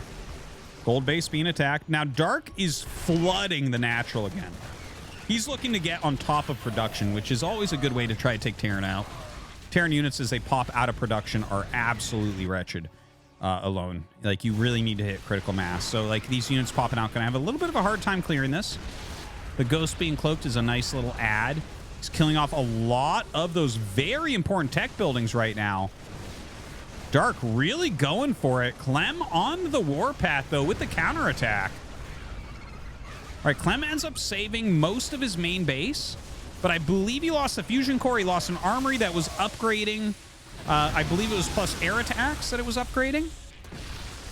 So, and definitely lost like a little bit of production facilities. So definitely there was some damage here. Drop some mules for repairs. Like to see it.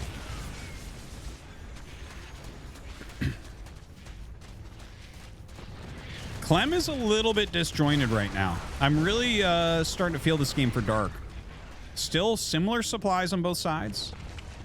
You know, like Clem is not dead right at this second, but Dark has punched a bunch of holes in Clem's defense. He doesn't have good zones to keep Dark back in. See, now he's attacking over here. Clem's army's at the right, so Dark is attacking the left. I think Dark has really expertly picked him apart. I was a little bit...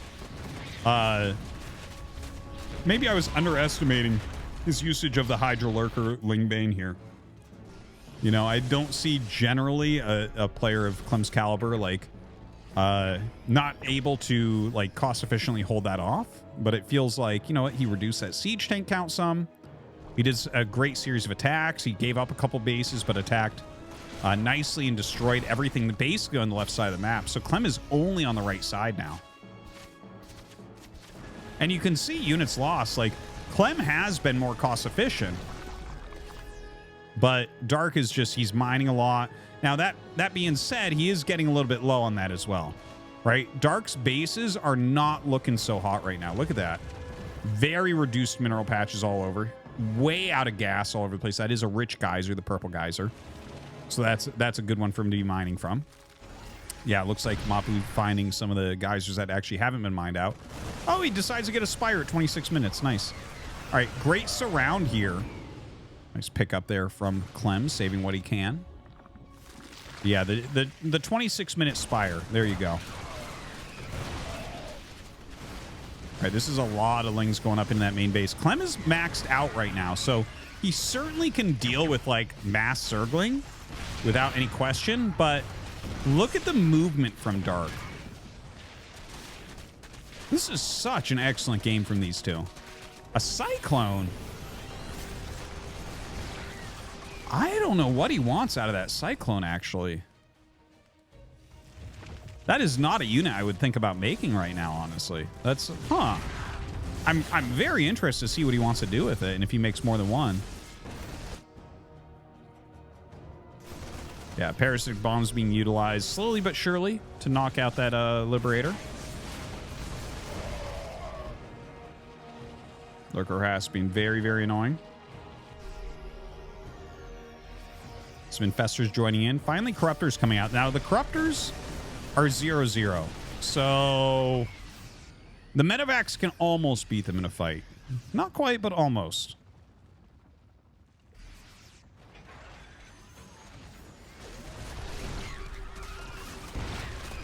Ooh, great targeting there. Actually kills off that Infestor with the Liberator before it can cast any spells. Huge amount of Ling Bane coming forward. Good micro here from Clem, utilizing those Cloak Ghosts quite a bit. Marauders standing their ground, splitting off the Parasitic Bomb to Medivacs. Oh my god, those Fungals absolutely insane. All over the Ghosts. Still, though, Clem able to hold on. Fantastic upgrades. He's got those Medivacs as well, doing a great job with their high energy, maintaining those heals. Don't forget, Fungal does do 5 less damage now than it was before, so it does make a difference as well. Now, what does Dark have mining? Is it just basically top left? This is almost empty anyways. Yeah, we got this base, which a Liberator is harassing. 36 kills! Was that the one with the parasitic bombs on it? Oh my god. 36 kills! You have to be kidding me. You have to be kidding me.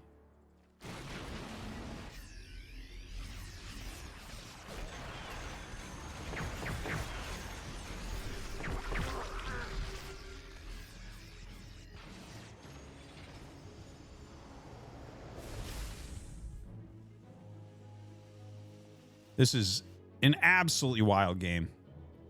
You know, I thought that when Dark peeled apart the left side of the map, I thought he was going to have it. But now Clem, he's kind of zoned everything out. Dark is having a terrible time with his economy. He's got some great spellcasters. He's good at this type of game as well. But it's hard to imagine him killing off Clem's entire army at this point. See just how bad his economy is truly looking at the moment. Dude, he just won't stop with this. Oh, actually, that doesn't touch any of the mineral patches. I could get a drone to die there, but you'd have to, like, right-click it on the right side of the mineral patch.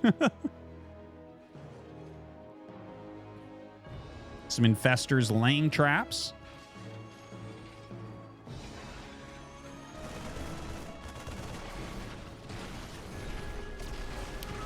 Ghost laying wait, trying to get some kills on these corruptors rather. Yeah, disruptors. Imagine I give the Zerg disruptors too.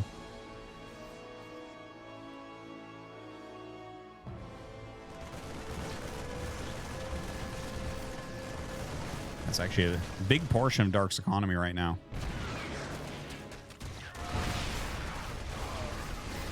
All right, well, he gets the tank at least. It's something. Huge Ling Bane.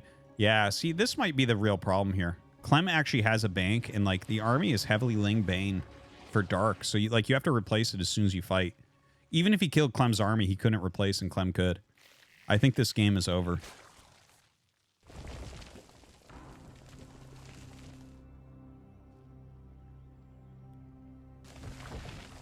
Yeah, this is not looking super hot. So this is going to be probably the final engagement that we have.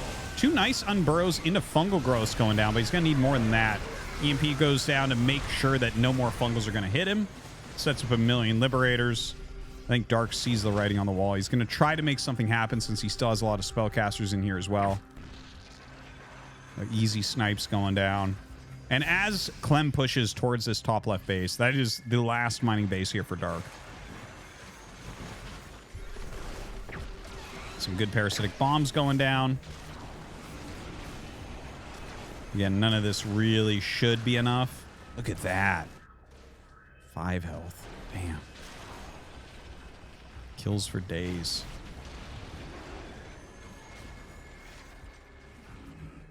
Dark is really trying to make something happen. Clem mining so much more at this point. Last few gold mineral patches going to be picked up.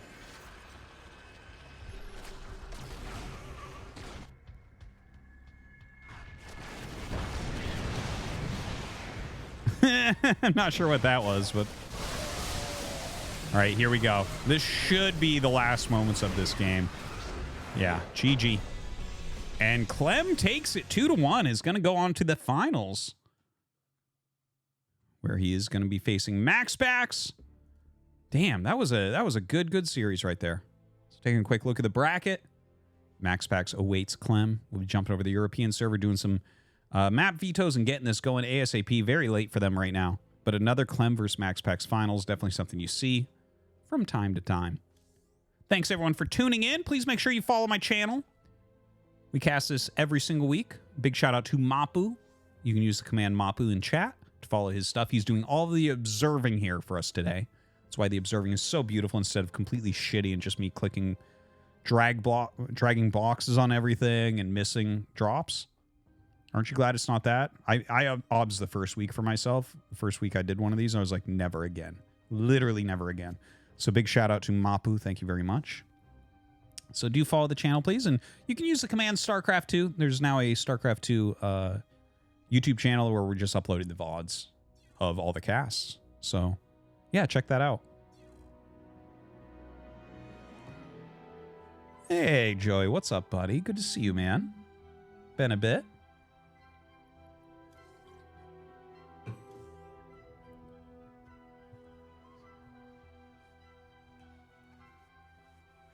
Are we done with StarCraft 2? Oh, we're never done with StarCraft 2 until Stormgate comes out. No. We have Max Pax versus Clem, the finals coming.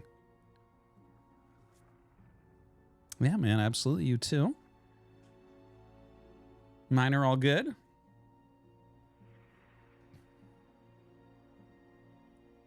That was not the finals, no. I know, we actually didn't cast, well, we casted one match on the other side of the bracket. It's just this side of the bracket had a lot of good shit. So we stayed over here. We've done a lot of Clem today. A lot of Clem today. Yeah, we only did, that's funny, we only did one match on the other side, so it feels like we don't have the full story of this.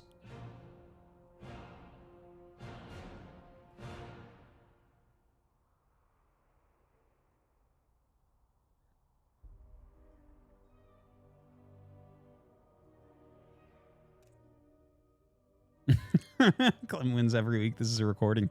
We already had someone say it was recording before.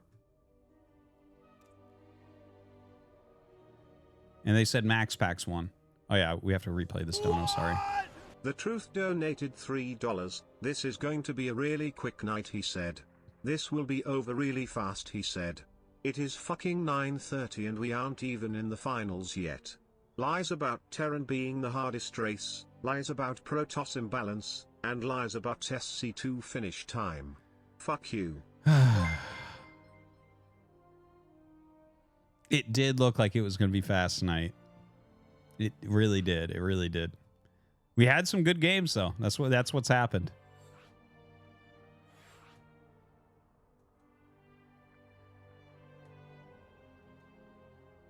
It was actually, we had such a small bracket today. It really looked like it. I know this is going late tonight. Damn. Don't worry. Don't worry, folks. We're about to start the finals right now. Load it up in the game. As soon as it starts, I'll switch the screen over. And don't worry, we play a little bit of Brood War after this as well.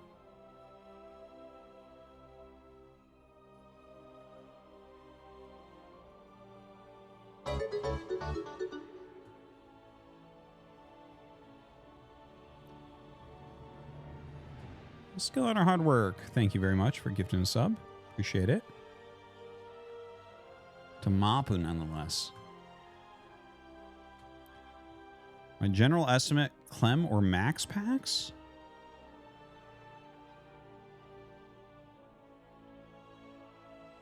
Clem, I think.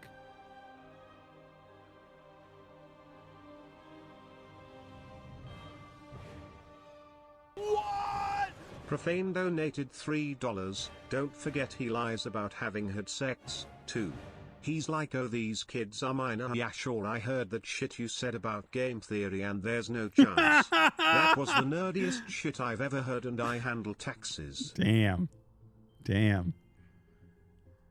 Yeah, when I try to talk to my wife about trying to find the Nash equilibrium in Starcraft, Terran vs. Protoss, man, I tell you what, she's not impressed. Not impressed like she should be. All right, we're getting into the finals. Here we go. The finals begin. What? Ballasts cheered.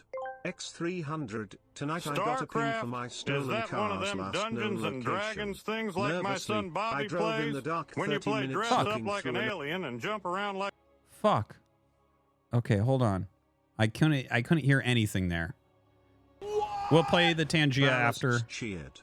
X300. Tonight I got a ping for my stolen car's last known location.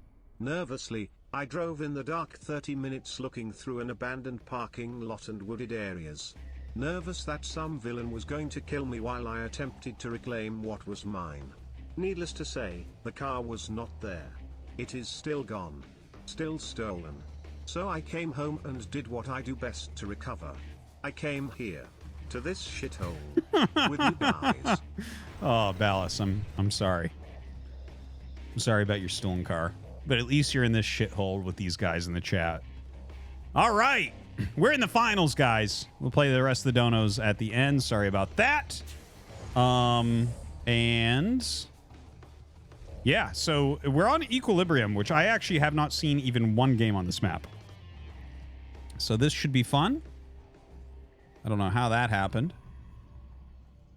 But yeah, so we have Max Pax top right. We have Clem in the top left. He has a proxy barracks already.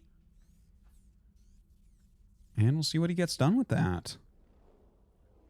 Max Pax is getting a pretty quick probe scout off, so he will... Well, Max Pax generally starts as Zella anyways, so I think he's like extra immune to Proxy Reaper. But definitely that's going to be something that you want in this situation anyways. Double gas is being made. And there is the Reaper. I was going to say, are we going to have the float in with the the tech lab? No. No, not from Clem, at least. Gumiho will do that. Gumiho will do that over and over to you.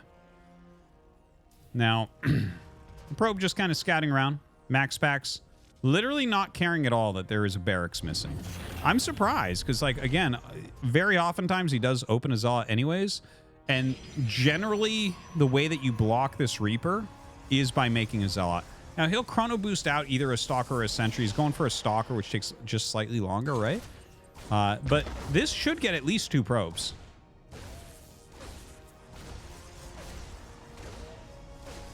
That's some pretty fucking good probe micro.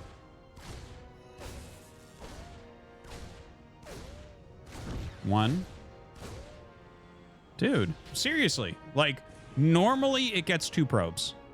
If you chrono boost out an Adept, it's normally 2 probes that this thing gets, even with very good micro. So the fact that he got it down to 1, That's real good, man. That's real good. Very impressive stuff. And the thing is, if it's like a lower level player, if it's just like a random GM, Clem will kill 5-6 probes there, I bet you. It'll happen. It'll happen. But yeah, excellently done by MaxPax. A great hold. Has a Stargate on the way.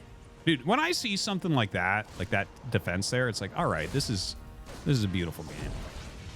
That was giving me the feels right there. It was making me want to go back to like Katowice or something. All right, so Stargate is coming up. We'll see. This is going to be Phoenixes. MaxPax does like his Phoenixes.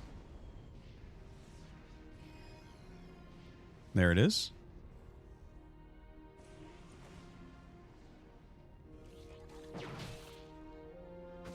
Yeah, I'm just going to push that out with the Stalker. Of course, we got a good scout there from Clem. He's going to know exactly what's going on. Has a Viking and a Cyclone on the way. Robo coming up for MaxPax. So we're going to see the, Phoenix Colossus, right? Now, if for anyone that's been watching the whole night, we saw already Hero versus Clem. And in Hero versus Clem, we saw one Phoenix Zealot build, which kind of turned into an interesting game, even though I was kind of talking shit on the strat because it sucks. And then we saw a Phoenix Colossus game. And the Phoenix Colossus game, Clem was able to pick apart Hero. Now, here, I don't think that's going to be the case. First off, I think MaxPax is a better player with this strategy. Ooh, that is a sick double mine. What a sick double mine right there from Clem. Dude, that's Gumiho level right there. Oh, well, I'm a guy who thinks that he's better than Gumiho. That's fine, but Gumiho is the OG at running mines in the middle of the map to catch Stargate units. He used to do that shit all the time when Widow Mine first came out. All the time. It was crazy. He'd get them as far out as you can possibly get in brilliant locations. So anyways, all that being said, now MaxPax is really, really good with Phoenix Colossus. And also, I think that this map is excellent for this type of choice. Look at how far the map is. Like, look at how far away this is going to be for him to get up there. Yeah, look at these beautifully placed mines, too. Damn. Try to harass me. Double Immortal before a Colossus. That's interesting. One Immortal before a Colossus is very common nowadays, but double is not. So that's kind of cool. I got to think about that a little bit. Observer coming up here as well. Stim combat shields +1 for Clem. Oh, dude, the mine. Ooh! Ah! Dude, crazy. Great mines from Clem. Just great mines from Clem.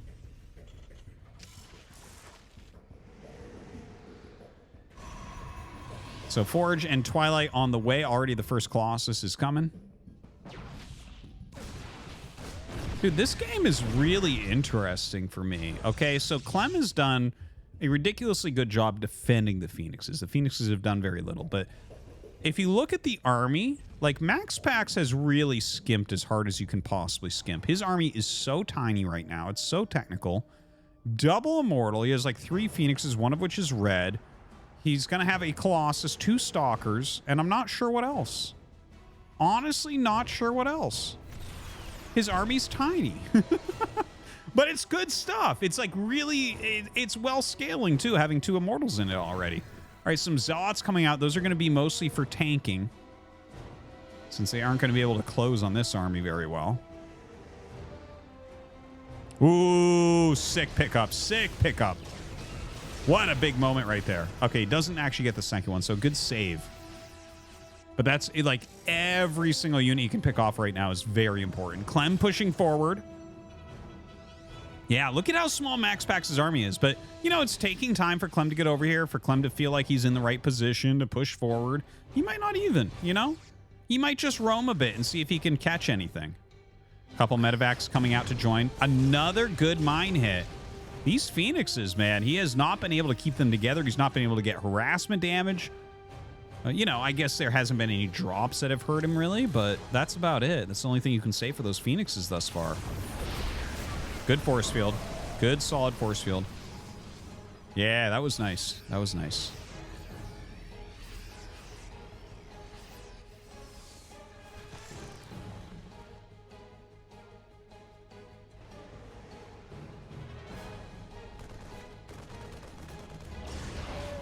Phoenix is continuing to kind of dog around these medevacs, right? Like he's looking, trying to see where they're going. He does miss these that go into the main base. The Prism comes up with an Immortal, so very good defense there. That could have been bad because his Phoenix is way out of position. Comes over here and will be able to pick up that mine, so still getting something done. Nice. Kills 2 more. The sound of one Phoenix clapping. The most useless shit in the world. Yeah, so actually Clem picks off the Prism as well. Clem is just on fire right now. I feel like everything he does is just beautiful. Another good force field, though. Dude, that's 2 very solid force fields so far. I like the, you know, I do not miss the days when mass force field was like how every Protoss engagement was, but seeing just like 2 force fields so far this game that carved off 6 units, it's like, well, damn, dude, yes. That is an excellent sentry that you have there.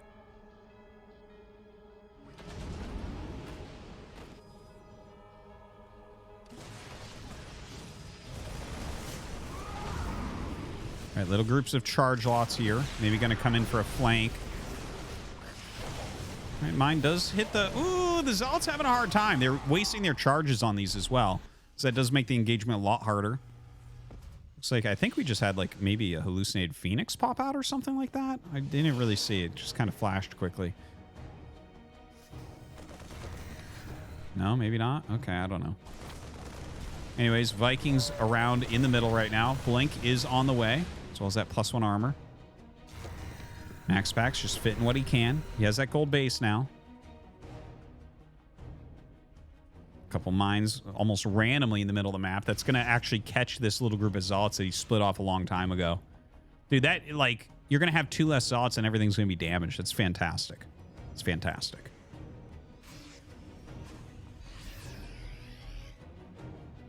Dark Shrine coming up. 2nd Robo, 2nd Forge. Clem right now expanding his production. Getting ready for a 4th base as well.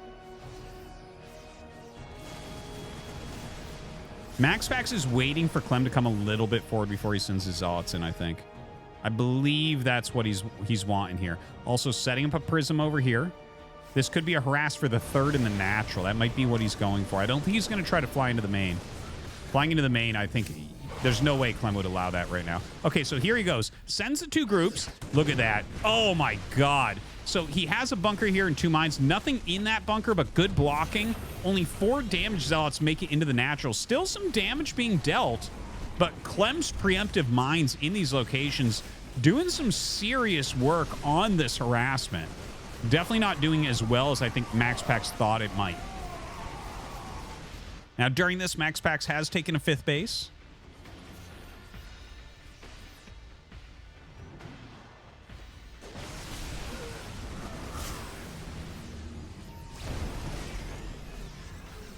Disruptor not finding its mark there. There are some more disruptors coming in with 2-2 upgrades as well. 2-2 coming up for Clem also. Getting ready to take his own 4th base. Another group of Zealots coming down, but he has that double mine still. Okay, the double mine not quite as effective as the previous time. I love the pickup of the SCVs there as well. Going to go ahead and push these back. Definitely needs to make sure he's keeping some defense on these sides. Double disruptor being produced.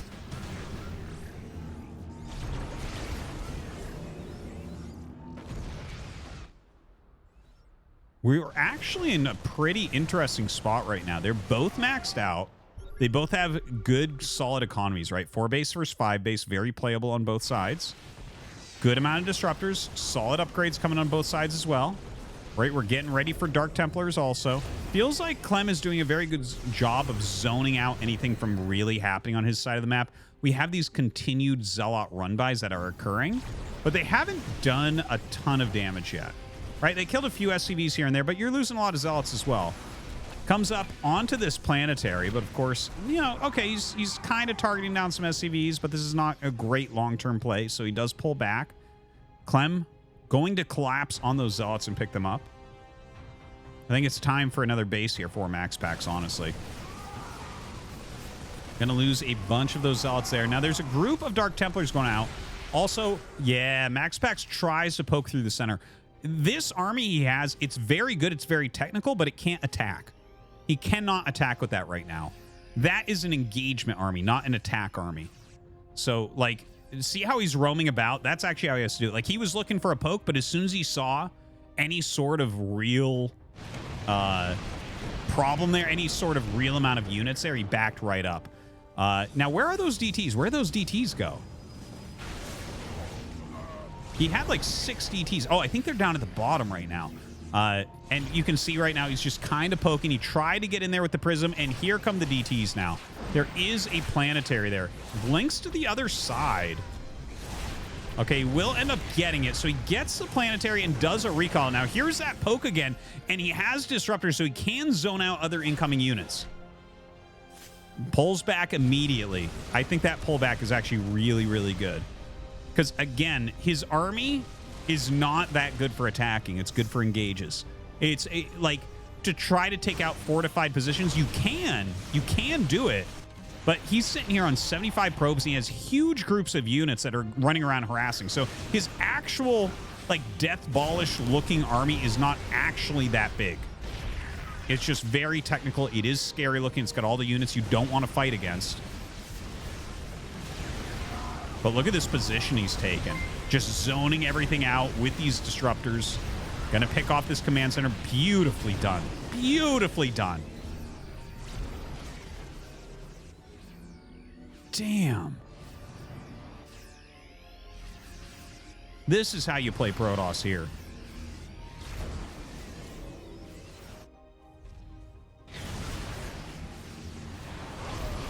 Clem coming forward right now, targeting down those Colossi. Okay, now this could be a little bit rough. There's a lot of disruptors in here. He needs some hits. He's actually getting a lot of hits to the south while trying to retreat from the units on the left. Okay, gets another decent hit there as well. Some of his immortals really being picked off. This is a very scary Clem army coming forward. Oh, he got it. Oh, my God. Oh, that was going to kill almost everything for Clem. And now almost every disruptor is gone. Now, in the meantime, luckily for... well, not luckily. Skilled for Max Packs. He has a massive warp in there in the main base. So he's going to end up losing this base as well. He has to run out. He has to keep the bulk of his army alive. Okay, picks up. Clem cleaning up absolutely everything at once. We need a few more units here. Okay, he has more Zealots coming in. He has some disruptors joining him.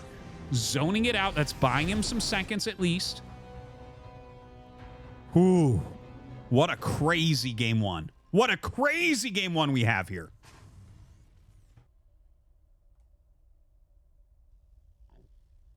Three Colossi being produced out of these 3 Robos.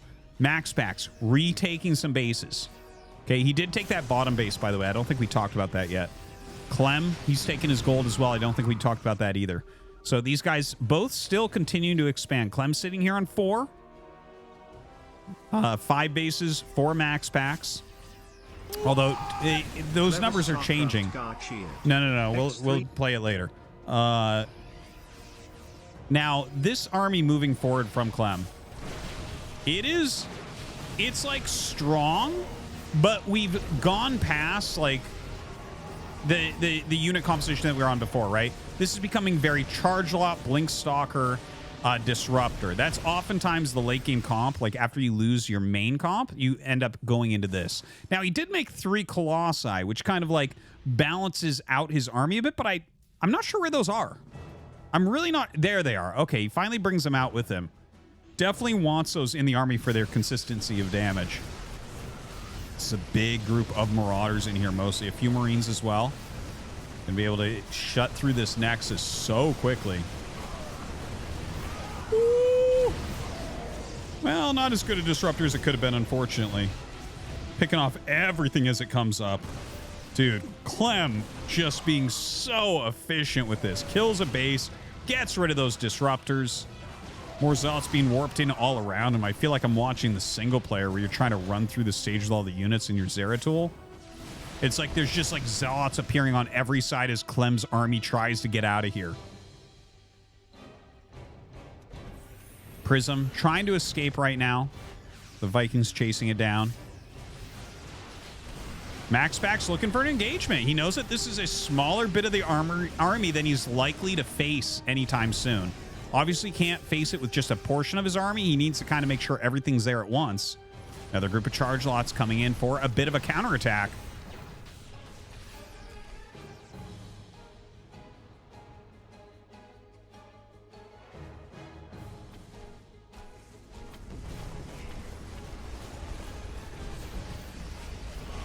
All right, he comes home. Clem going to clean up these Zealots, but Maxpax pushing right on top of him. I don't think that this works anymore. I think he's got to be very careful here because there's a lot of Liberators in there, isn't there? Okay, actually, there's only 3.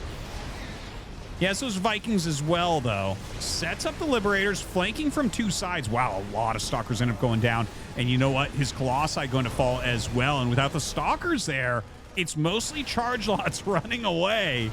All right, he's going to throw out a zoning disruptor shot. Does lose that Colossus regardless. Oops. Continuing to back up. Oof, if he could get a really big disruptor shot, that would be huge right now. He's getting little edges of the army, so that's something at least. Trying to fight, trying to stop this army from coming up and destroying all his disruptors. Another zoning shot. Goes back, pushes Clem backwards. Another giant group of Zealots going to come in for some harassment. Meanwhile, this Liberator, oh, what a nice setup there. Stopping a few patches there of Maxpax, hiccuping his economy a little bit. The main army of Clem is actually going to the north and going to kill another Nexus, whereas this group of Zealots is not getting done what Maxpax needs it to do. Down goes that Nexus. Oh! He can't get any disruptor shots. It's crazy. He has so few stalkers. He can't kill the medevacs. They just go to the main base. The charge lots are going to have to walk around. No, he just recalls them in. But you can lift back off here as well. GG. Clem going to take game 1. Holy crap. What a fucking game that was. What a game. Play that dono now. What? Clever Starcraft guy cheered. X300, wow nice, one of the best player of the world played almost perfectly, but Protoss made Disruptors, and Dark Templars, even if he was behind, and won the game. Wow. We all knew Maxpax won last week. Do you like it, Artie? It's great game, right? But when you play against Protoss in Brood War you shut the fuck up and cry. Bitch. Clem won that. What do you have to say? What do you have to say? Fucking self-wrecked. Self-wrecked. All right, we're going into the next game. Here we go. Game number 2. Maxpax versus Clem.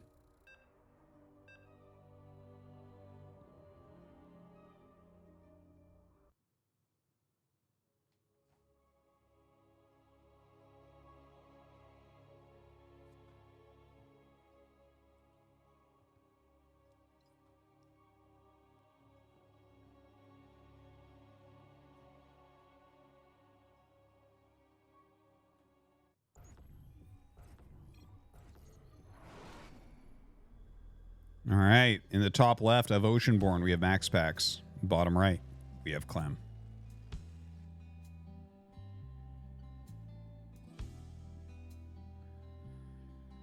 Whew. What a first game. Really just a fantastic one. Man. Definitely enjoying tonight. I think tonight has some very, very good games. If you've been missing any of my StarCraft 2 casts, I do suggest you use the command StarCraft 2 in chat. Make sure you subscribe and follow Artosis Cast 2 for StarCraft 2 games. Of course, just Artosis Cast is a Brood War channel. You should follow that as well. A lot of casting going on nowadays. You know, the really funny thing about me moving to Canada, I assumed I would cast less StarCraft 2. I actually cast more. I cast more StarCraft 2 than if I was in Korea doing GSL. Which I think is kind of funny, because I really didn't think that would be the case, but it is. We were all hopeful. Thank you, Profane. Oh, God.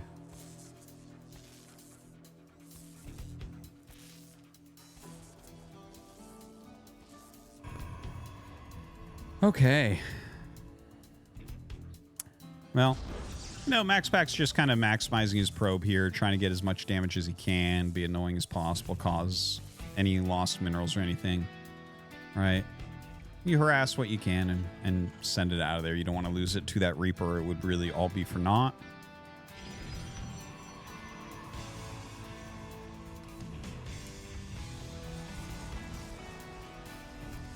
Factory on the way.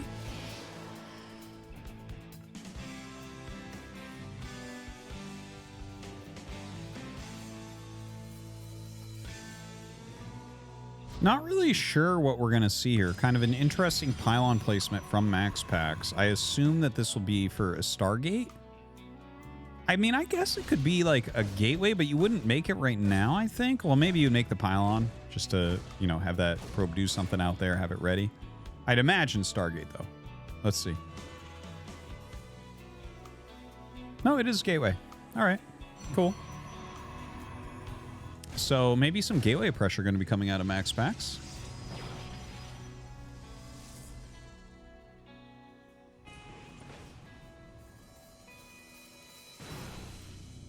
Yeah, he's going up into 3 gateway production here. You know, with superb micro, openers like this can be very, very strong. Notice that there's no bunker at the natural. You know, a lot of Max Packs' early game involves putting some pressure on with early units like a Zealot and Adepts. So you see that Clem has made his command center in the main base, right? Well, that's a smart move because your opponent can't really harass it. But if you don't already have a bunker on low ground, Max Packs has this really funny opportunity where he can just use Adepts and Stalkers and kind of like contain you in your main base, right? Like there's a possibility in a very tech-heavy opener that like you break the ramp or something. Don't really expect that as much, but yeah, just something to mention. I feel like Max Packs' build, while it's kind of a weird one, might have found a good situation for itself. See, 3 Stalkers walking up. This drop going across the map right now. And look at this. He gets on top of the depot. Notice how he stands there purposefully. He wants to kill this depot. He doesn't want it to go up. He wants to have options. And, well, I mean, he's targeting down a fair amount of SCVs, but a little bit sloppy, I think, because he's trying to deal with this at home. So because Clem was doing this kind of teched out drop across the map, Max Packs loses control of his army over here momentarily.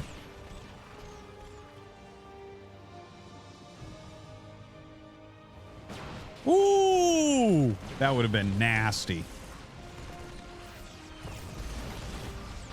Good turnaround speed there from Clem. Great micro from Clem. My God. Max Packs' build is actually starting to fall apart a little bit.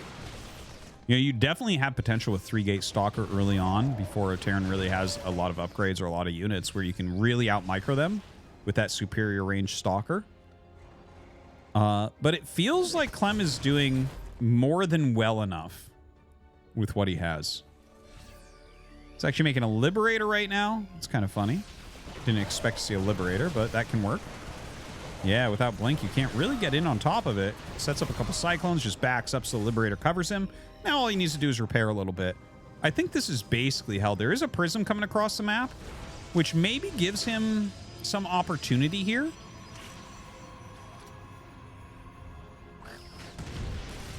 It's kind of funny. The way he stood that there, I'm like, is that really outside of range of that?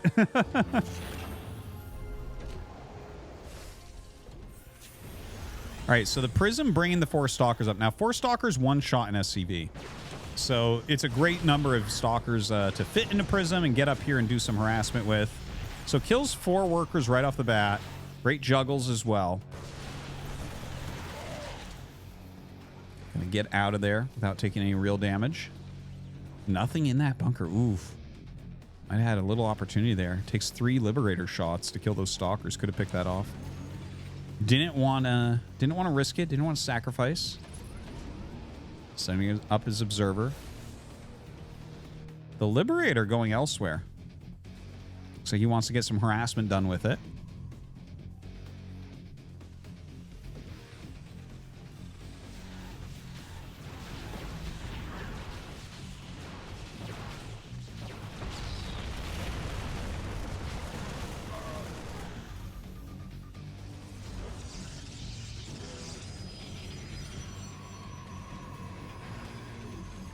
Good pull from Max Pax. Going to lose only 1 probe here. Sends his Stalkers over. Blink is on the way, by the way. The 3rd Nexus going to be finishing, as well as that Colossus tech. Forge coming up. Double Cyclone drop. Ooh, I'm interested. We actually saw double Cyclone drop earlier. Who did we see do that earlier? It'll come back to me. But it actually did surprisingly well. Like, it actually killed a lot of probes. No, actually drops these to the side. You know what? He's looking for a prism. That's prism hunting. That doesn't reach there. Tell me the graphics are good. What the hell? That doesn't accurately represent how far that is at all. Wrecked. Wrecked. Clem is in your brain. Damn, if I'm Max Pax... I'm like, am I a robot? Am I part of a simulation, but Clem is the human and I'm the fucking robot? That was a crazy catch. He was so patient waiting for it too. He knew that was coming. He knew that was coming.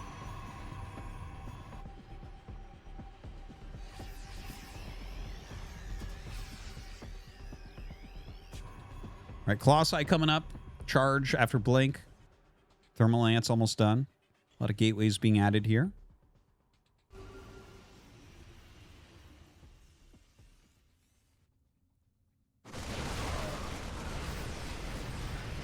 All right, trying to slow this push down a little bit.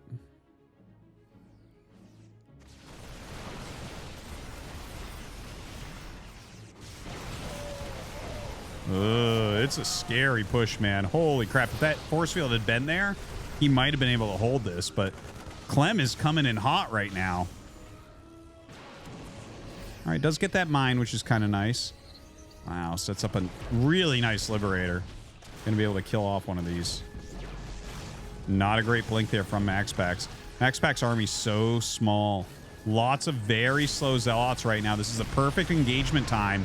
Look at that. The siege tank hits, dealing so much damage to those Zealots. More slow Zealots over here.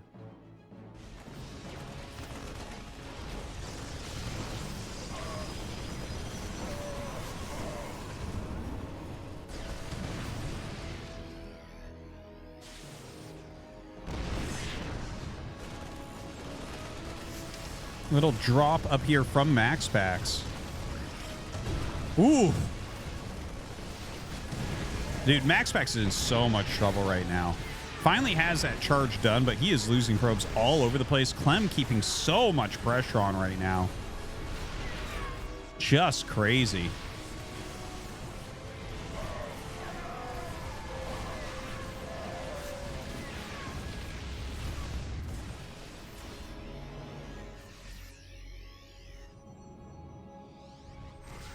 Well, Liquid Clem right now. Look at the difference here. 30 supply difference.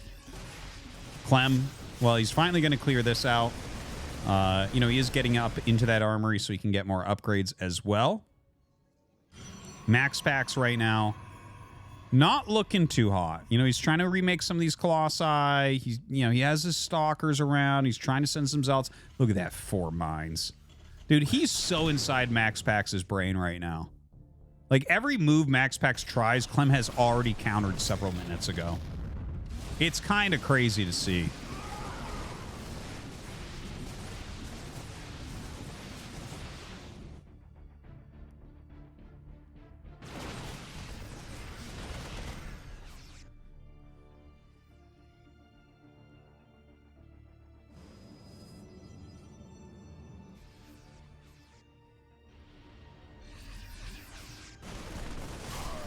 Yeah, another group of zealots trying to do harass, not finding any damage whatsoever, just being reduced. Clem's still up 40 supply here. Max Pax looks like he wants to try and attack. 4 mines there. He's got to be careful about that. Okay, well, drags 3 of them into nothing. Counterattack from Clem, going to kill the third base. Yeah, Max Pax needs to basically get a kill with this attack. That does not seem like it's a possibility. Does not seem like it right now. All right, he's going to try to force his way up the ramp. All right, those were great mine drags from those zealots. Really great mine drags. And actually, he's killing a lot of this army. He's turning into a bit of a base trade right now. I love it when metal floats up. Yeah, the Marauder's going to be able to take out this Nexus as well. The Stalkers. Dude, this is a legitimate base trade. So hold on. You got to start lifting your buildings off, I think, here as Clem. You got to start flying away. Oh, my God. He keeps walking over the same mines over and over.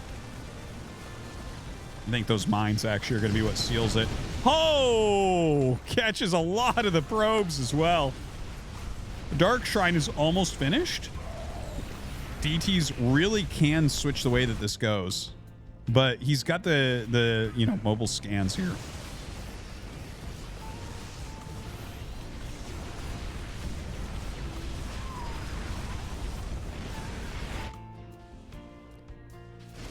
.45 probes going down. Man, yeah, he's going to kill the Dark Shrine. There's like 1 DT. And there's 2 orbitals floating around. Well, 1's landed, so he's got plenty of scans. Sees where that final command, or that final Nexus is going to be. So Clem right now kind of making a beeline for it. Do you target the orbital and try to make it lift off? I don't think that that's sustainable. Oh, my God. Oh, no. Someone's going to post a clip of this on Reddit. See? Mines are OP.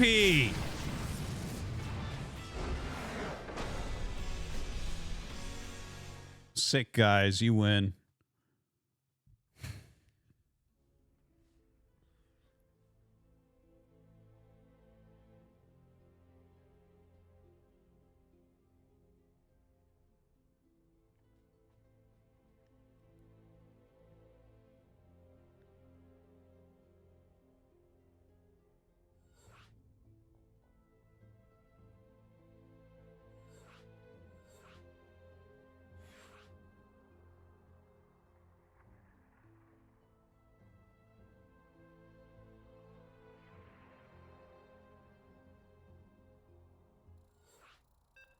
All right.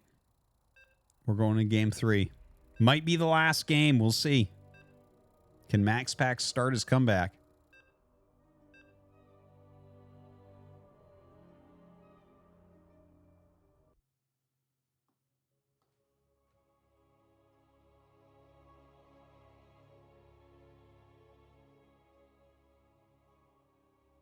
This is a best of 5. We're going in map 3. Max Pax versus Clem.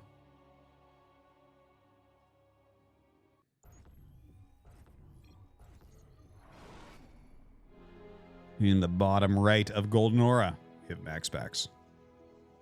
In the top left, we have Clem.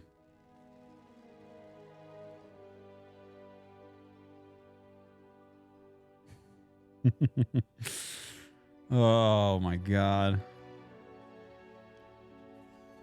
All right, so a quick probe going across the map for some harassment, most likely.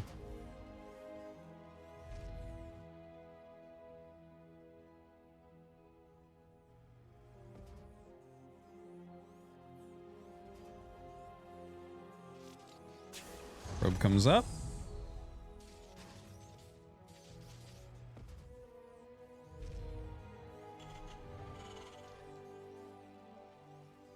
Yeah.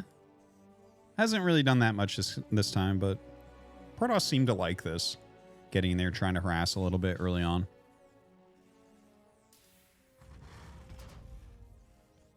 Doesn't feel like Max Pax did a particularly good job this time. I'm just kind of following with 1.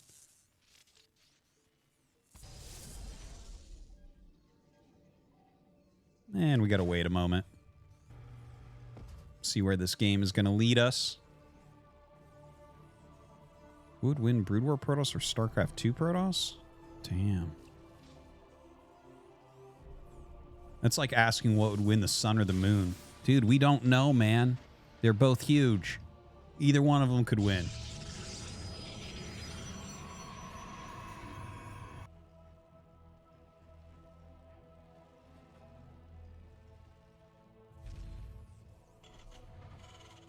Look at all these moon doubters in here. Crazy. Crazy. Look at all these fucking moon doubters. Have you guys ever heard of a full moon? Does the sun make werewolves? Get the fuck out of here. You guys don't even know what you're talking about. Have you ever heard of the moon viewing ceremony? Have you ever heard of the waning gibbous moon? Fucking morons. God. All I see is a bunch of Pisces in the chat with their stupid ideas. Get wrecked, Pisces. All right, so we have an Adept coming out to force back this Reaper a little bit. Stargate gets started as the Reaper jumps up.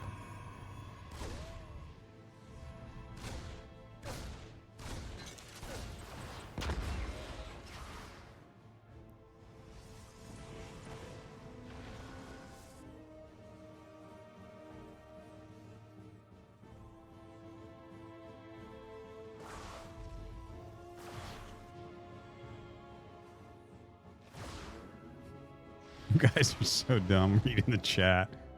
It's like, yes, guys, the sun provides warmth, but guess what? It would cook us all if it wasn't for the moon providing cold. So just fucking read a book. All right, so the Reaper actually pops up here and does a pretty good job of staying alive right now. Of course, he will get cleaned out. Causes some lost mining time, which is nice. Oracle on the way. I like the Oracle here. Actually, he does Phoenix so often. I like the change.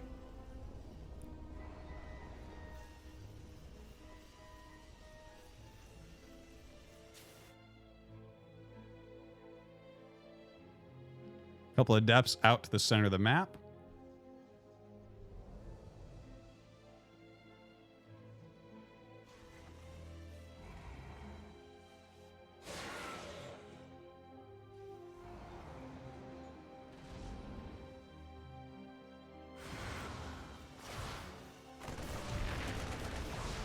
All right, nice shade in.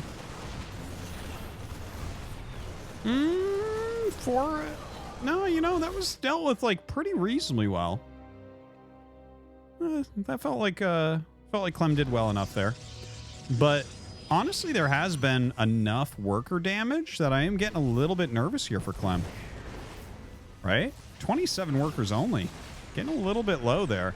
Clem does get underneath this Oracle and does just get the kill on the last shot there.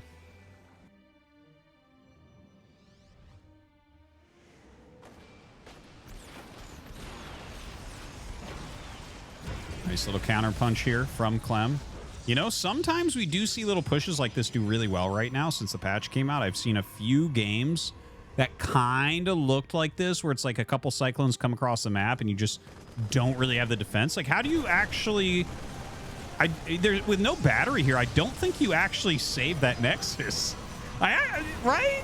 I think you actually can't save the Nexus. I think the Nexus is going to die. Look at this. Even sets a Liberator as a third Cyclone. Yeah, no, I think that Nexus is gone. Damn. Maybe Terran is OP for once. Not much that Max Packs can do right there. Trying to set something up with the battery, but I mean with a Liberator in there as well. Targets down the shield battery. There was some good targeting there from Max Packs. He gets it down to one Liberator that's very, very red.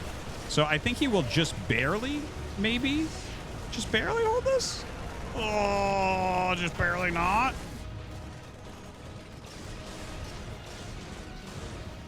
And the Phoenix is flying back in. Clem backing up with his Marines. But definitely made up for all the damage he took earlier. Definitely made up for that.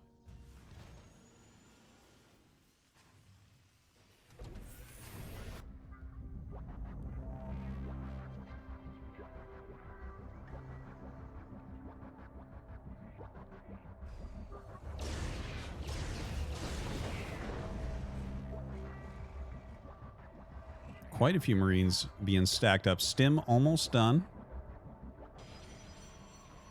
How many medevacs does he have right now, actually? Not entirely clear on that, but definitely want to see a push. All right, the Phoenixes see this coming. This is scary. Liberator getting set up to go harass elsewhere during this push. All right, sets it up. Ooh, forces everything back. That's a really annoying location to deal with. Sets up another one right on top of a warping and stalker as well. Damn. Look at this, stimming into that third base. You're not going to be able to hold that. I think Max Pax is at the end of his rope at this point. Nothing almost done.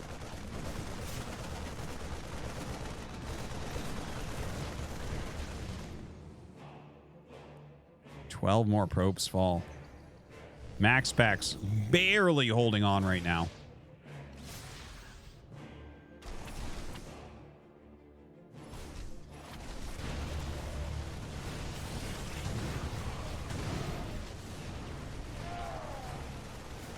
All right, Charge Lot's trying to come in and clean something up. Dude, but there's more mines. I heard those are very good. GG. Clem gonna take it down 3-0. Damn, son. That was fucking crazy. All right, so Clem ends up winning the tournament. Pretty amazing game one. The other two, not as much. Yeah, Clem's gonna take it down. Clem also took out Dark Hero Nicaract on the way. That's a pretty fucking sick run. That's a pretty sick run. You got to hand him to that. Guys, thank you very much for watching the StarCraft 2 portion of the stream. Please make sure that you follow my channel. Please make sure that you use the command MAPU and follow all his stuff. He was our observer tonight. We love having him here. And, of course, use the command StarCraft 2 for the new StarCraft 2 YouTube channel. Check that out. MAPU is running that as well. Yeah, follow, subscribe, all that great shit.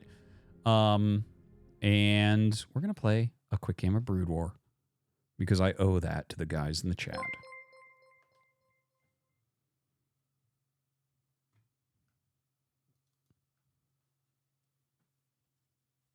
What? Clever StarCraft guy cheered.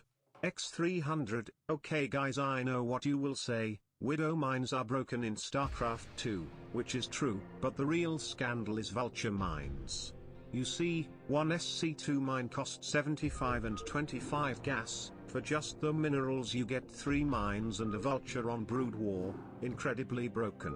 Nerf mines please Blizzard, especially vulture mines. Artie will cope, but it's usual. So stupid. Can you imagine if there was even a slight nerf to mines? Terran would never win another game.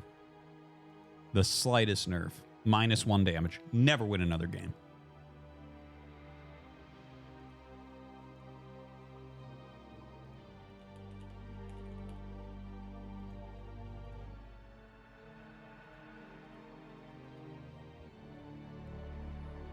I do suggest everyone stays around and watches this one Brood War game where someone will type ... leg or reg and then ask from in all caps, to which I'll reply Canada. They might ask me to leave, they might not. It's going to be a great game.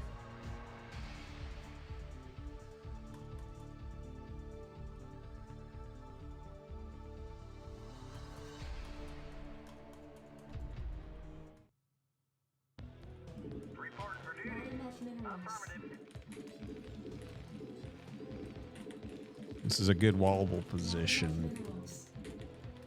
I think it has 1 hole against circlings. But maybe 0.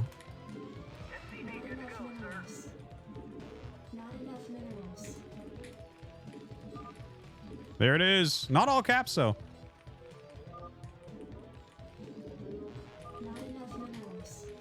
Fuck yeah, I'm the greatest.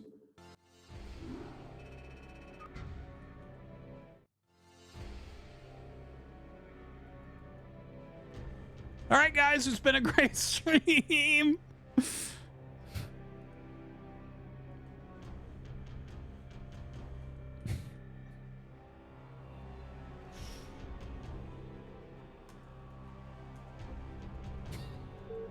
Oh, Jesus.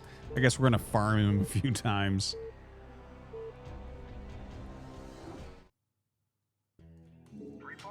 Not enough minerals.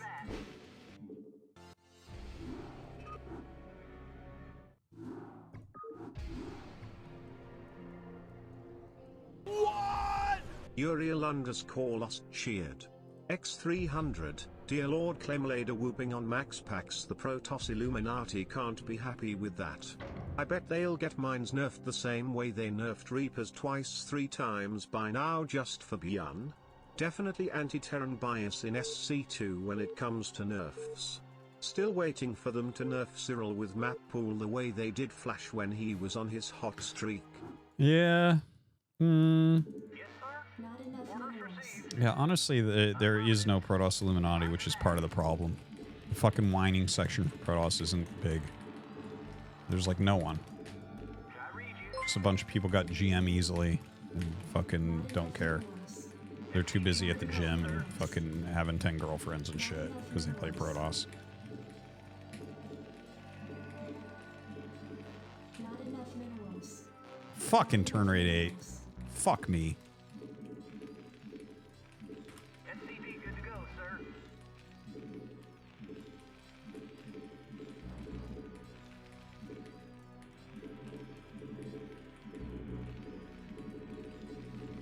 SCP good to go, sir.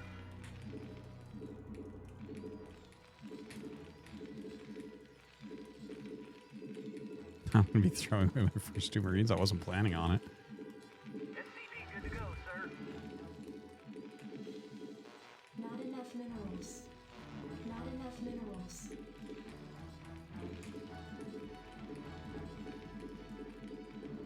SCP good to go, sir.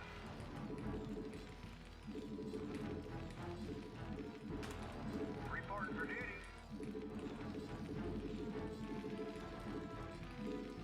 SCP good to go, Additional sir. supply Job finished, depots sir. required. Reporting for duty. Affirmative. Can't build there. Yes, sir. Orders, Captain. Am I actually getting consistent good mining from the top patch? Oh boy! I cannot wait to spend next 5 hours watching Artosis play Starcraft Brood War. Enough minerals. Yeah, that's not gonna happen. Oh yeah, I actually owe that Tangia guy a donut. His thing played. SCP good to go, sir. Reporting for duty. StarCraft? Is that one of them Dungeons and Dragons things like my son Bobby plays? When you play Don't dress defense up like an donated. alien and jump around like a sissy. Boy, I tell you what, that's just gay. How many dice do you have in your pocket right now, Artosis? We should be playing Boggle, huh?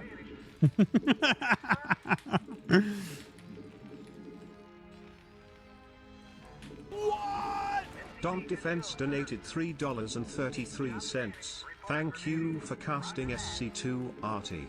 I can speak for all of the guys in the chat when I say that it's awesome when you do it. All the guys. No exceptions. We all love StarCraft 2. Question though, when will you speak up and tell the community that Terran is up? Anonymous donated $3. When Zerg doesn't win everything for 8 years? Wow. Great stream. Wow. Such skill. Such finesse of the SCVs on the blue shiny rocks. Wow. Such ATM and MMR and ASMR and other acronyms I don't understand. This game is much harder than StarCraft 2 where every unit does what you want. Just like real life. Okay.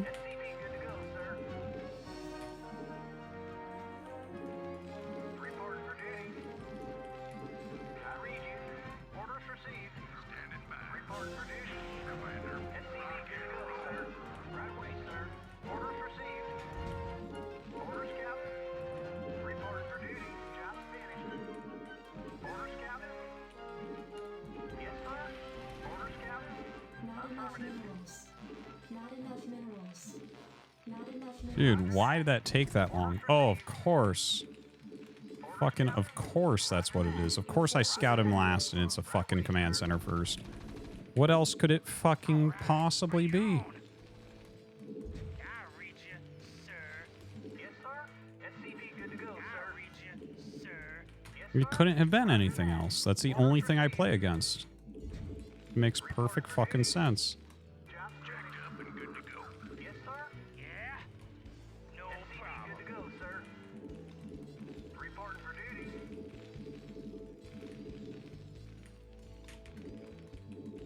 Add-on complete. Something on your mind? I dig. Yeah, I'm going. SCV good to Okay. go, sir. Roger that. Orders received. Orders, Captain? Right away, sir. Affirmative. Right away, sir. Orders received. All right, bring it on. Job finished. Something on your mind? Standing by. Rocket. What do you want? Right away, sir. I read you. I read you. Yes, sir. Reporting for duty. Affirmative. SCV good to go, sir. Affirmative. All right, bring it on. No problem.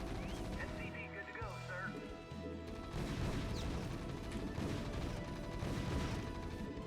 SCV good to go, sir. Reporting for duty. Yes, sir. I read you. Complete. All right, bring it on. Oh, is that it? Upgrade SCV complete. good to go, sir. I read you. Job, sir? Yeah?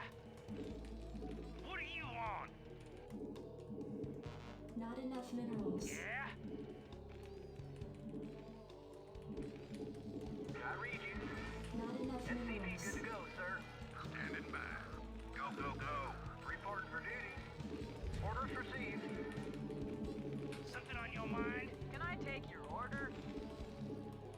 SCV good to go, sir. What do you want? No problem. Go ahead, HQ. In transit, HQ. I'm listening. Input coordinates. In transit, HQ. I'm listening. Go ahead, HQ. Strap yourself in, boys. I copy that. Ready to roll out. Destination, I copy that. Buckle up. Strap yourself in, boys. Something on your mind?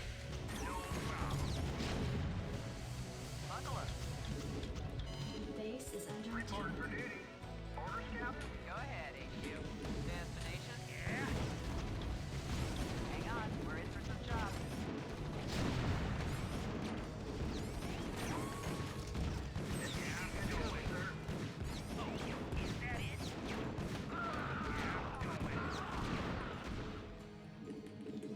Reporting for duty. I read you. Your forces are under attack. SCV good to go, sir. Channel open. Reporting for duty. Yes, sir. Yes, sir. Orders, Captain. I read you. Calling online. SCV good to go, sir. Identify target. Up and good yes, to go. Sir. Right away, sir. Ready to roll Forces out. are under attack. Outstanding. Destination moving. Goliath online. Acknowledged HQ. Yes, sir. Orders, Captain. Job finished. Yes, sir. Yes, sir. Absolutely. SCV good to go, sir. Calling online. Channel open. Orders, sir. Absolutely. Reporting for duty. Right away, sir. Job finished. Job finished. Add-on Orders, complete. Captain. Affirmative. Ready to roll out. For duty. Insufficient frustrated I read orders. you. Orders, Captain. I read you. Yes, sir. Channel open. Acknowledged HQ. Your forces are under attack. Yes, sir. Moving. Job finished. Reporting for duty. Orders, sir. Goliath online. Add-on complete. I read you. Orders, sir. Add-on complete. Yes, sir. Destination. Ready to roll out. Identify target. Elated 2, sir. Yes, sir. Orders, Captain. Right away, yes, sir.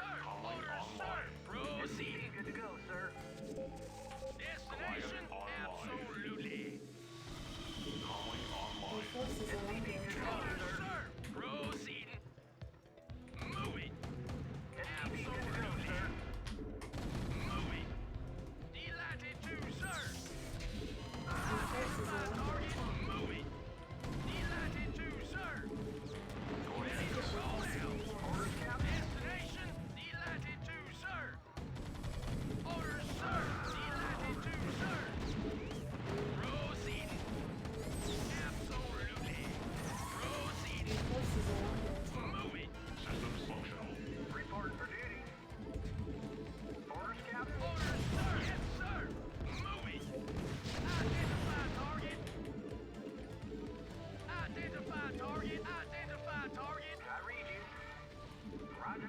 Research complete.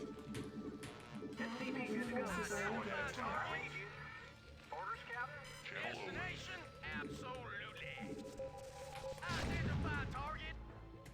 Moving. Orders, sir. Bring it on. SCP good to go, sir. Systems functional. Your Destination? forces are under attack. Sir. Proceeding. SCP good to go, sir. SCP good to go, sir. I read you. All right. Bring it on. Roger that. I read you. Not enough Right minerals. away, sir. SCP good to go, sir. Orders, sir. Absolutely. Systems functional. SCP good to go, sir. Ready to roll out. All right. Bring it on. Destination? SCP good to go, sir. Proceeding. Absolutely. Orders, sir. Destination? Oh, is that it? Ready to roll out. Yeah? Oh, is that it? Destination? I read you. Yes, sir. Orders, Captain? Yes, sir. What do you want? Ready to roll out. In the way. Reporting for duty.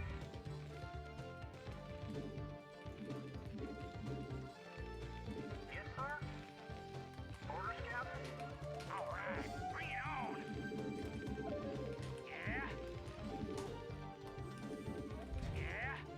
Oh, is that it? Yes, sir. Upgrade What do complete. you want? Yeah, I'm going. Yeah? I dig. Oh, is that it? Ready to roll out? Yeah, I'm going. I reach you, sir. Greatest gamer. No problem. Yeah, I'm going. Something on your mind? What do you want? Yeah, I'm going. Your forces are under attack. Bring it on. Job finished. Ready to roll out. Can you click on the Valkyrie for me? Fuck yeah! Come on, Artwa, me boy. I need to hear it. Oh shit, yeah. She gets old Deckard's pole nice and erect. Oh, fuck yeah. Artosis, me boy. Does she get you hard? You ain't gonna lie to her. Oh, yeah.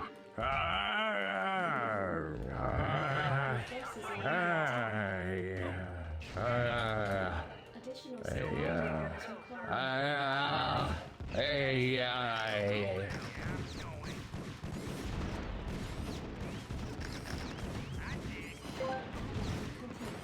Hello, Dirty David. What brings you to my humble hedgehog home? What? Artie said you could come over to borrow my ring? Wait, David, why are you in Fuda mode? No!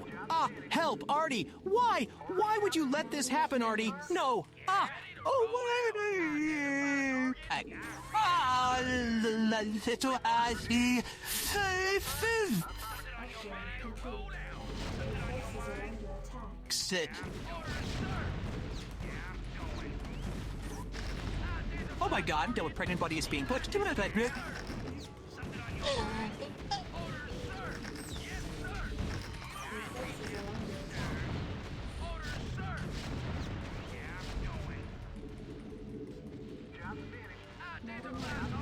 Fucking get wrecked, number man. All right. That's going to be it for me tonight.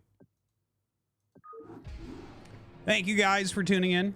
I'm sorry it was light on Brood War. We'll be all Brood War all day tomorrow. We will see you tomorrow. Let's see who's on. We can send y'all to.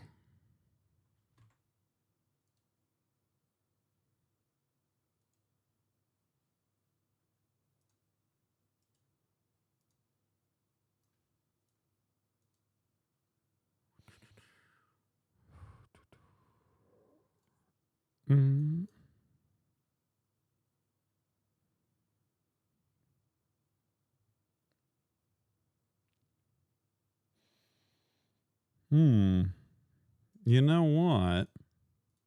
I think it's time to send you guys over to Author Valentine. He just had a new book come out. You guys should buy it on Kindle. It's super cheap.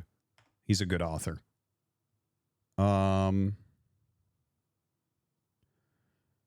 We'll check out the Stormgate video tomorrow. Thank you for the heads up on that. Okay, guys, we will see you. Enjoy Author Valentine. He's a fellow guy in the chat. Give him some love. See you guys tomorrow.